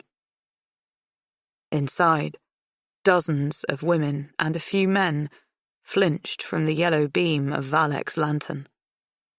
Greasy hair obscured their dirt-streaked faces.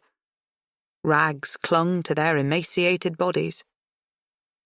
None of them spoke or cried out. To my increasing horror, I realized they were chained to the floor. In circles. 1 outer circle and 2 inner rings, with lines painted between them. When Valak and I stepped into the room, the foul stench of unwashed bodies and excrement wafted through the air. Gagging, I covered my mouth. Valak moved among them, asking questions. "Who are you? Why are you here?" His queries were met with silence. Their vacant eyes followed his passage. They remained where they were chained, staring. I began to recognize some of the grubby faces. They had lived in the orphanage with me. They were the older girls and boys who had graduated and were supposed to be employed throughout the district. The sight of one girl, her ginger hair dull and matted, finally made me cry out in pain. Kara's soft brown eyes held no sign of intelligence as I stroked her shoulder and whispered her name. The free-spirited girl I had cared for in the orphanage had become a mindless, empty shell of a woman. "My students," Riyadh said. His chest puffed out in pride as he floated in the middle of the room.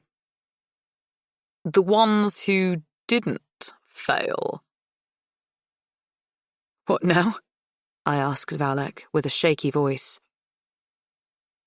"You're arrested and thrown in the dungeon," Mog Khan answered from the entrance.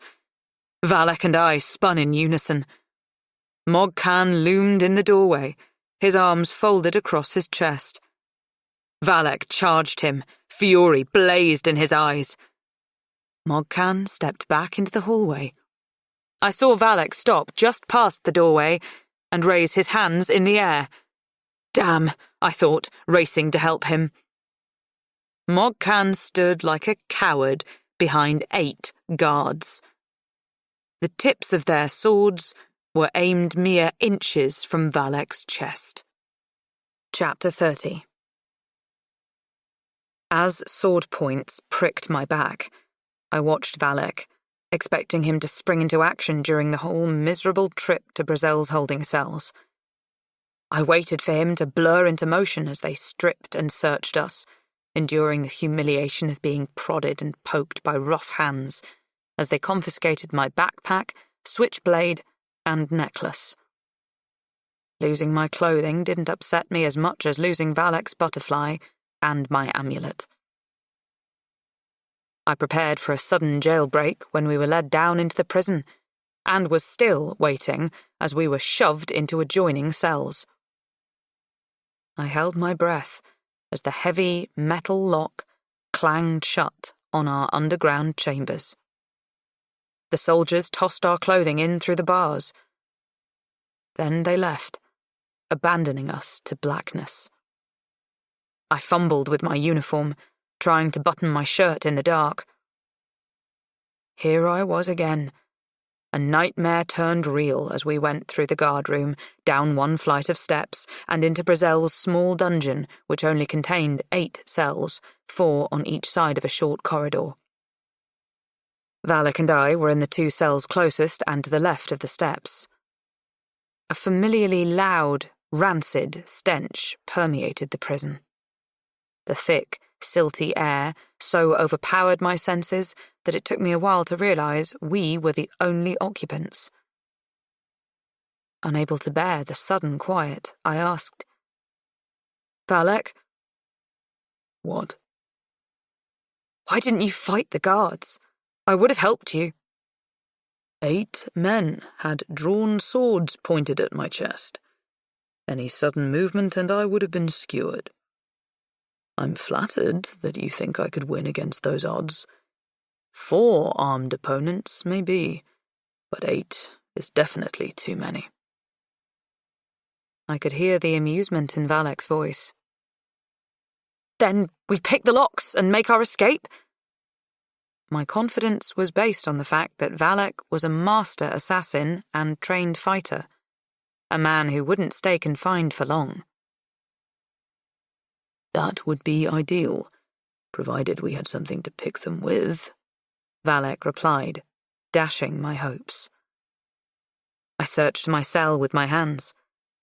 Finding nothing but filthy straw, rat droppings, and unrecognizable muck, I sank to the floor with my back against the one stone wall I shared with Valek. After a long moment, Valek asked, "Was that your fate? If you hadn't killed Riyadh, were you slated to be chained to the floor, mindless?" The image of those captives burned in my mind. My flesh crawled. For the first time, I was content to have failed Riyadh's tests. As I thought more about them, I remembered a comment Iris had made regarding a magician's ability to steal magic from others. Finally, the significance of the women and men sitting in circles hit me. Mog Khan's extra power came from those chained captives. Brazel, Riyadh, and Mog Khan must have screened the children of the orphanage for magical potential. Then, while experimenting on them, Mog Khan had wiped their minds clean, leaving them mindless vessels from which to draw more power.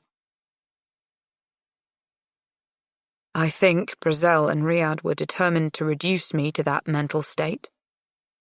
But I endured. I explained my theory about the captives to Valek. "Tell me what happened to you," Valek said, his voice tight. I paused. Then my tale flowed from my lips, in bits and pieces first, but the words soon gushed with the same speed as the tears streaking down my face. I didn't spare him any details. I didn't gloss over the unpleasant parts. Telling Valek everything about my 2 years as a laboratory rat, Riyadh's tortures and torments, the cruel games, the humiliations, the beatings, the longing to be good for Riyadh, and finally, the rape that led to murder. I purged myself of the black stain of Riyadh. I felt lightheaded with the release. Valek remained silent throughout my disclosure, neither commenting nor questioning. Finally, with ice crystallizing in his voice, he said, Grizel and Mogcan will be destroyed. Promise or a threat, I couldn't tell. But with all of Valek's force behind it, it was more than idle talk. As if they had heard their names, Grizel and Mogcan stepped through the main door of the dungeon. 4 guards holding lanterns escorted them. They stopped at our cells. "It's good to see you back where you belong," Grizel said to me. "My desire to feel your blood on my hands has tempted me. But Mogcan has kindly informed me of your fate should you not receive your antidote." Grizel paused and smiled with pure satisfaction. "Seeing my son's killer writhing in excruciating pain will be better justice. I'll visit later to hear your screams. And if you beg me, I might put you out of your misery, just so I can breathe in the hot scent of your blood." Grizel's gaze bored into Valek's cell. "Disobeying a direct order is a capital offence. Commander Ambrose has signed your death warrant. Your hanging is scheduled for noon tomorrow." Grizel cocked his head, appraising Valek like a thoroughbred. "I think I shall have your head stuffed and mounted. You'll make an effective decoration in my office when I become commander."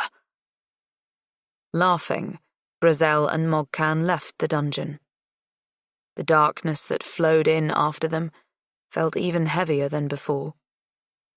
It pressed against my chest, giving me a tight, panicky feeling around my ribs.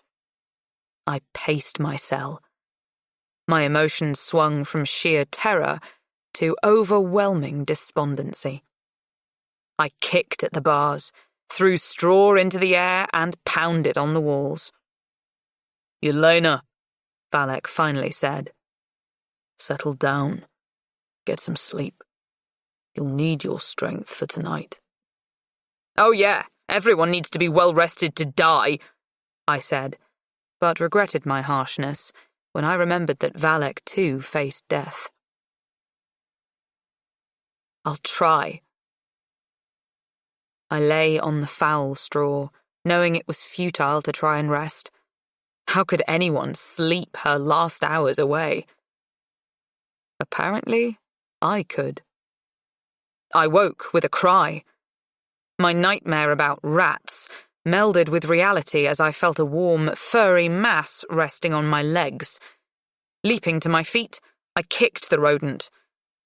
It crashed into the wall and skittered away. "Nice nap?"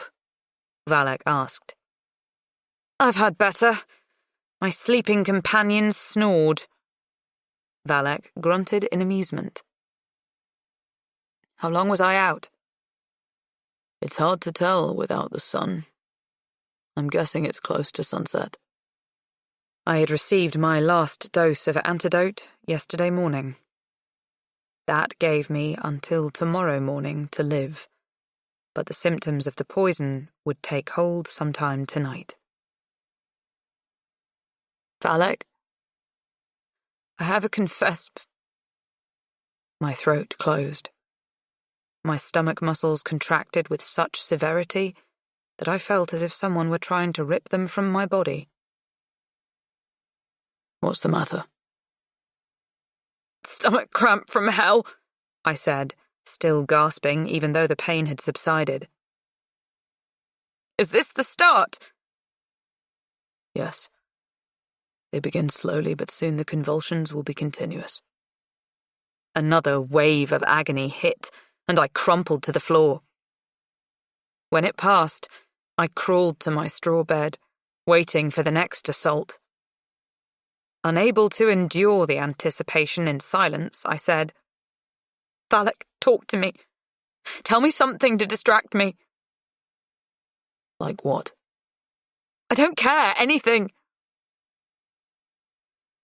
"Here's something you can take some comfort from." There's no poison called butterfly's dust. What? I wanted to scream at him, but a doubling over, vomit-inducing convulsion hit, causing my abdominal muscles to feel as if they were being shredded with a knife.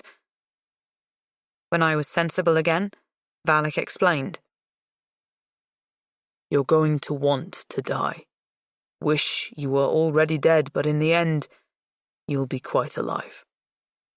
Why tell me now? The mind controls the body. If you believed that you were going to die, then you might have died from that conviction alone. Why wait until now to tell me? I demanded, furious. He could have relieved my anguish. A tactical decision.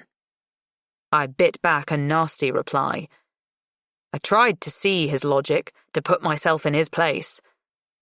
My training sessions with Ari and Janko had included strategy and tactics. Janko had compared sparring to a card game. Keep your best moves close to your chest, and only use them when you've nothing left, he had said. An opportunity to escape might have presented itself during the day. In that case, Valak wouldn't have to show his last card and tell me about the poison. What about the cramps? I asked, just as another one seized my body. I rolled into a tight ball, hoping to relieve some of the pain, but to no avail. Withdrawal symptoms. From what? Your so-called antidote, Valak said. It's an interesting concoction. I use it to make someone sick. As the potion wears off, it produces stomach cramps worthy of a day in bed. It's perfect for putting someone temporarily out of commission without killing him. If you continue to drink it, then the symptoms are forestalled until you stop. Of all the books I had studied, I didn't recall reading about a tonic like that. What's the name? White fright.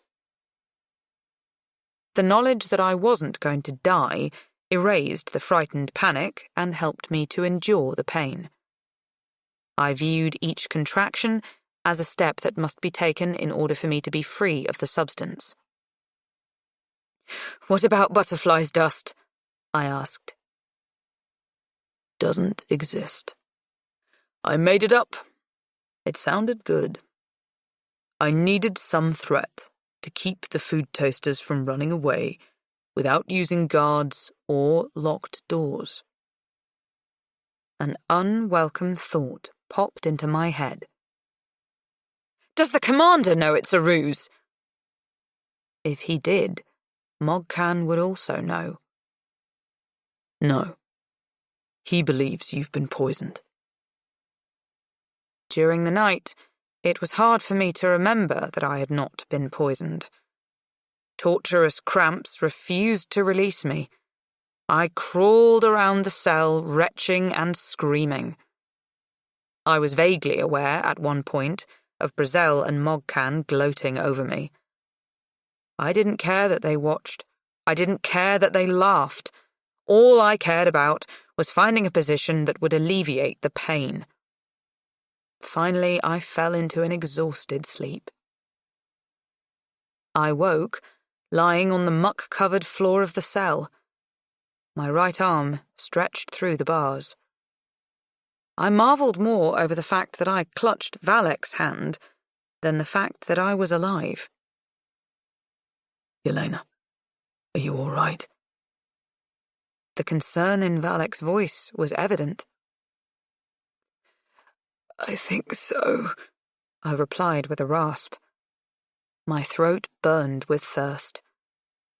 A clank rang out as someone unlocked the prison door. Play dead, Valak whispered, releasing my hand. Try to get them close to my cell, he instructed, as 2 guards came into the dungeon. I yanked my Valak-warmed hand into the cell and poked my ice-cold left hand out, just as the men descended the stairs. Damn! The stench down here's worse than the latrine after a brew party, said the guard, holding the lantern. You think she's dead? The second guard asked. With my face to the wall, I closed my eyes and held my breath as the yellow light swept my body. The guard touched my hand. Cold as snow-cat piss. Let's drag her out before she starts to rot. You think it smells bad now? The snap of the lock was followed by a squeak of metal as the cell door opened. I concentrated on being a dead weight while the guard dragged me out by my feet. When the light moved away from me, I risked a peek. The guard with the lantern walked ahead to light the way, leaving my upper body in darkness.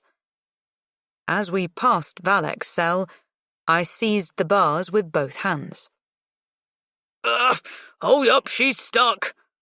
On what? The lantern guard asked. I dunno. Come back here with that bloody light.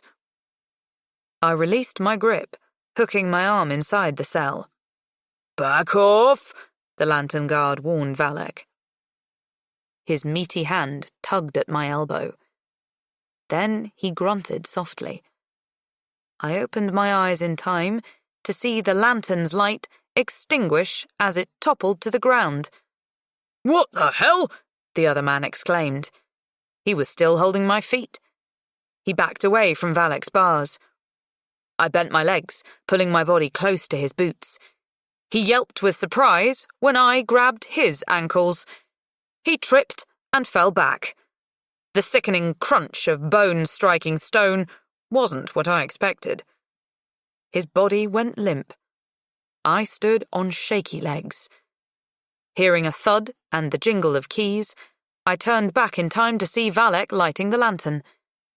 The other guard was propped against the bars, his head cocked at an unnatural angle. In the weak glow, I gazed at the prone form at my feet. The soldier's head had struck the edge of the bottom step. A black liquid began to pool around my boots. I had just killed another man. I began to tremble. A fourth man had died because of me. Had the robbing of my soul reduced me to a heartless killer? Did Valek feel any remorse or guilt when he took a life? I watched him through a veil of blood. Efficient as always, Valek stripped the dead guards of their weapons. Wait here, he instructed. Unlocking the main door of the prison, he sprang through the entrance to the guardroom. Shouts, grunts, and the sound of flesh striking flesh reached my ears as I waited on the stairway. No remorse, no guilt. Valek did what he had to for his side to win. When Valek motioned me to join him, I saw that blood had splattered on his face, chest, and arms. 3 guards, either unconscious or dead, were strewn about the room. My backpack sat on a table, its contents scattered about. I stuffed everything back in while Valek tried to open the remaining locked door between freedom and us. Although meagre, I wanted my possessions, including my butterfly amulet, back. Once I wrapped the chain around my neck, I felt strangely optimistic. Damn, Valek said. What? The captain has the only key to this door. He will open it when it's time to change the guards. Try these. I handed Valek my picks. He grinned. While he worked on the lock, I found a pitcher of water and a wash barrel. The fear of being caught couldn't override the desire to rinse off my face and hands. But that was not enough. The need to rid myself of the stench of vomit and blood overpowered me. Soon I was dumping buckets of water over my head until I was soaked through.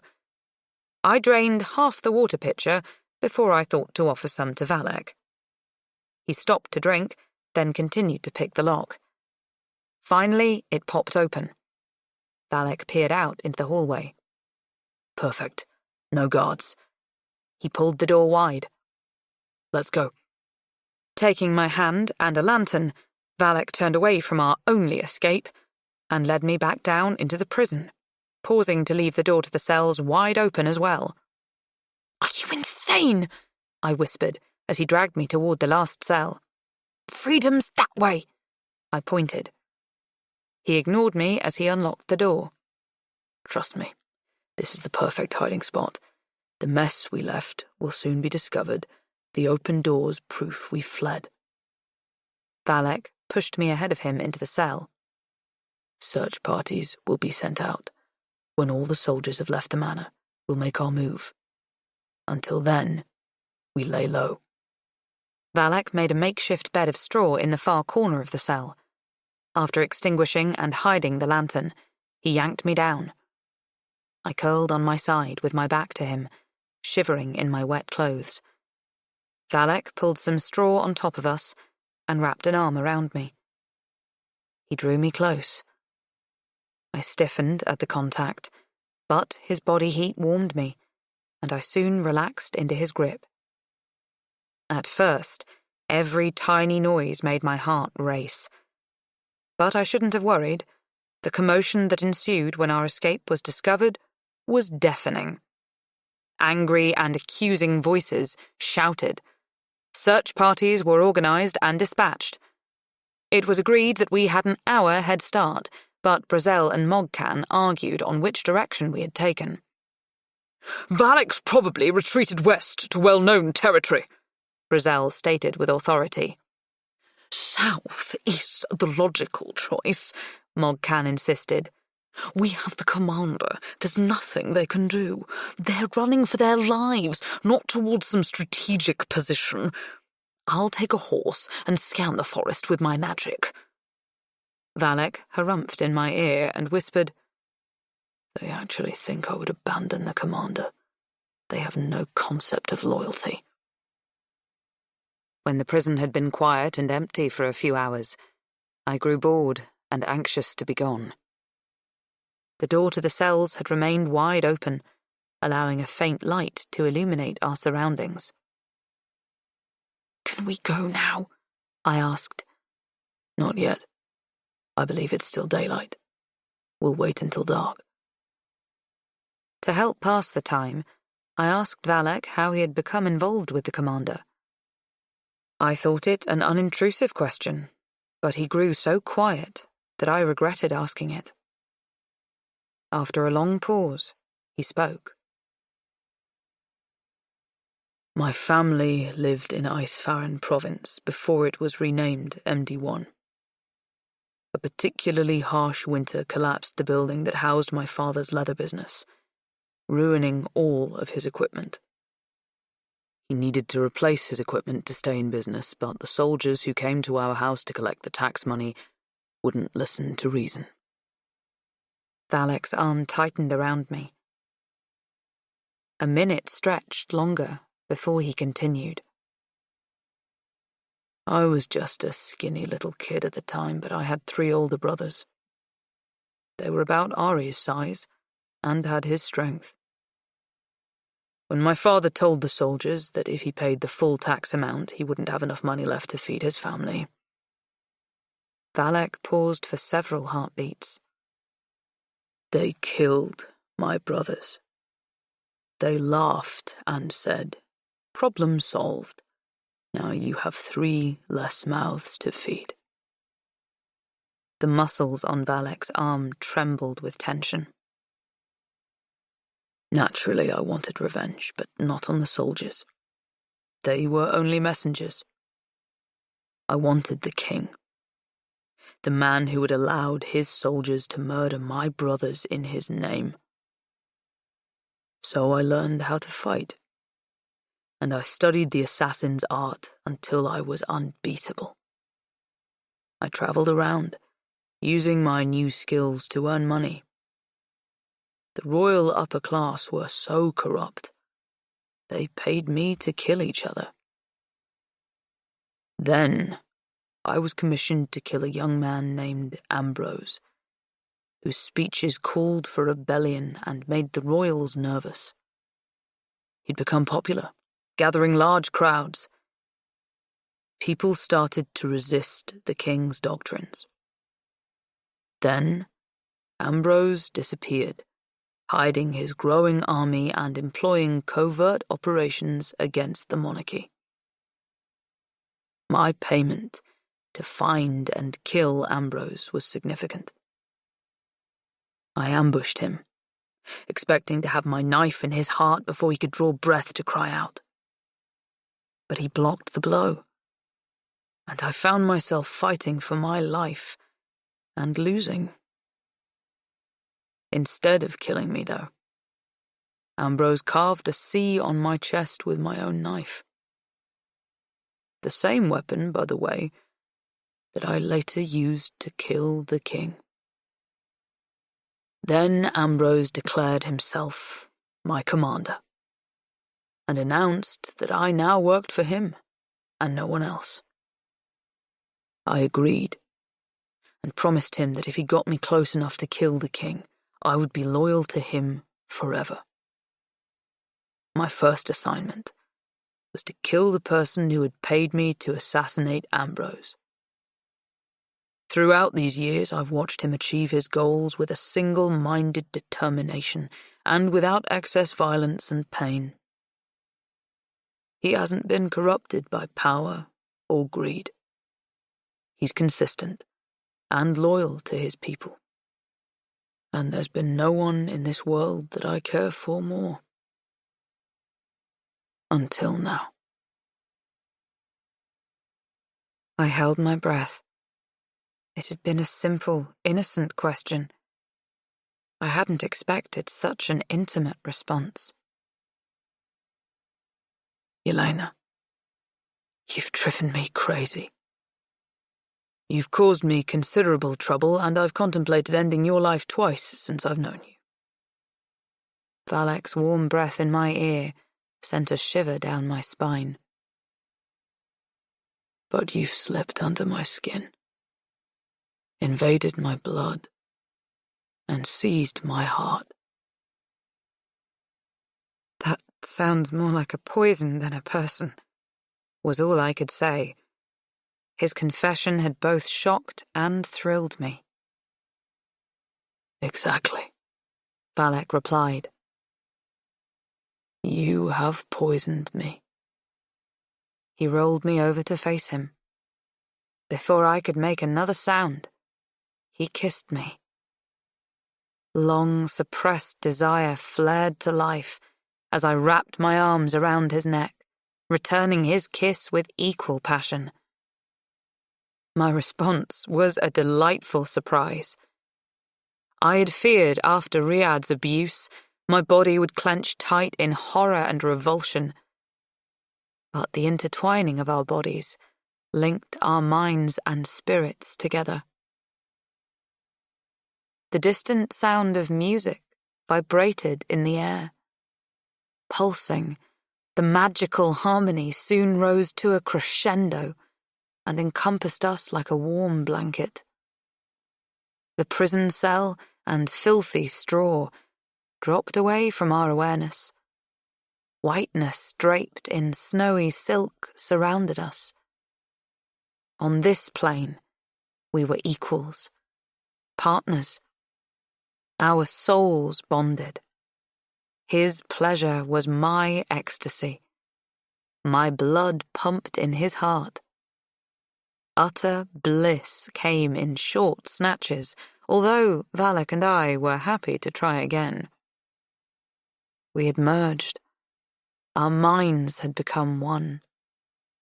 I drew in his essence, feasting on the feel of his body in mine, exhilarating in the caress of his skin against mine. He filled the hollow emptiness inside my heart with joy and light. Even though we lay in the grubby straw and faced an uncertain future, a deep hum of contentment vibrated throughout my body. Chapter 31. Reality and the rank odour of a decomposing animal intruded. Darkness had descended. Let's go, Valak said, pulling me to my feet. Where? I asked, adjusting my uniform. The commander's room, so we can take him back to the castle with us. Valak brushed the straw from his hair and clothes. Won't work. Why not? Valak demanded. As soon as you touch him, Mog Khan will know. I explained about Mog Khan's link with the commander and how he had established that connection using Criollo. How do we break the bond? Valak asked. It was time to tell him about my magic. I felt lightheaded, as if I stood on the edge of the world. Taking a deep breath, I related the encounters and conversations I'd had with Iris, and how she might be able to help us. Valak stood still for a full minute, while my heart thumped madly in my chest. Do you trust her? He asked. Yes. Is there anything else you haven't told me? My head spun. So much had happened, and we still needed to stop a powerful magician. Death was a real possibility. I wanted Valak to know how I felt. I love you. Valak wrapped me in his arms. My love has been yours since the fire festival. If those goons had killed you, I knew then that I would never be the same. I didn't want or expect this, but I couldn't resist you. I molded my body to him, wanting to share his skin. He took my hand. Let's go. We raided the guard room for uniforms before slipping into the hallway. Wearing Brazel's colours of black and green, we hoped to avoid discovery as we stole through the manor. Valak needed his bag of tricks, so we headed toward the barracks. While I retrieved my cloak, Valak slid inside the empty wooden building.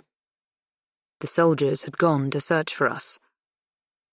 I paced in the shadows of the building, chanting Iris's name in my mind. We needed a plan of attack. We had to move tonight.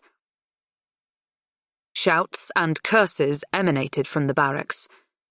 Running inside, I found Ari and Janko with their swords drawn and pointed at Valak. "Stop!" I said. Spotting me, Ari and Janko sheathed their weapons, smiling.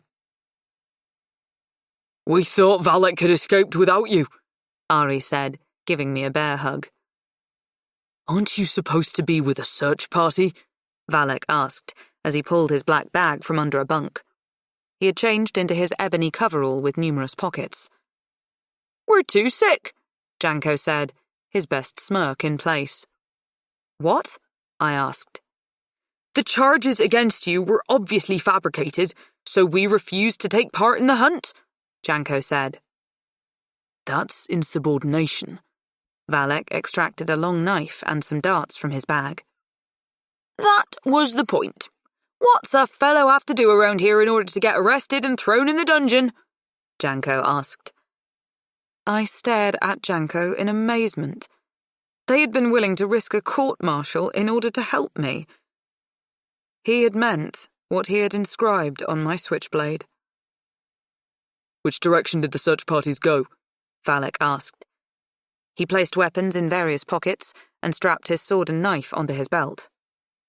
Mainly south and east, although a few small groups were sent west and north, Ari replied. Dogs? Yes. And the manor? Minimal coverage. Good. You're with us, Valak ordered them both. They snapped to attention. Yes, sir! Prep for covert ops, but keep the swords. You're going to need them.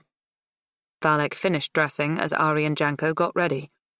Wait, I said. I don't want them getting into trouble. My heart started to skitter around in my chest, and a nauseous wave threatened to send bile up my throat as fear of what we were planning to do overcame me. Valak squeezed my shoulder. We need their help. You're going to need more than that. Iris's voice came out of the darkness. 3 men simultaneously drew their swords. When she stepped into the weak lantern light, Valak relaxed, but Ari and Janko brandished their weapons. At ease, Valak ordered. Seeing their reluctance, I said, "She's a friend. She's here to help." I looked at her. "We discovered Mogcan's extra power source." "What is it?" I told her about the mindless captives and how they had been chained in circles, and then explained my theory that Mogcan had wiped their minds to seize their power. Horror and revulsion touched her face. Despite her rough exterior, her concern went deep. She managed to regain her no-nonsense frown, but Ari and Janko looked a little green, as if they were going to be sick. "What's this all about?" Ari asked. "I'll explain it later. Right now—" I stopped short. A complete plan of attack snapped into my mind, but it included Ari and Janko. I had been hoping to keep them safe, but Valak was right. We needed their help. "I want you to protect Iris with everything you have. It's very important," I told my friends. "Yes, sir," Ari and Janko said together. Stunned, I stared at them. They had addressed me as Sir, meaning they would follow my orders, even if it led to their death. Valak's eyes drilled into mine. "You have a strategy?" "Yes." "Tell us." Why, I thought, as Valak and I crept through the silent, empty halls of the manor, had I opened my mouth? My plan. What did I know? Valak, Ari and Janko had years of experience doing this nerve-wracking, stomach-turning work, but everyone risked their necks following my plan. In the dark corridor, I swallowed my fear and reviewed the strategy. At the commander's door, we waited to give the others time to move into position. My short breaths seemed to echo off the walls, and I felt as if I was either going to scream or pass out. After a few moments, Valak picked the lock, and we slipped inside. He secured the door. Lighting a lantern, he moved toward the oversized four-poster bed. The commander was stretched out on top of the bedding, fully clothed. His vacant eyes were open, staring at the ceiling. He made no acknowledgement of our presence. I sat beside him and took his hand in mine. Following Iris's brief instructions, I imagined my brick wall, then expanded it until I had built a dome of brick that encompassed us both. Valak pressed against the wall next to the door, waiting for Mogcan. His expression had hardened into his battle face.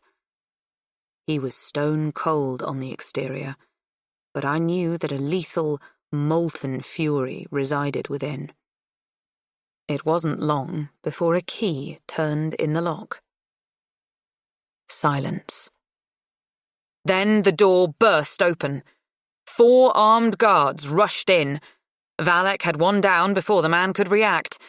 The ringing of swords filled the room.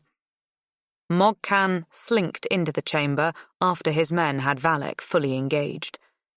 Avoiding the fighting, he moved toward me. A condescending smile touched his lips. "A brick igloo.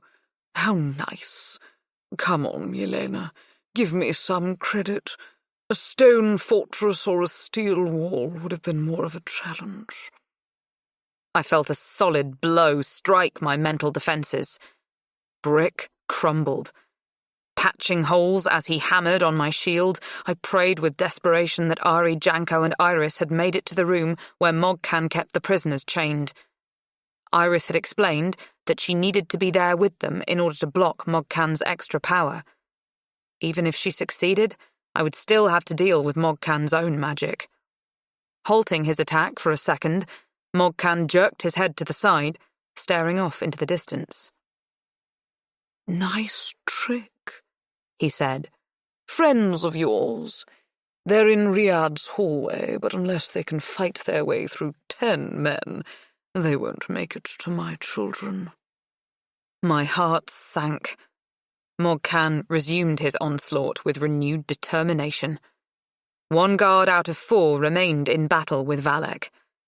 Hurry, I thought. My defences weakened with each blow.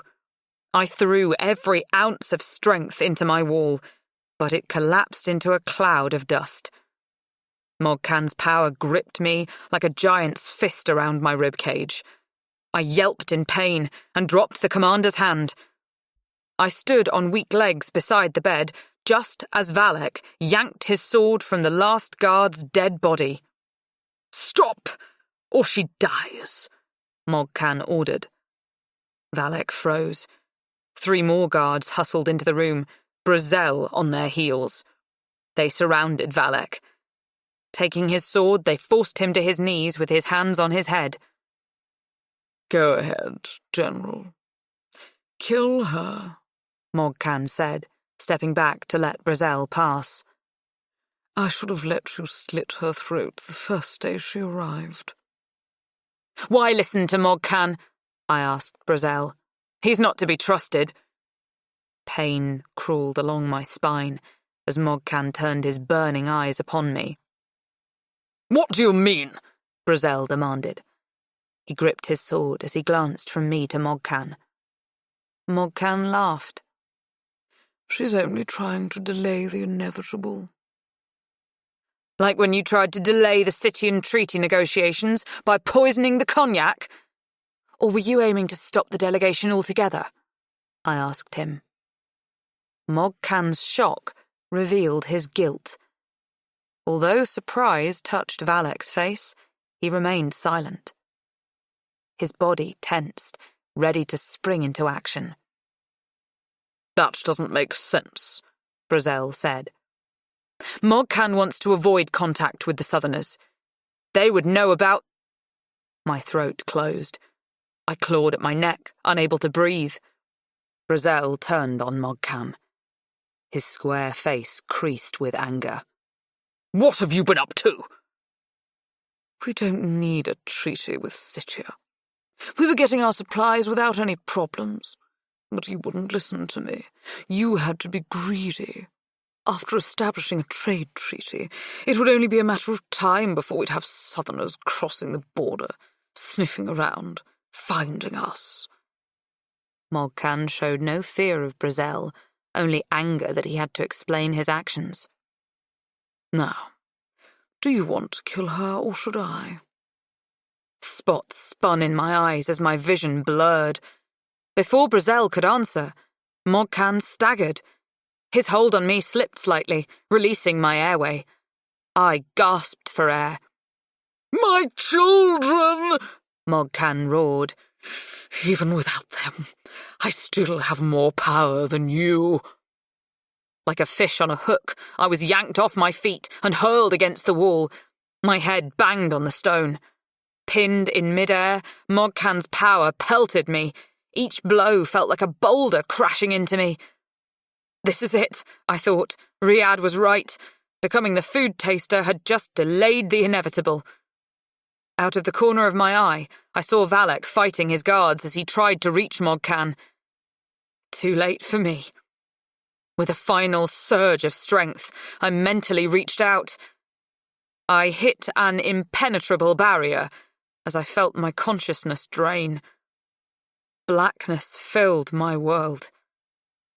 Then Iris's voice was there in my mind, soothing. "Here," she said. "Let me help you." Pure power flowed into me. I reconstructed my mental shield and deflected Mogcan's onslaught, pushing him back. He crashed into the opposite wall with a satisfying thud. Confusion reigned in the commander's chambers. Inexperienced with magic as I was, I couldn't restrain Mogcan. He bolted from the room.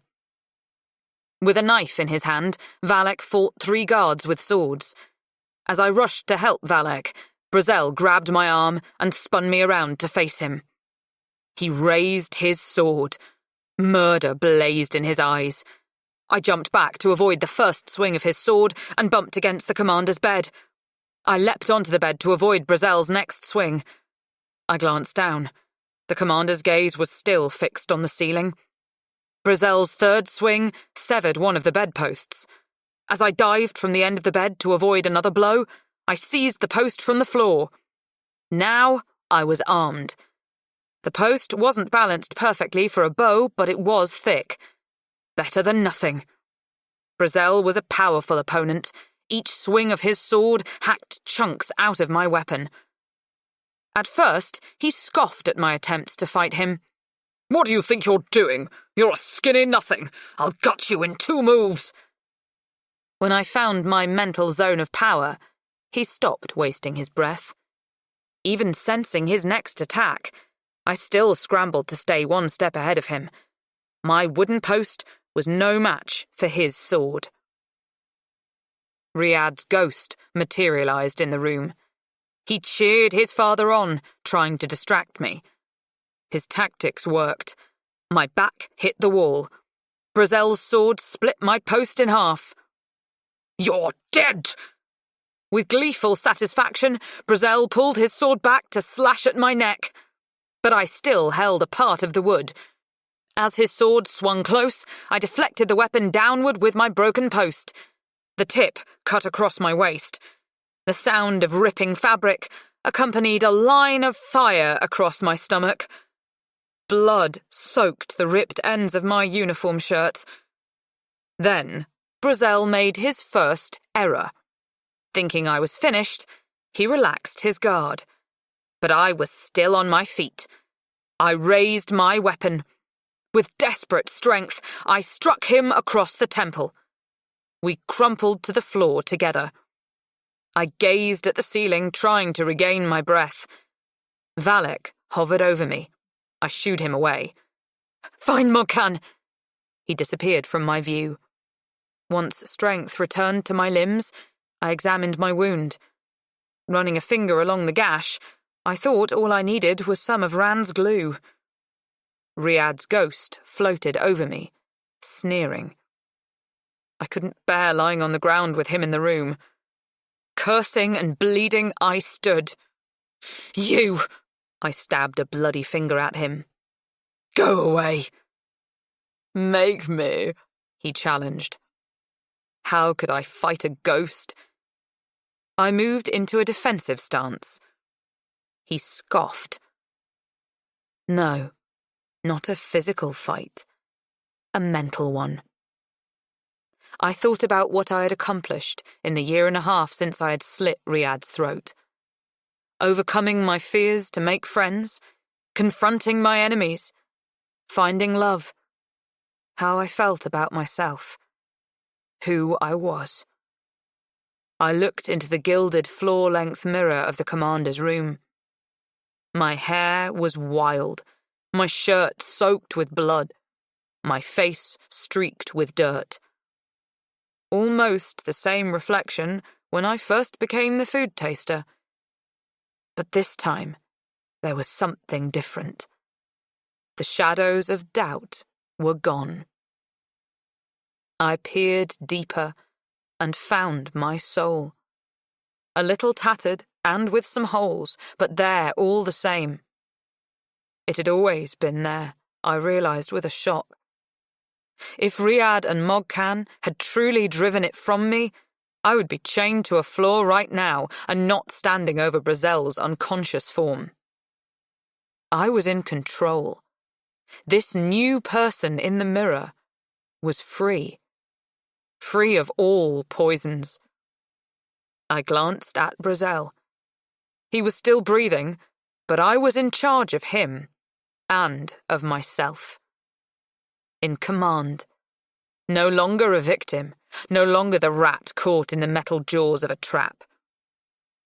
"Be gone," I ordered Riyadh's ghost. His shocked expression gave me great joy as he vanished. But joy was like a butterfly alighting on a hand, a brief rest before flying away. "Janko's hurt!" Iris's alarmed voice resounded in my skull. We need a medic! Come now! Using manacles from a dead guard's belt, I handcuffed Brazel to the heavy bed. Then I bolted from the room. I raced through the corridors. He can't die, I thought. Not Janko. I wouldn't be able to bear his death. Horrible scenarios played in my mind. I was so preoccupied that I rushed right toward Valek and Mogcan without even recognizing them. They dueled with swords. The reason the scene had taken a while to clarify in my mind was because Mogcan had the upper hand. Valek's pale face was haggard. He swung his sword as if it was a dead weight. His natural grace had fled, and what remained were sporadic, jerky movements. Mogcan, on the other hand, was quick and competent, technically accurate but lacking style. My disbelief and concern grew as I watched the match. What was wrong with Valek? Was it Mogcan's magic? No, Valek was immune to it, I thought. Then realization dawned. Valek had said being close to a magician felt like wading in thick syrup. And Valek had fought 7 guards in the commander's room after spending the last 2 days in the dungeon without food or sleep. Exhaustion had finally caught up to him. Mogcan's grin widened when he spotted me hovering nearby. He executed a lightning-quick feint and then lunged. Valek's sword clattered to the floor as a crimson slash snaked up his arm. "What an incredible day!" Mogcan exclaimed. "I get to kill the famous Valek and the infamous Yelena at the same time." I triggered my switchblade. Mogcan laughed. He sent me a magical command to drop my weapon. Just as my hand released the blade, I heard Iris's voice in my head. "Yelena, what's wrong? Did you find the medic?" "I need help," I cried in my mind. Power swelled inside me, pushing to break free. I aimed a finger of power toward Mogcan. His sword dropped from his hand. Terror gripped his face as the magic swaddled him like a baby, then tightened like a noose. He was paralyzed, rooted to the floor. "You rat-spawned daughter of a demon," Mogcan cursed. "You're a blight on this earth, an incarnation of hell. You're just like the rest of them.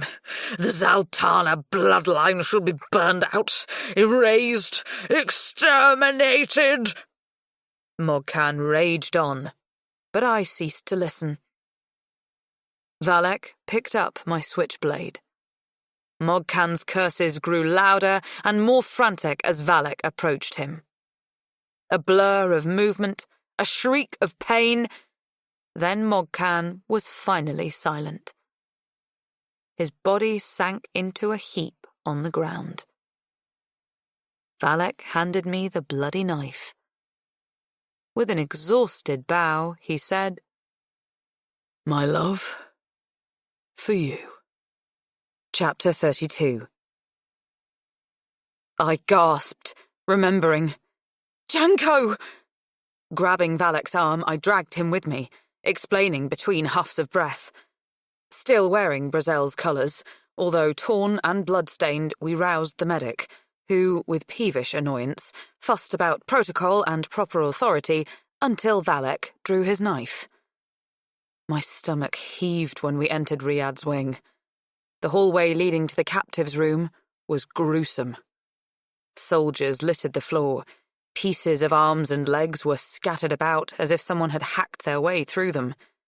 The walls were splattered with blood, and pools of scarlet dotted the floor. The medic wanted to stop at the first man, but Valek yanked him to his feet. Stepping carefully around the bodies, we reached the doorway. Just inside, I saw Janko lying on his side with his head in Ari's lap. He was unconscious, which was a good thing since a sword had skewered his stomach, the bloody tip poking from his back. Ari's gore-splashed face held a grim expression. A crimson-coated axe, the weapon responsible for the carnage in the hallway, rested next to him.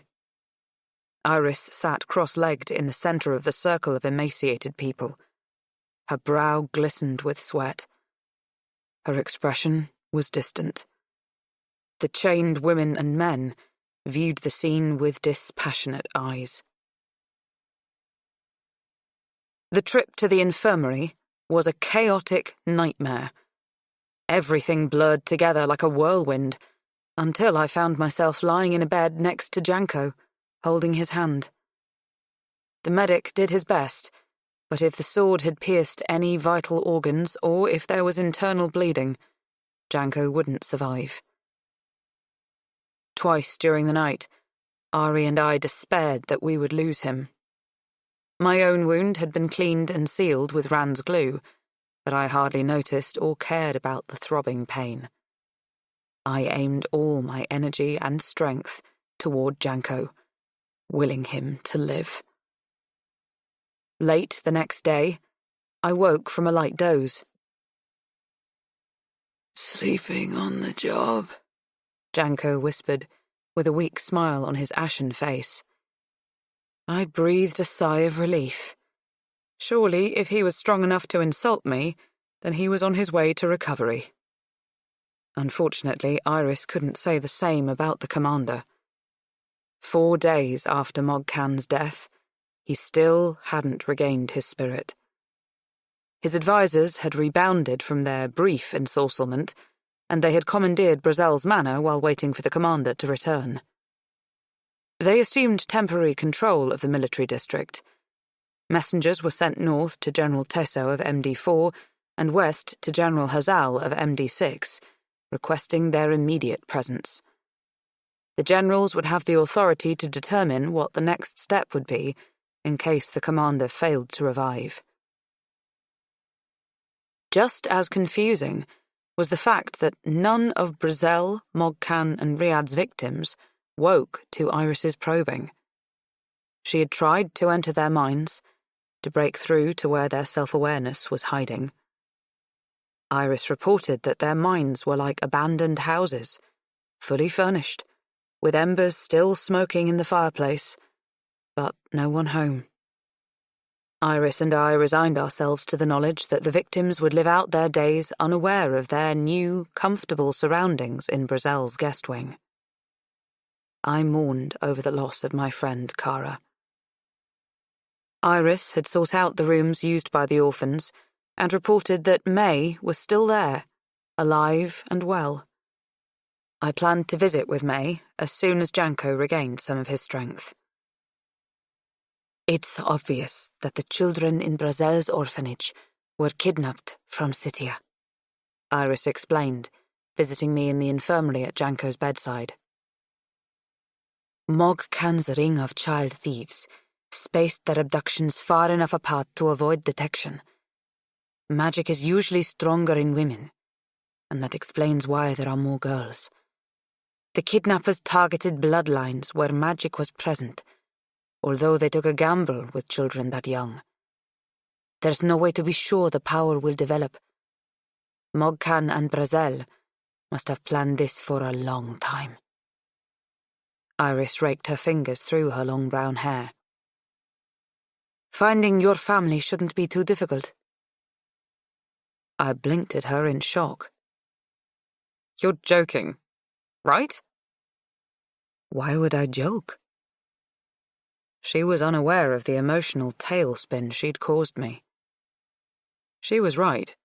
Joking wasn't her style, so I thought for a moment.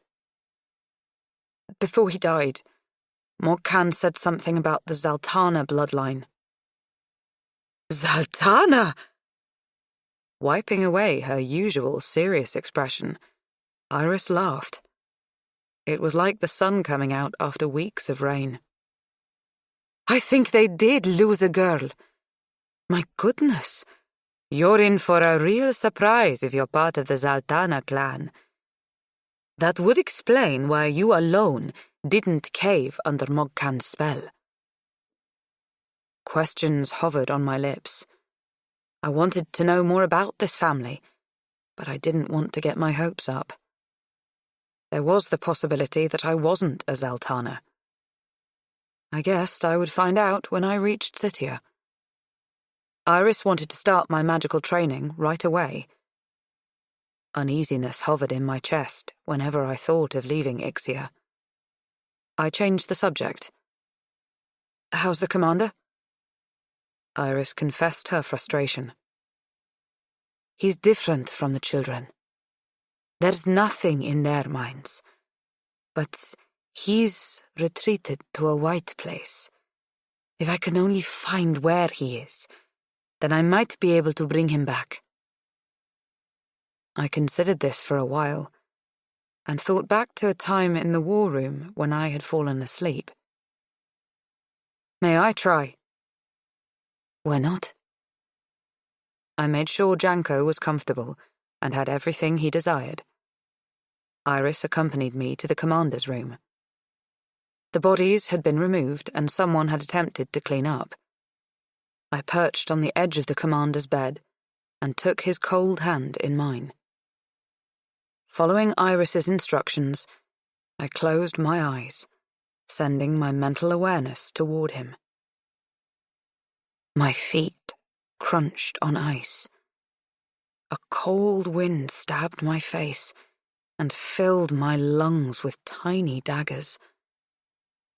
Dazzling white surrounded me. Diamond dust or snowflakes, it was hard to tell. I walked for a while and was immediately confused by the sparkling blizzard. Stumbling through the storm, I fought to remain calm and to remind myself that I was not lost.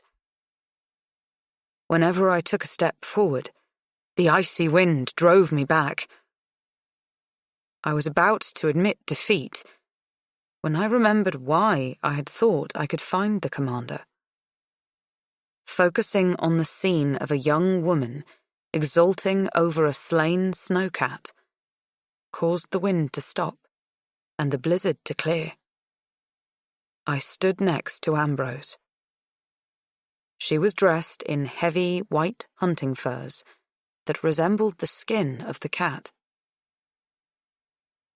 "Come back," I said. "I can't," she said, pointing into the distance. Thin black bars surrounded us on all sides. A bird cage was my first impression, but upon closer scrutiny, I could see that the bars were soldiers armed with swords. "Every time I tried to leave, they pushed me back." Fury flamed in her face before dying into weariness. "But you're the commander." "Not here. Here I am just Ambrosia, trapped inside my mistake of a body. The soldiers know about my curse." I searched my mind for a reply. The guards didn't belong to Mogcan. They belonged to her. My eyes were drawn to the snowcat's carcass. "How did you kill the cat?" Her face came alive as she recounted how she had bathed in snowcat scent and spent weeks cloaked in snowcat furs, pretending to be one of the animals, until they allowed her to be part of their pack. In the end, it was only a matter of time and the perfect opportunity to make the kill. "Proof that I was really a man. That I had won the right to be a man." "Then perhaps you need to wear your prize," I suggested. "Skins will not help you against that lot." I jerked my head at the ring of guards. Comprehension widened the woman's golden eyes. She gazed at the slain cat, then morphed into the commander. Her shoulder-length hair shortened into his buzz cut, fine lines of age growing on her face as he emerged. The white furs dropped to the ground, as his wrinkle-free uniform materialized. He stepped away from the skins, kicking them dismissively. "You shouldn't do that," I said. "She's a part of you. You might need her again." "And do I need you, Yelena? Can I trust you to keep my mutation a secret?" the commander asked with a fierce intensity. "I came here to bring you back. Isn't that answer enough?"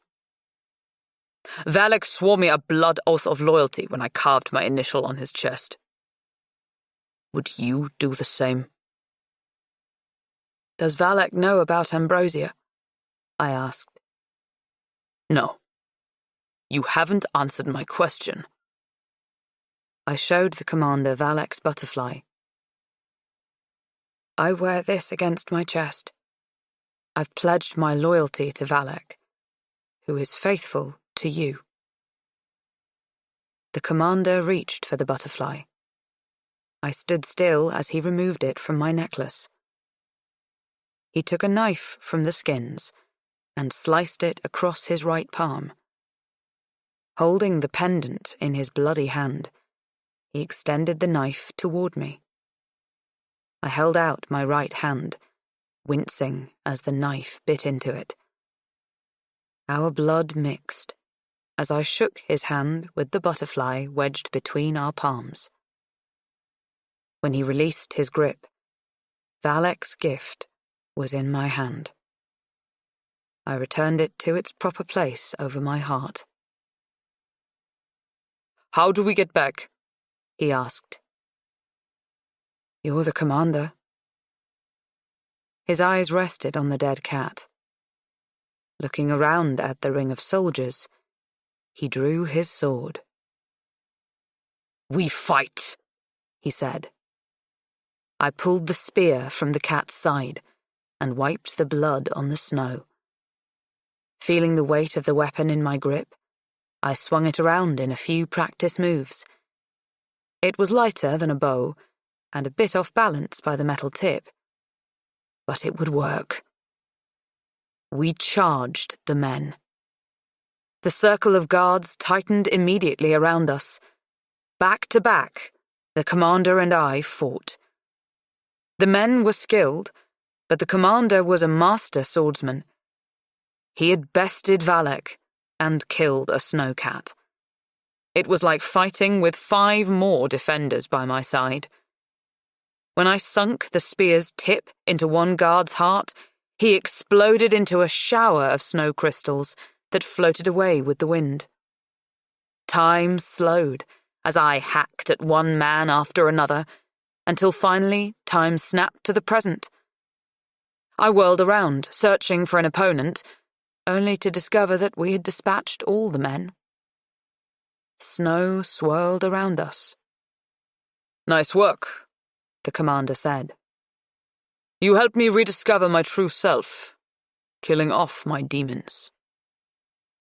He took my hand and pressed it to his lips.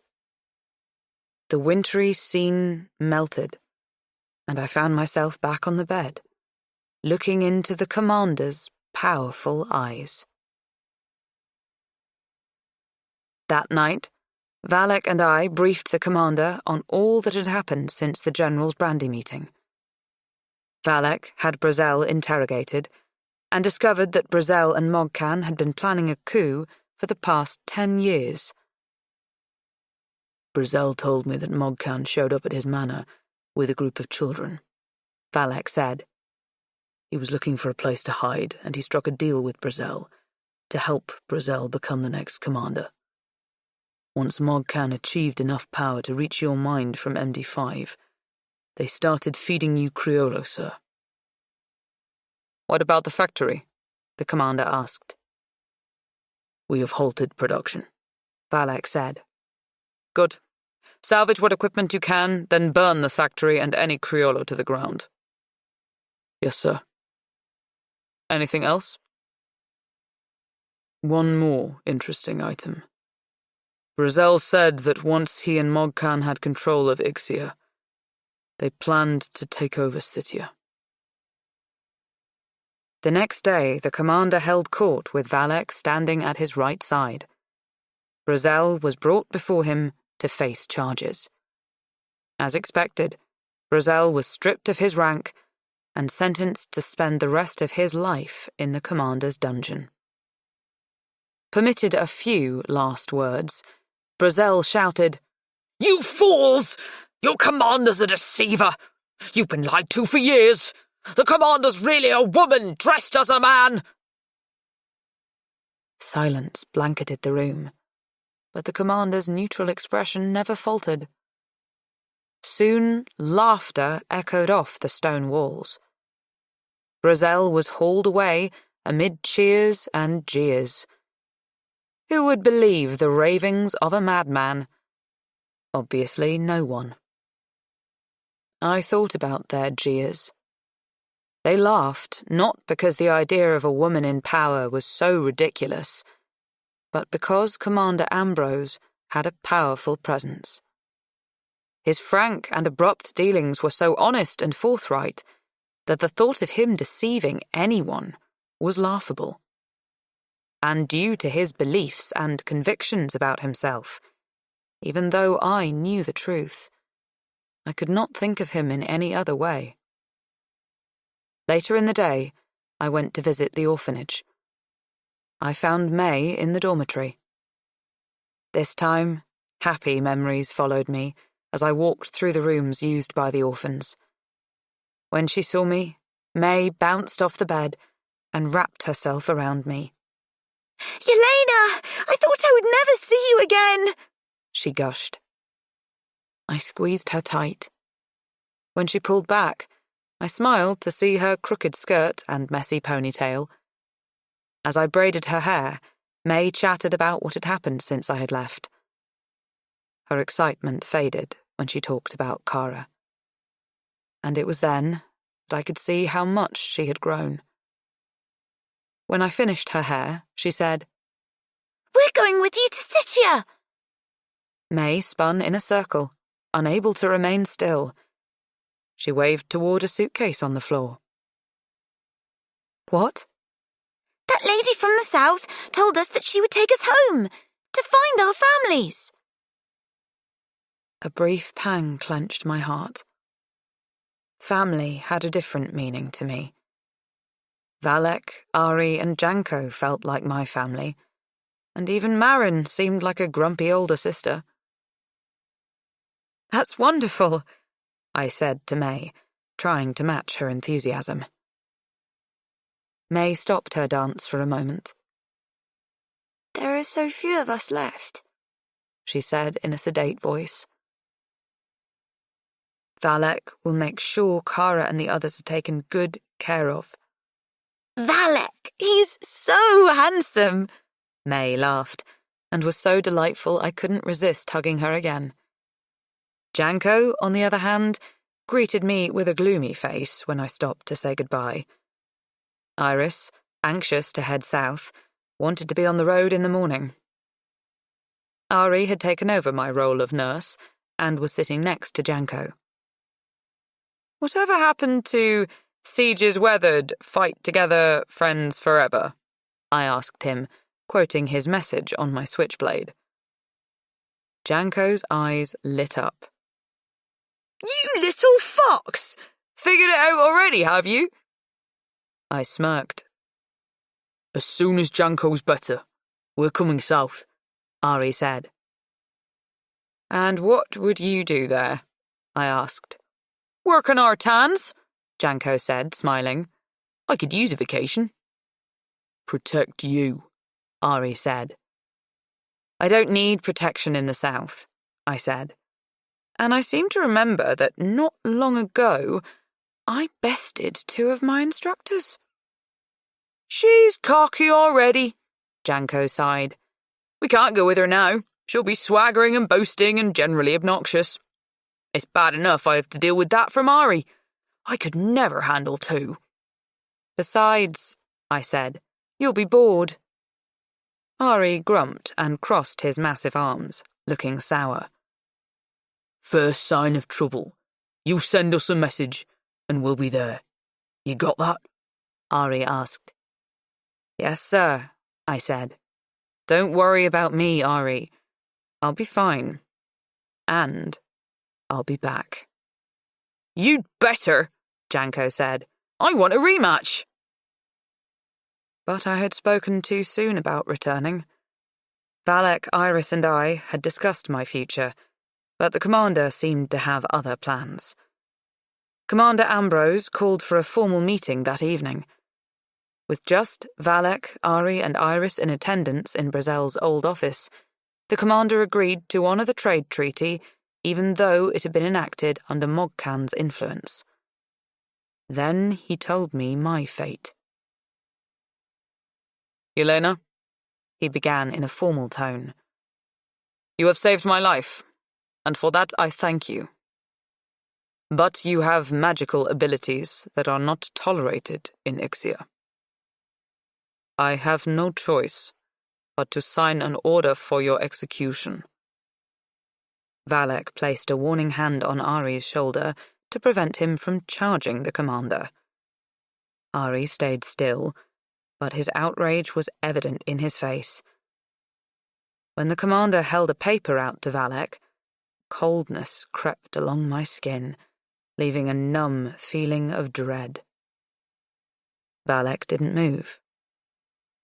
Sir, I've always believed that having a magician work for us would be beneficial, and could have prevented this particular situation, Valek said. We can trust her. A valid point. The commander drew back his arm, resting it on the desk. Even though we trust her, even though she saved my life, I must follow the code of behavior.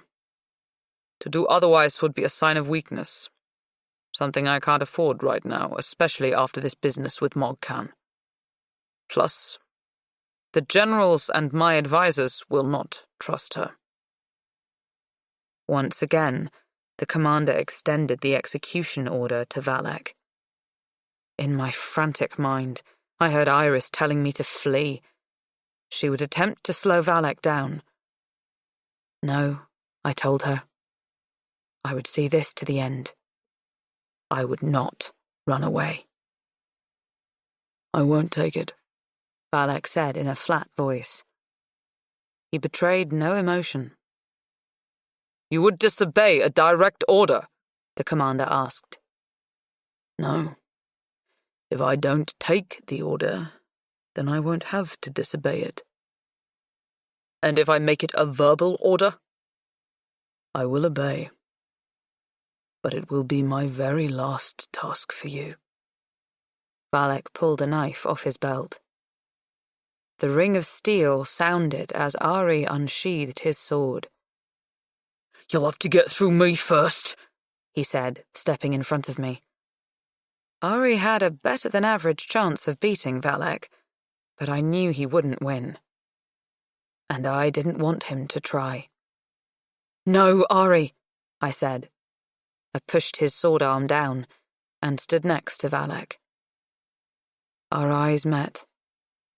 I understood that Valek's loyalty to the commander was without question. His blue eyes held a fierce determination, and I knew in my soul that Valek would take his own life after he had taken mine. The commander gazed at us with a quiet consideration. I felt time freeze under his scrutiny. I've signed the order, per the code, the commander finally said. I will assign someone else to carry it out. It may take a few days for me to find a suitable person. He looked at me and Iris, a hint that we needed to get on the road as soon as possible. This order is valid in Ixia only. You're all dismissed. The office emptied in a hurry. I was giddy with relief as Ari swept me into one of his bear hugs and whooped with joy. But then my heart seized with pain as I realized that I would be parted from Valek so soon after we had joined. After Iris and Ari left to organize the escape Valak pulled me aside. We kissed with passion and a desperate urgency. After we drew apart to catch our breaths, I said, "Come with me." It wasn't a plea or a question. It was an invitation. Valak's blue eyes closed with pain. "I can't." I turned away, feeling like one of Valak's black statues, but he drew me back. "Yelena, you need to learn. You need to find your family. You need to spread your wings and see how far you can fly. You don't need me right now, but the commander needs me." I clung to Valak. He was right. I didn't need him, but I wanted him to be with me forever. We left that night. Iris led our ragtag group. 8 girls and 2 boys from Brazel's orphanage followed Iris through the forest toward the southern border. I took the rearguard position to make sure everyone stayed together, and to make sure no one tailed our group. We hiked for a few hours until we found a suitable clearing to camp for the night. More than adequate provisions for our journey had been provided by Ari. I smiled, remembering his lecture to me about staying out of trouble. Just like an overprotective brother, he wasn't content until I promised to send him a message if I needed help.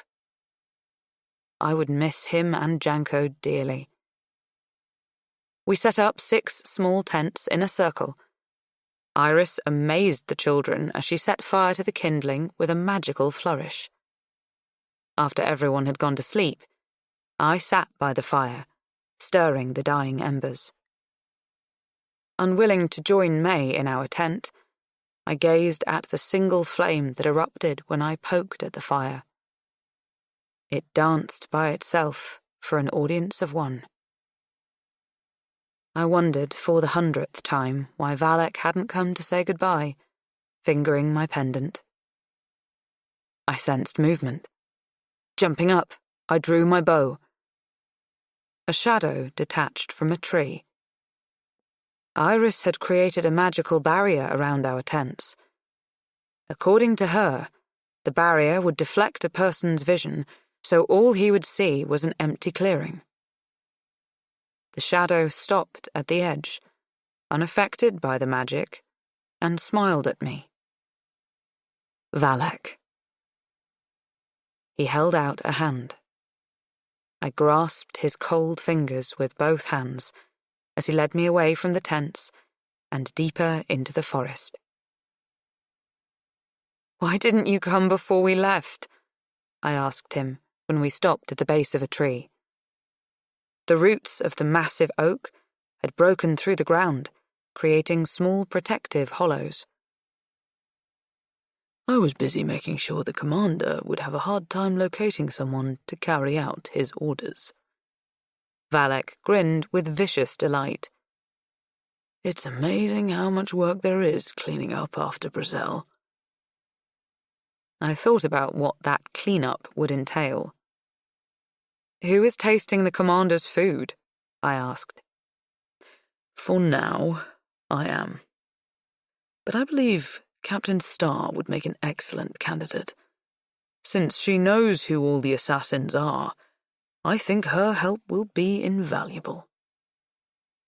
It was my turn to smile. Starr would do well if she passed the training. If. "Enough talk," Valak said, guiding me down between the roots. "I need to give you a proper send-off." My last night in Ixia was spent with Valak beneath the tree. The hours till dawn flew by. The rising sun intruded, waking me from a contented doze in Valak's arms, forcing me to face the day that I had to leave him. Sensing the mood, Valak said, "An execution order hasn't kept us apart before. There are ways to get around it. We will be together. Is that an order? No. A promise. Hello, this is Maria V. Snyder. I hope you enjoyed listening to the audiobook of Poison Study. If you'd like to know more about the behind the scenes of my writing, keep listening as I share my chapter notes with you. It looks at my thoughts and reasons for certain decisions while I was writing this book. Choosing the title. When I started writing the story, I knew I wanted to have poison in the title or something about learning. I saw the movie Educating Rita and briefly, very briefly, thought educating Yelena. Then I considered studying poison, learning poison, and poison education before I came up with poison study. I liked it, but I thought I'd spark on something better maybe, and if not, that my future publisher would probably change the title because I've been warned that that happens. So I was surprised that they kept it. And now, what else could you call it? And I never imagined that I would write 5 more study books, plus a 3-book spin-off of the Glass series. Chapter 1. All the writing how-to books tell writers to start their novel with a hook, something to grab the reader's interest and hopefully never let it go. So I decided my main protagonist would be a food taster for a king, and she would be on death row, so starting the book with her in a dungeon cell waiting to be executed seemed like a good place to start. And to further hook my readers, I'd have her recall a horrible event from her recent past. I wanted to build some sympathy for her, so when the readers learn she's a murderer, they might give her the benefit of the doubt. When author Kate Elliott read an early draft of the first chapter, she put an exclamation point next to the place where Yelena says, "I killed him." As Kate said, that's where you hook your reader. At that point, Yelena meant to murder, doesn't give any excuses or explanations, and now the reader wants to know why. Why did she kill them? And it drives the reader on to read more. Chapter 2 starts out with Yelena's first lesson in tasting foods for evidence of poison. The tasting methods that I describe in the book are all actual techniques that professional tasters use. My husband provided the information as he worked for Mars Chocolate at the time. Part of his job entailed tasting chocolate, which is pretty sweet, and I heard the words like mouthfeel and texture and aromatics for years. In fact, he's the reason I sparked on a food taster as a character. When I expressed interest in learning more about tasting, Rodney gleefully provided me with a 3-foot-tall stack of articles. I learned way more about the tongue than I really needed to know. Yuck. I did try to find real poisons for the story as well, but couldn't find any that would do what I wanted them to do. So I invented them all. That's one of the perks of writing fantasy. Chapter 3. Near the end of this chapter, Yelena tastes "Have a drink, my love." I'd read a couple articles that said poison is used by more women to kill than by men, which gave me the idea of a special poison used to murder husbands. The name sparked from an image in my mind of a wife handing her husband a cup of tea laced with poison. "Have a drink, my love," or my love for short, is popular with my readers. And I'm not sure if I should be proud about that or a bit nervous. Chapter 4. When the commander first arrived in my mind and assassinated the king, I'd imagined him to be a power-hungry despot and stereotypical military dictator. He was cast as an antagonist, same as Valak, but he just wouldn't play along. No, he arrived on scene as someone who loathed extravagance and opulence. He saw everyone as equals and didn't play favorites. And no, I had no clue at this point that he was transgender, as I don't outline, preferring to discover the story and the characters as I write. In addition to meeting the commander, Yelena befriends Rand in this chapter. It made sense to me that the food taster and chef would work together, and Yelena needs a friend when she's surrounded by enemies. I also introduced how the servants bet and wager on what's going on in the castle. That also made sense to me. They see and hear a lot of things and are practically invisible. The gambling is a clue for what happens later with Rand, and the servants are also a potential source of information, something Yelena can use later. Chapter 5. The Chase. Yelena is surprised by Berzel's goons and is trapped. However, a strange buzzing sound saves her from capture. This is the first time her magic manifests in real time. Up to this point, she's been dreaming and remembering strange things that have happened to her before. I wanted to show that her power only appears when she's dire need and call it her survival instinct because she doesn't have any other way to explain it at this time. If I'd been smart, I would have figured out the specifics of her magic before continuing past this chapter. I would have set up the magic system with rules, consequences, limits, etc. But I didn't. Nope. Seat of the pants writers like myself just write and decide things on the fly. And sometimes it gets us into trouble. Don't worry, I'll point out those times as we go through the book. This chapter is also the first time you get to see Valak in action. At first, I considered having him fight the two goons with a big sword and lots of acrobatics. But then I remembered the scene from the movie Raiders of the Lost Ark, where the big bad guy is swinging his huge scimitar and viewers are excitedly expecting a cool sword fight when Indiana Jones pulls out his gun and shoots the big bad. I mean, it's smart and effective, and I thought Valak is smart. There's no need for a big fight. Plus, he was late and didn't want to harm those guys since technically they are on the same size. Which led to the chapter ending with one of my favorite lines in the book, Valak saying, "It's a dirty way to fight, but I'm late for lunch." Chapter 6. The Commander's War Room is a beautiful round chamber, and the inspiration came from the Catholic church I attended when I was growing up in Philadelphia. Our Lady of Ransom Church is also a round building. The altar is in the middle, and 3/4 of the circle are filled with pews. The other quarter is behind the altar and for the priests and altar boys. It has beautiful stained glass windows all around and depicting the 12 stations of the cross. When I was in 8th grade, the students of Our Lady of Ransom School, next door to the church, performed the living stations of the cross, and I was one of the weeping women. I remember I wore purple, and I tried hard not to giggle at David, who played Jesus. He only wore a white loincloth. Okay, the boys at school always wore their uniforms, and I was like 13, so come on. You would have giggled that first time, too. Chapter 7. More tasting lessons.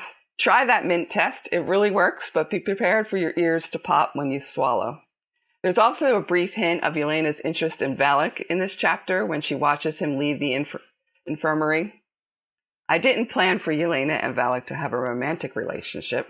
In fact, I was thinking her and the commander might make a good couple despite the gap in their ages. However, as I wrote the story, Valak and Yelena decided how things would go. As for the age difference, Yelena is 19 and Valak is 33 in poison study. That's a 14-year age gap. But Valak had to be old enough to both be involved in the takeover at Ixia and to learn how to be an assassin.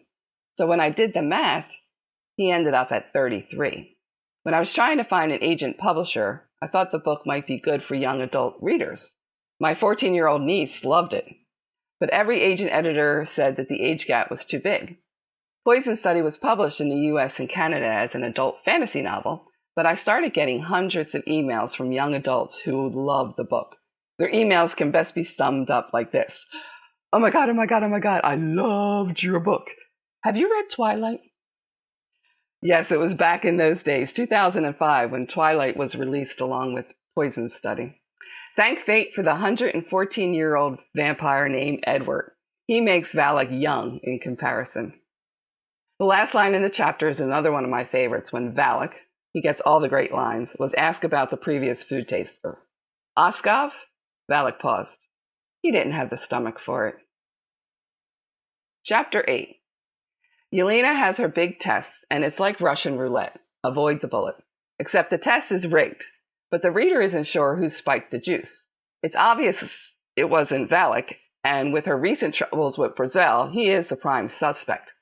At the time, I had no idea who did it and hoped the answer would come to me later in the book. It did. Seat of the Pants wins again. I like the scene in the throne room with the commander and the two factions. It shows the commander's personality and that he's interested in his officers' opinions and is willing to let them experiment, further ruining my plans for him as a military despot. And then there's mention of a prisoner, the only one to escape from the dungeon. I named him Marek, thinking that would be the end of him.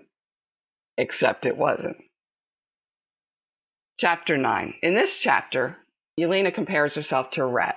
In fact, there have been many references to rats in the previous chapter, but here she's reflecting on how much they have in common. The rat is a metaphor for her feelings of being a victim and living in the shadows, to be constantly on guard and not trust anyone. She's prey, and she thinks of Valak as the predator. And not just any predator, but a snowcat who is prey to no one, not even humans. I originally thought of the snowcats as similar to white tigers or leopards. Their ability to avoid hunters is almost magical. I haven't decided if they have magic or not. Perhaps it will be decided in a future book or a short story, when the cats will let me know. Chapter 10. Criollo makes its first appearance. I originally called it Zocotl, but my editor thought it sounded too Mayan Aztec, which it is. It's chocolate. But since it has magical properties, I needed another name. When doing my research on chocolate, I learned that Zocotl is a bitter, spicy Aztec drink that was the precursor to modern hot chocolate, and Criollo is one of the varieties of the cacao tree. The cacao tree is also called Theobroma cacao. Theobroma means food of the gods. I ate whole bars of Dove chocolate in order to describe the taste and feel of the chocolate melting on my tongue. Yes, I sacrificed my waistline for my readers. Here's a little known fact. My husband developed the recipe for Dove dark chocolate. So when you eat a Dove dark, which is the best dark chocolate out there, in my opinion, you can thank my husband. He also provided me with lots of information on chocolate, and many of the details are accurate. In fact, Poison Study is quoted in the textbook Chocolate, History, Culture, and Heritage by Louis E. Gravetti, and 100 others. Also, the fact that Yelena and the commander love it and Valak is unimpressed is maybe a clue about the commander. Chapter 11.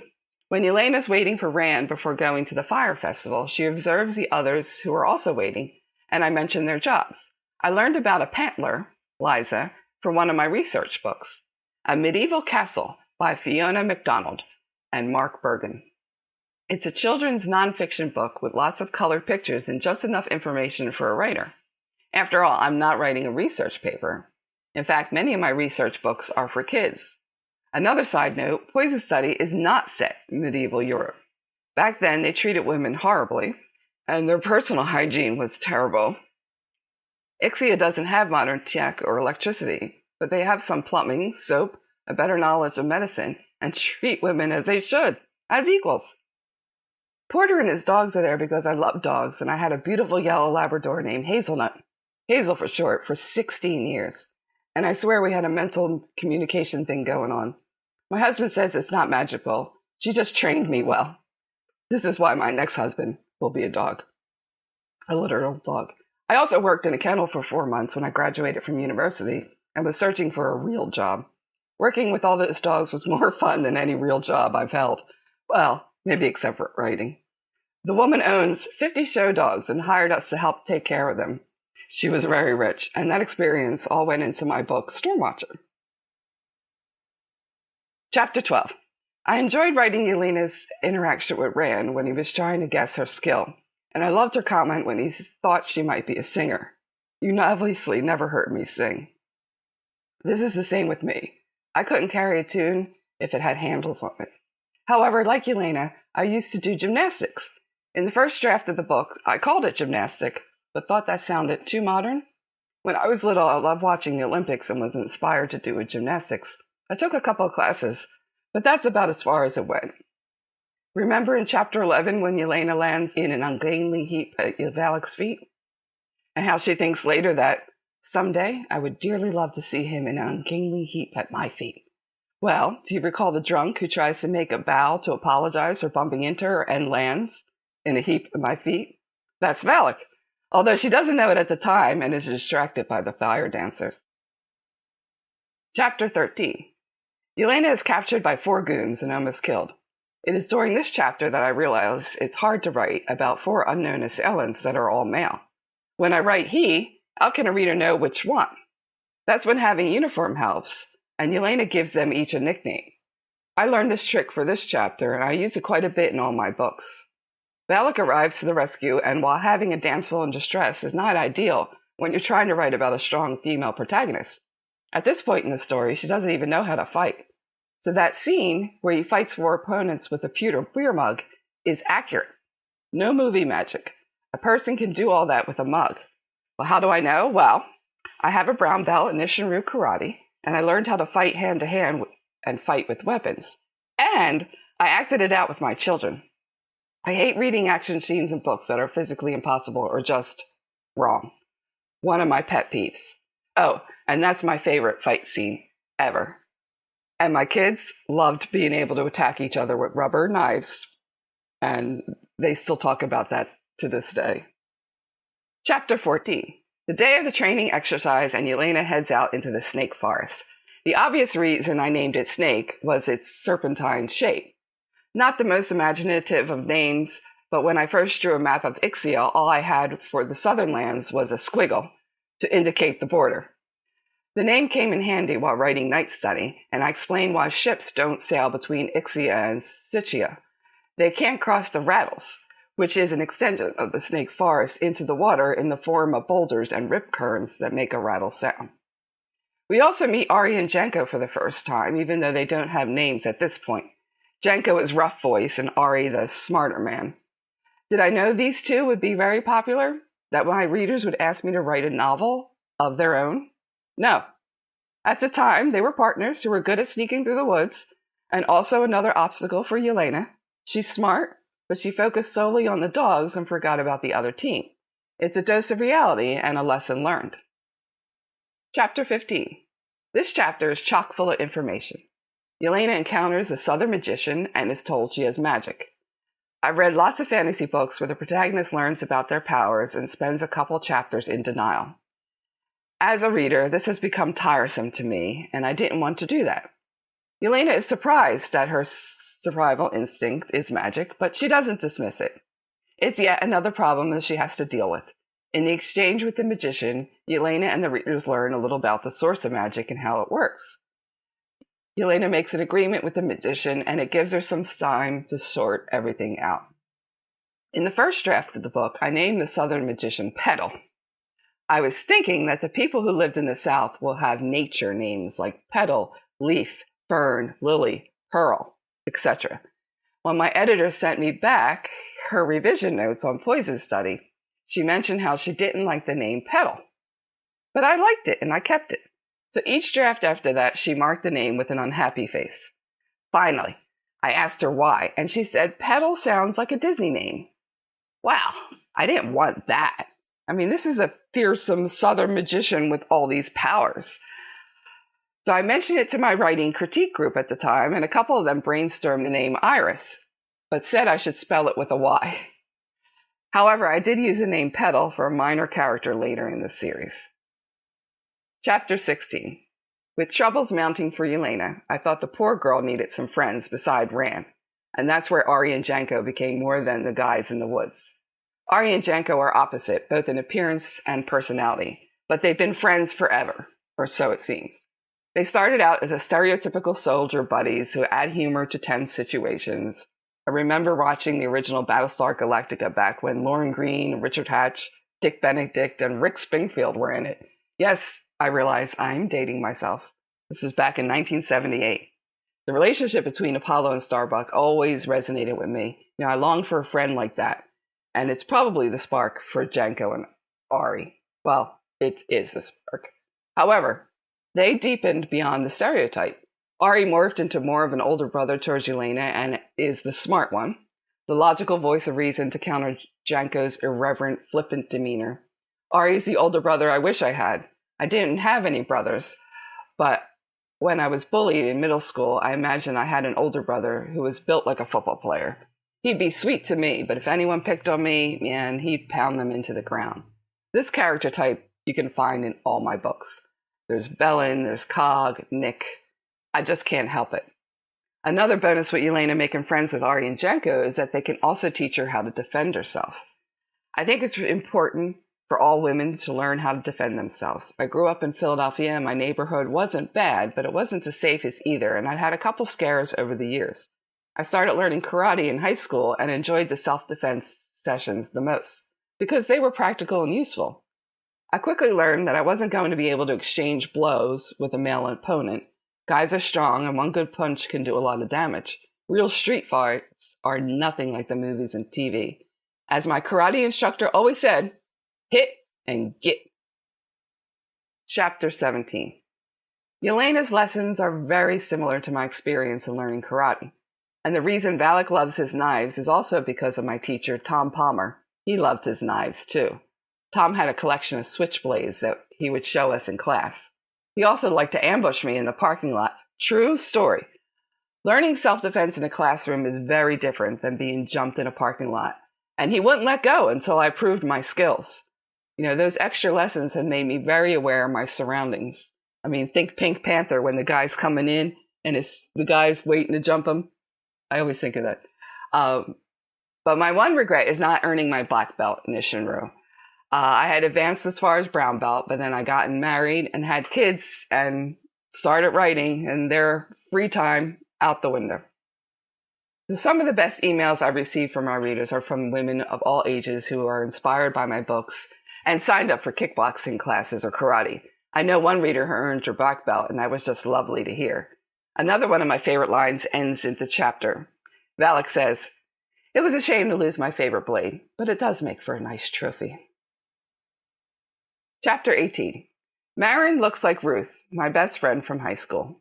However, her name is a combination of mine and my sister Karen's. When we were little, we played around with our names, mashing them together. Korea and Marin were the results. I like the name Marin. Back when we were younger, no one had that name. At the time, I also liked this boy named Vincent. Whenever the kids at school were mean, I would imagine changing my name to Marin Vincent and running away. Isn't that a cool name? I actually considered using it as a writing pseudonym, and I might still. The bow staff that Marin uses is a weapon I learned how to wield when studying karate. Yes, I spelled it wrong in the first 3 study books. I've heard the name from my teacher, and he provided the weapon in class, but I never saw it written, so I wrote bow, B-O-W, staff. And yes, I received many emails from readers correcting me, and I hope the new editions now have the correct spelling. I learned my lesson, never assume, always check. Side note, the other weapon I learned how to wield were sais, which Opal uses to great effect in the Glass series. Chapter 19. While I was writing Poison Study, I didn't try to incorporate any themes or symbolisms or any of that stuff you learn in literature class in school. I focused on the characters and their desires and conflicts and how they solved their problems. Only when the story was written and published did I even consider all those things. And the reason I did at that time was because I was getting questions about them. And then I started receiving emails from readers. Many readers contacted me to thank me for writing Poison Study, telling me the book helped them get through difficult times in their lives. Other readers were inspired by Yelena and thought that if she could get through her problems, then they could too. Her "I'm not giving up" attitude helped many people, even convinced a young teenage girl not to commit suicide. I know, I was blown away by this, and knowing that my stories are helping others is far more rewarding than any award I can win or making a bestseller list. I have the photo on my desk so that when I'm feeling down about my writing, I can just look at this beautiful young woman and know how much I helped her, and it just changes my attitude in an instant. Chapter 20.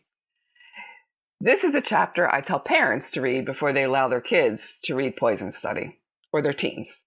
When I wrote the book, my intended audience was adults, and so when it came time to explain why Yelena murdered Riyadh, I described what happened in more detail than I would have if I'd known teens and younger kids would be reading this book. And by young, I mean 9 years old.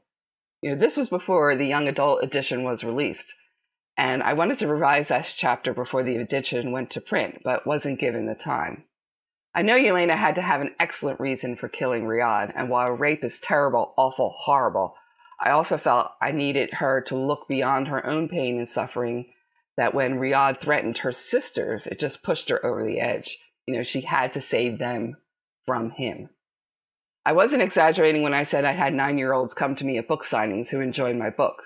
At first, I was horrified, but they arrived with a parent in tow, and I heard the same thing from most of them, that they skim over the yucky parts, and that if they have questions, they could ask their parents. They obviously read in advanced levels, and I have a precocious reader of my own. They get bored with books aimed at their age and grade. So my daughter read Poison Study around age 10, and she did the same thing, skimmed over this chapter. Chapter 21. Nyx attacks Yelena and gets a nasty surprise. The fight is very realistic. I've been taught when there's a knife at your throat, the best way to stay alive is to grab the blade and wrist if possible. I use this fight to teach readers how to write action scenes. So many new writers focus on the actions and dialogue, they forget the internal dialogue and emotions. She also recalls Janko's advice to hit and get, but we all know who that came from. The fight is also a pivotal moment for Yelena. All her hard work and training comes to fruition, and she is able not only to survive an attack from an armed opponent, but to leave as a winner. Since age 16, she's been victimized, and this is a turning point for her. She wasn't the victim in this case, and her comment after the fight sums it up nicely. I bared my teeth and thought, now who's the rat? Chapter 22. This chapter has Janko teaching Yelena how to pick a lock. I did my research and found out exactly how to pick a pin tumbler lock, one that opens with a key. The amount of information on the internet about this is quite scary, and I was tempting to buy a set of lockpicks and practice at home. That rash of break-ins in my neighborhood where nothing was stolen was not me. Honest. I don't usually wish to change anything in a book I wrote once it's published, but I love to tweak the second to last line of dialogue of this chapter. Janko says, "I love to oblige you, my dear."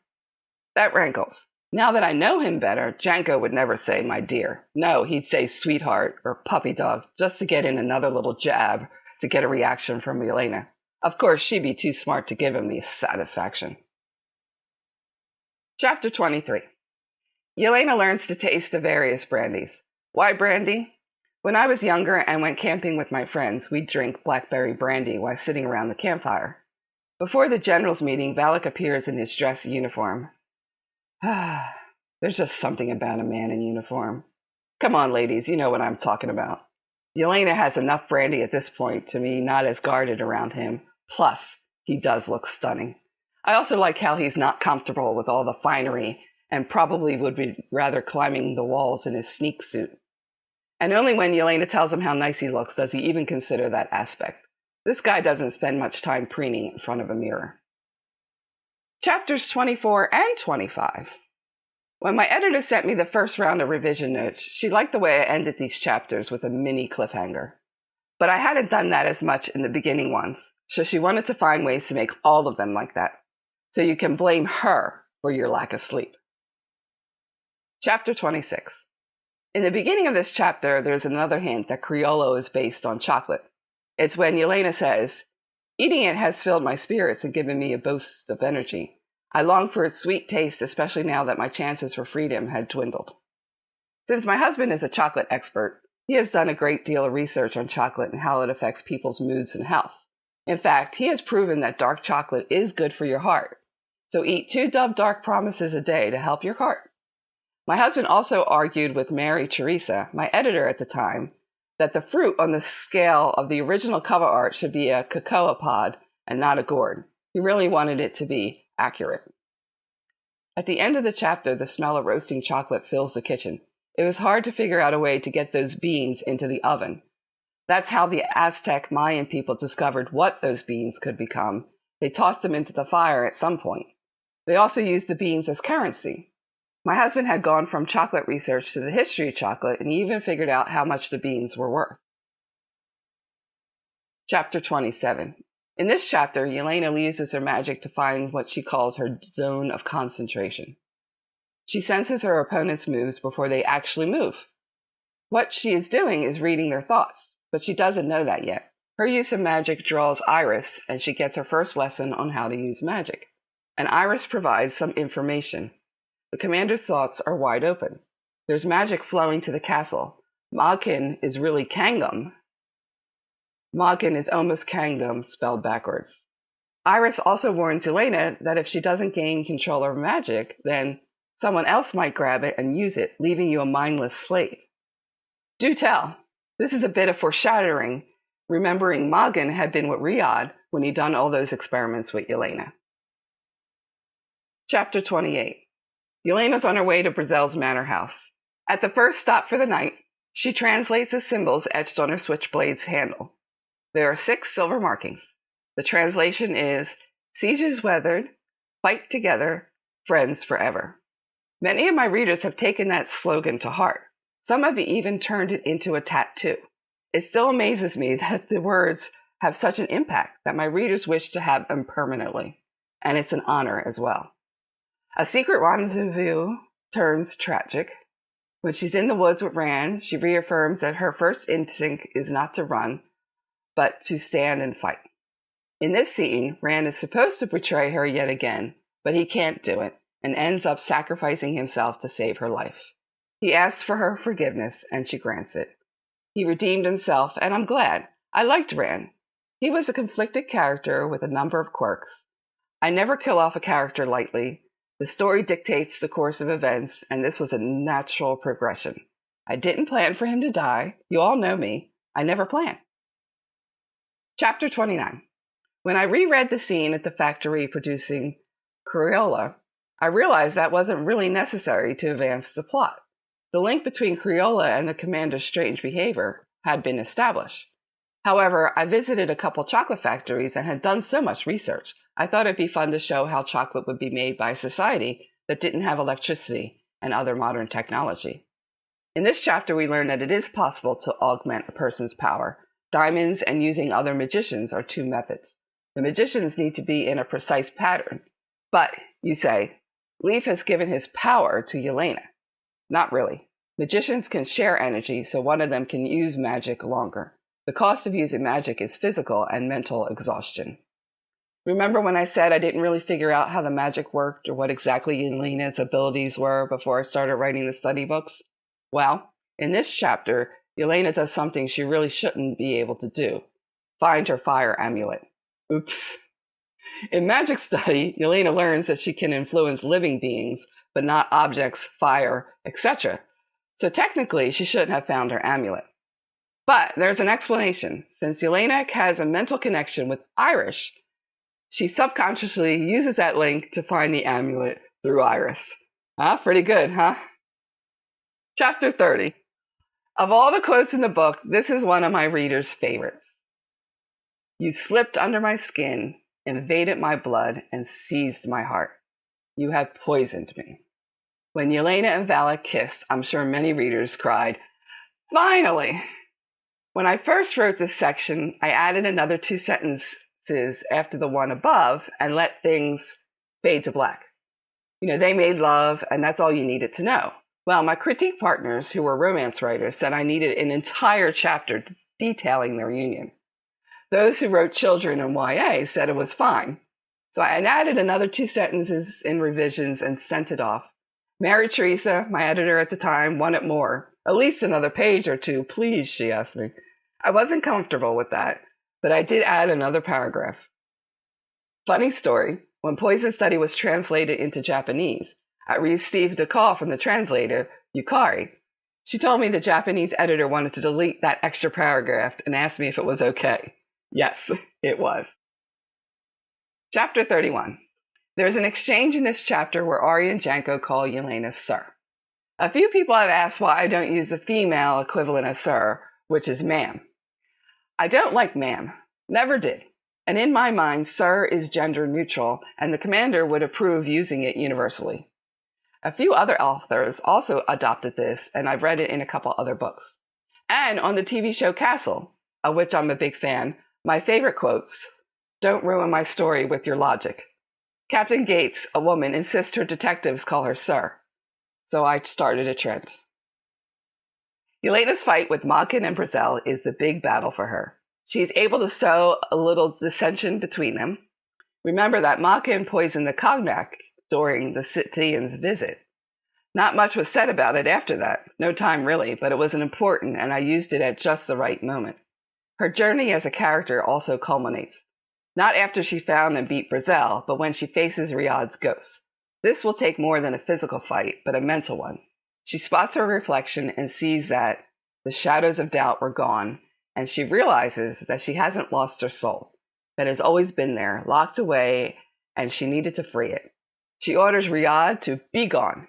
He vanishes, and this is her very first act as a soul finder. She sends him to the fire world without realizing that is what she has done. I too didn't know the significance of this act until I was writing Magic Study. Chapter 32.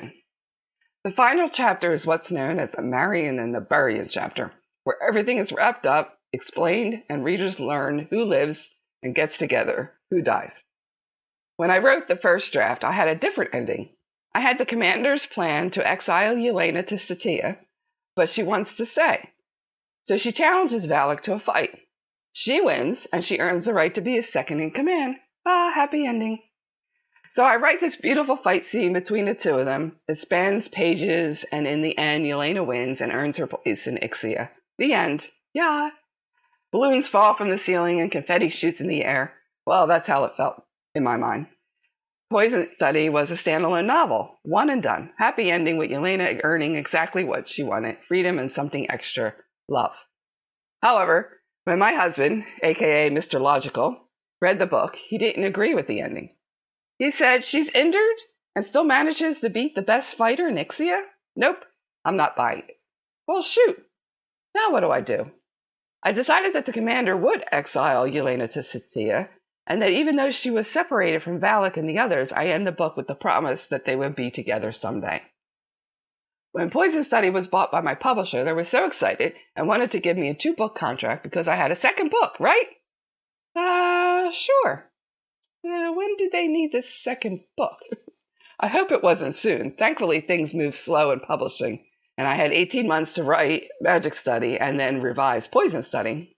However, my editor wanted a stronger ending, something that would not only tie up the events of Poison Study, but give the readers a reason to rush out and buy Magic Study.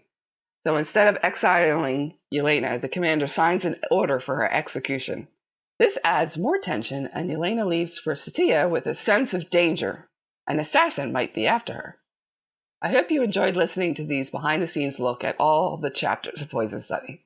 If you want to know what Valak was thinking and doing during the events of Poison Study, you can listen to The Study of Poisons, which is Poison Study from his point of view. Or if you can't wait to find out what's next for Yelena, keep listening for the first chapter of Magic Study.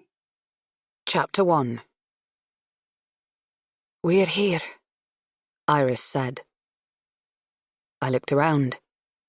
The surrounding jungle bulged with life. Overgrown green bushes blocked our path, vines hung from the tree canopy, and the constant chatter and trill of jungle birds beat at my ears. Small furry creatures, who had been following us through the jungle, peeked at us from their hiding spots behind huge leaves. "Where?" I asked, glancing at the 3 other girls. They shrugged in unison, equally confused. In the thick, humid air, their thin cotton dresses were soaked with sweat. My own black pants and white shirt clung to my clammy skin. We were tired from lugging our heavy backpacks along snake-thin jungle paths, and itchy from hosting unnameable insects on our skins. the Zaltana homestead, Iris said. quite possibly your home. I surveyed the lush greenery, and saw nothing that resembled a settlement. During the course of our travels south, whenever Iris had declared that we had arrived, we were usually in the midst of a small town or village, with houses made of wood, stone, or brick, hemmed in by fields and farms. The brightly dressed inhabitants would welcome us, feed us, and, amid a cacophony of voices and spicy aromas, listen to our story. Then certain families would be summoned with great haste. In a whirlwind of excitement and babble, one of the children in our party who had lived in the orphanage in the north would be reunited with a family they hadn't known existed. As a result, our group had grown ever smaller as we'd travelled farther into the southern land of Sitia. Soon, we had left the cold northern air far behind, and were now cooking in the steamy warmth of the jungle, with no sign of a town in sight. "Homestead?" I asked. Iris sighed. Wisps of her black hair had sprung from her tight bun, and her stern expression didn't quite match the slight humour in her emerald eyes. Yelena, appearances can be deceiving. Seek with your mind, not Your senses, she instructed. I rubbed my slick hands along the grain of my wooden staff, concentrating on its smooth surface. My mind emptied, and the buzz of the jungle faded as I sent out my mental awareness. In my mind's eye, I slithered through the underbrush with a snake, searching for a patch of sunlight. I scrambled through the tree branches with a long-limbed animal with such ease that it felt as if we flew. Then, above, I moved with people among the treetops. Their minds were open and relaxed, deciding what to eat for dinner and discussing the news from the city. But one mind worried about the sounds from the jungle below. Something wasn't right. Someone strange was there. Possible danger. Who's in my mind? I snapped back to myself. Iris stared at me. They live in the trees? I asked. She nodded. But remember, Yelena, just because someone's mind is receptive to your probing doesn't mean you're permitted to dive into their deeper thoughts. That's a breach of our ethical code. Her words were harsh. The master-level magician scolding her student. Sorry, I said. She shook her head. I forget that you're still learning. We need to get to the Citadel and begin your training. But I'm afraid this stop will take some time. Why? I can't leave you with your family like I did for the other children. It would be cruel to take you away too soon. Just then, a loud voice from above called out, Veneta den! Iris swung her arm up and mumbled something, but my muscles froze before I could repel the magic that engulfed us. I couldn't move. After a frantic moment of panic, I calmed my mind. I tried to build a mental wall of defense, but the magic that ensnared me knocked down my mental bricks as fast as I could stack them. Iris, however, was unaffected. She yelled into the treetops, We're friends of the Zaltanas! I'm Iris of the Jewel Rose clan, 4th magician in the council. Another strange word echoed from the trees. My legs trembled as the magic released me, and I sank to the ground to wait for the faintness to pass. The twins, Gracina and Nikili, collapsed together, moaning. May rubbed her legs. Why have you come? Iris Jewel Rose, the voice above asked. I believe I may have found your lost daughter, she replied. A rope ladder descended through the branches. Let's go, girls, Iris said. Here, Yelena. Hold the bottom while we climb. A peevish thought about who would hold the ladder for me flashed through my mind. Iris's annoyed voice admonished me in my head. Yelena, you will have no trouble getting into the trees. Perhaps I should have them raise the ladder when it's your turn to climb, as you might prefer to use your grapple and rope. She was right, of course. I had used the trees to hide from my enemies in Ixia without the convenience of a ladder. And even now, I'd enjoyed an occasional walk through the treetops to keep my skills honed. Iris smiled at me. Perhaps it's in your blood. My stomach filled with unease as I remembered Mogcan. He had said I was cursed with Zaltana blood. I'd no reason to trust the now-dead southern magician, though, and I'd been avoiding asking Iris questions about the Zaltanas, so I wouldn't get my hopes up about being a part of their family. Even while dying, I knew Mogcan would have been capable of pulling one last spiteful trick. Mogcan and General Brazel's son, Riyadh, had kidnapped me along with over 30 other children from Sitia. Averaging 2 children a year, they had brought the girls and boys north to Brazel's orphanage in the territory of Ixia for use in their twisted plans. All of the children had the potential of becoming magicians because they had been born to families with strong magic. Iris had explained to me that magical powers were a gift, and only a handful of magicians came from each clan.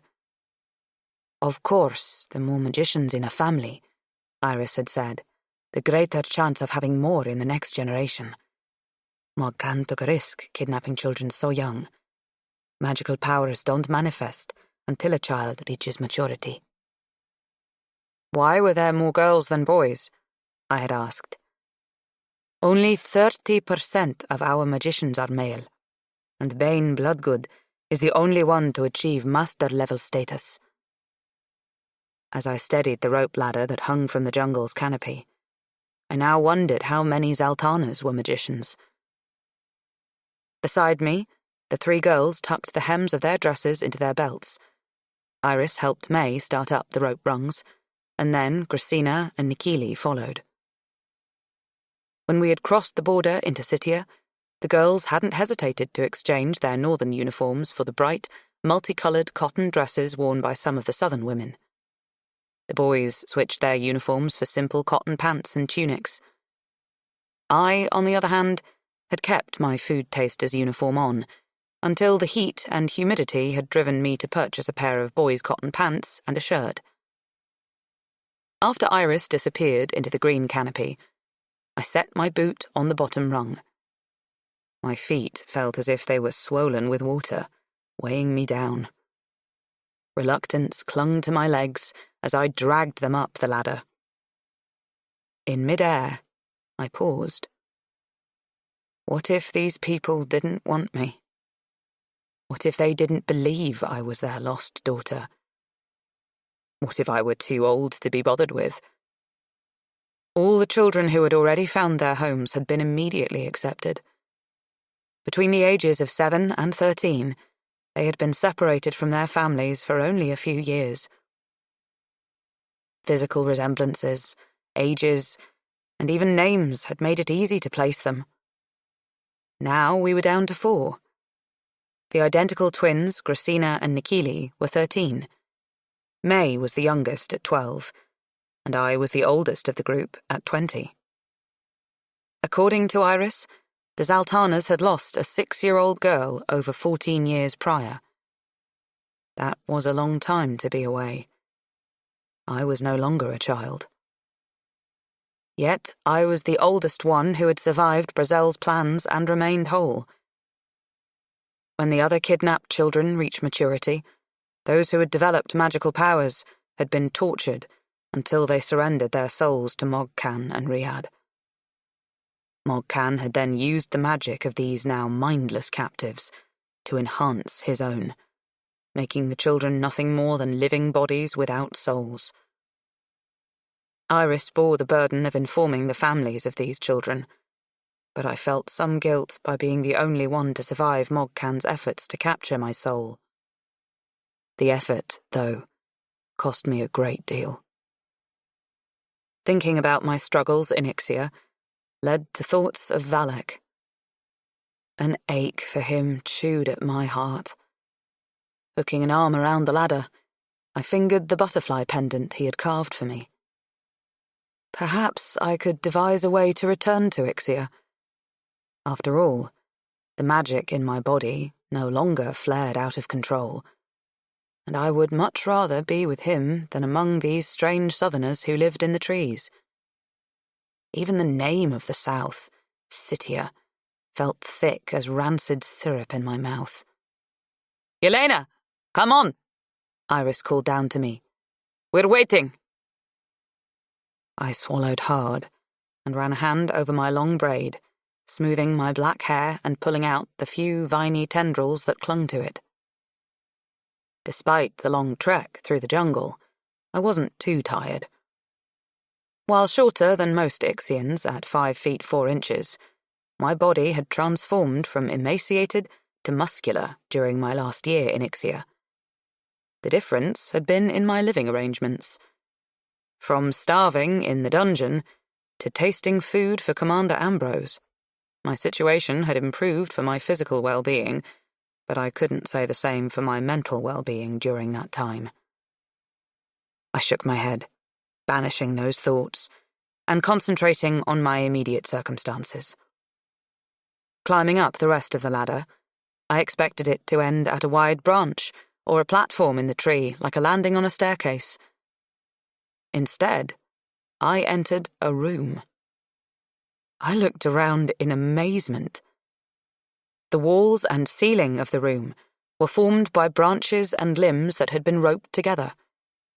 Sunlight leaked in between the gaps. Bundled sticks had been worked into chairs that had cushions made of leaves.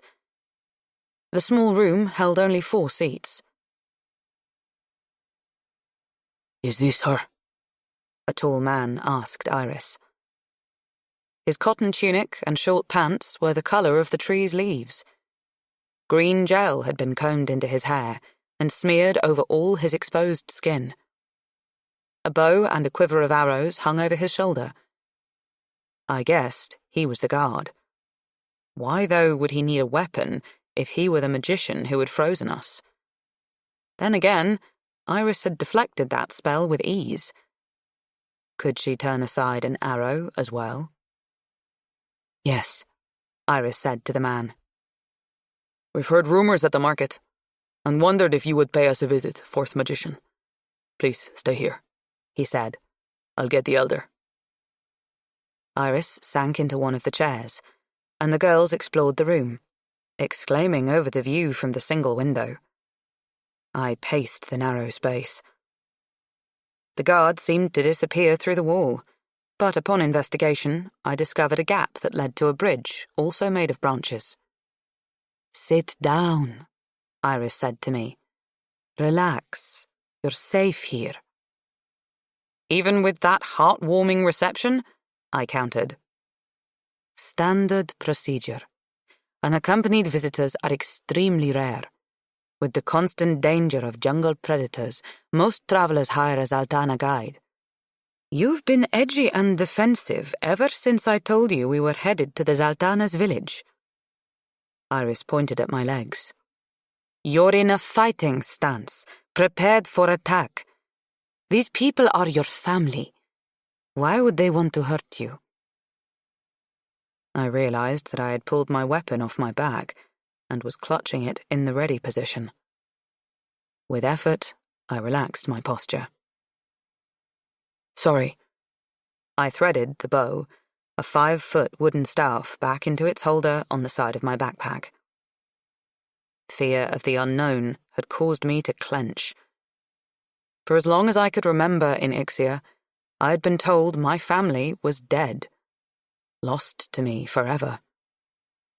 Even so, I used to dream of finding an adopted family who would love and care for me. I had only given up that fantasy when I had been turned into Mogcan and Riyadh's experiment, and now that I had Valek, I felt I didn't need a family. "That's not true, Yelena," Iris said aloud. "Your family will help you discover who you are and why. You need them more than you know." I thought you said it was against your ethical code to read someone's mind. I rankled at her intrusion on my private thoughts. "We are linked as teacher and student. You freely gave me a pathway to your mind by accepting me as your mentor. It would be easier to divert a waterfall than to break our link." I don't remember creating a pathway, I grumbled. If there was a conscious effort in making a link, it wouldn't have happened. She watched my face for a while. "You gave me your trust and your loyalty. That was all that was needed to forge a bond. While I won't pry into your intimate thoughts and memories, I can pick up on your surface emotions." I opened my mouth to reply, but the green-haired guard returned. "Follow me," he said. We wound our way through the treetops. Hallways and bridges connected room after room high above the land. There had been no hint of this maze of dwellings from the ground. We didn't see or meet a soul as we passed around bedrooms and through living areas. From glimpses into the rooms, I saw they were decorated with items found in the jungle. Coconut shells, nuts, berries, grasses, twigs, and leaves were all artfully arranged into wall hangings, book covers, boxes, and statues. Someone had even fashioned an exact replica of one of those long-tailed animals by using black and white stones glued together. "Iris," I said, pointing to the statue. "What are those animals?" "Valmers. Very intelligent and playful. There are millions of them in the jungle. They're curious, too. Remember how they spied on us from the trees?" I nodded, recalling the little creatures that never stood still long enough for me to study. In other rooms, I spotted more animal replicas made from different coloured stones. A hollowness touched my throat as I thought of Valek and the animals he carved out of rocks. I knew he would appreciate the craftsmanship of these stone statues. Perhaps I could send one to him. I didn't know when I'd ever be able to see him again. The commander had exiled me to Scythia when he had discovered I possessed magical powers. If I returned to Ixia, the commander's order of execution would be in effect. But he had never said I couldn't communicate with my friends in Ixia. I soon found out why we hadn't encountered anyone on our journey through the village. We entered a large, round common room where about 200 people gathered. It appeared the entire settlement was here. People filled the benches of carved wood that circled a huge fire pit made of stone. Talk ceased the minute we entered. All eyes focused on me. My skin crawled. I felt as if they were examining every inch of my face, my clothes, and my muddy boots. From their expressions, I gathered I wasn't meeting expectations. I stifled the desire to hide behind Iris. Regret that I hadn't asked Iris more questions about the Zaltanas thumped in my chest. At last, an older man stepped forward. "I'm Bavor Kakao Zaltana, elder councilman for the Zaltana family. Are you Yelena Liana Zaltana?" I hesitated. That name sounded so formal, so connected, so foreign. "My name is Yelena," I said. A young man a few years older than I pushed through the crowd. He stopped next to the elder. Squinting hard, his jade-eyed gaze bore into mine. A mixture of hatred and revulsion creased his face. I felt a slight touch of magic brush my body. "She has killed!" he called out. "She reeks of blood!" That was The Chronicles of Ixia, Poison Study, by Maria V. Snyder. Read by Kristen Atherton. Edited by Richard Hughes at Anyway Audio. Casting by Rebecca Fortain. An audiobook from HQ. An imprint of HarperCollins. Text copyright Maria V. Snyder, 2005. Production copyright 2023 by HarperCollins Publishers. All rights reserved. The moral rights of the author have been asserted. Thank you for listening.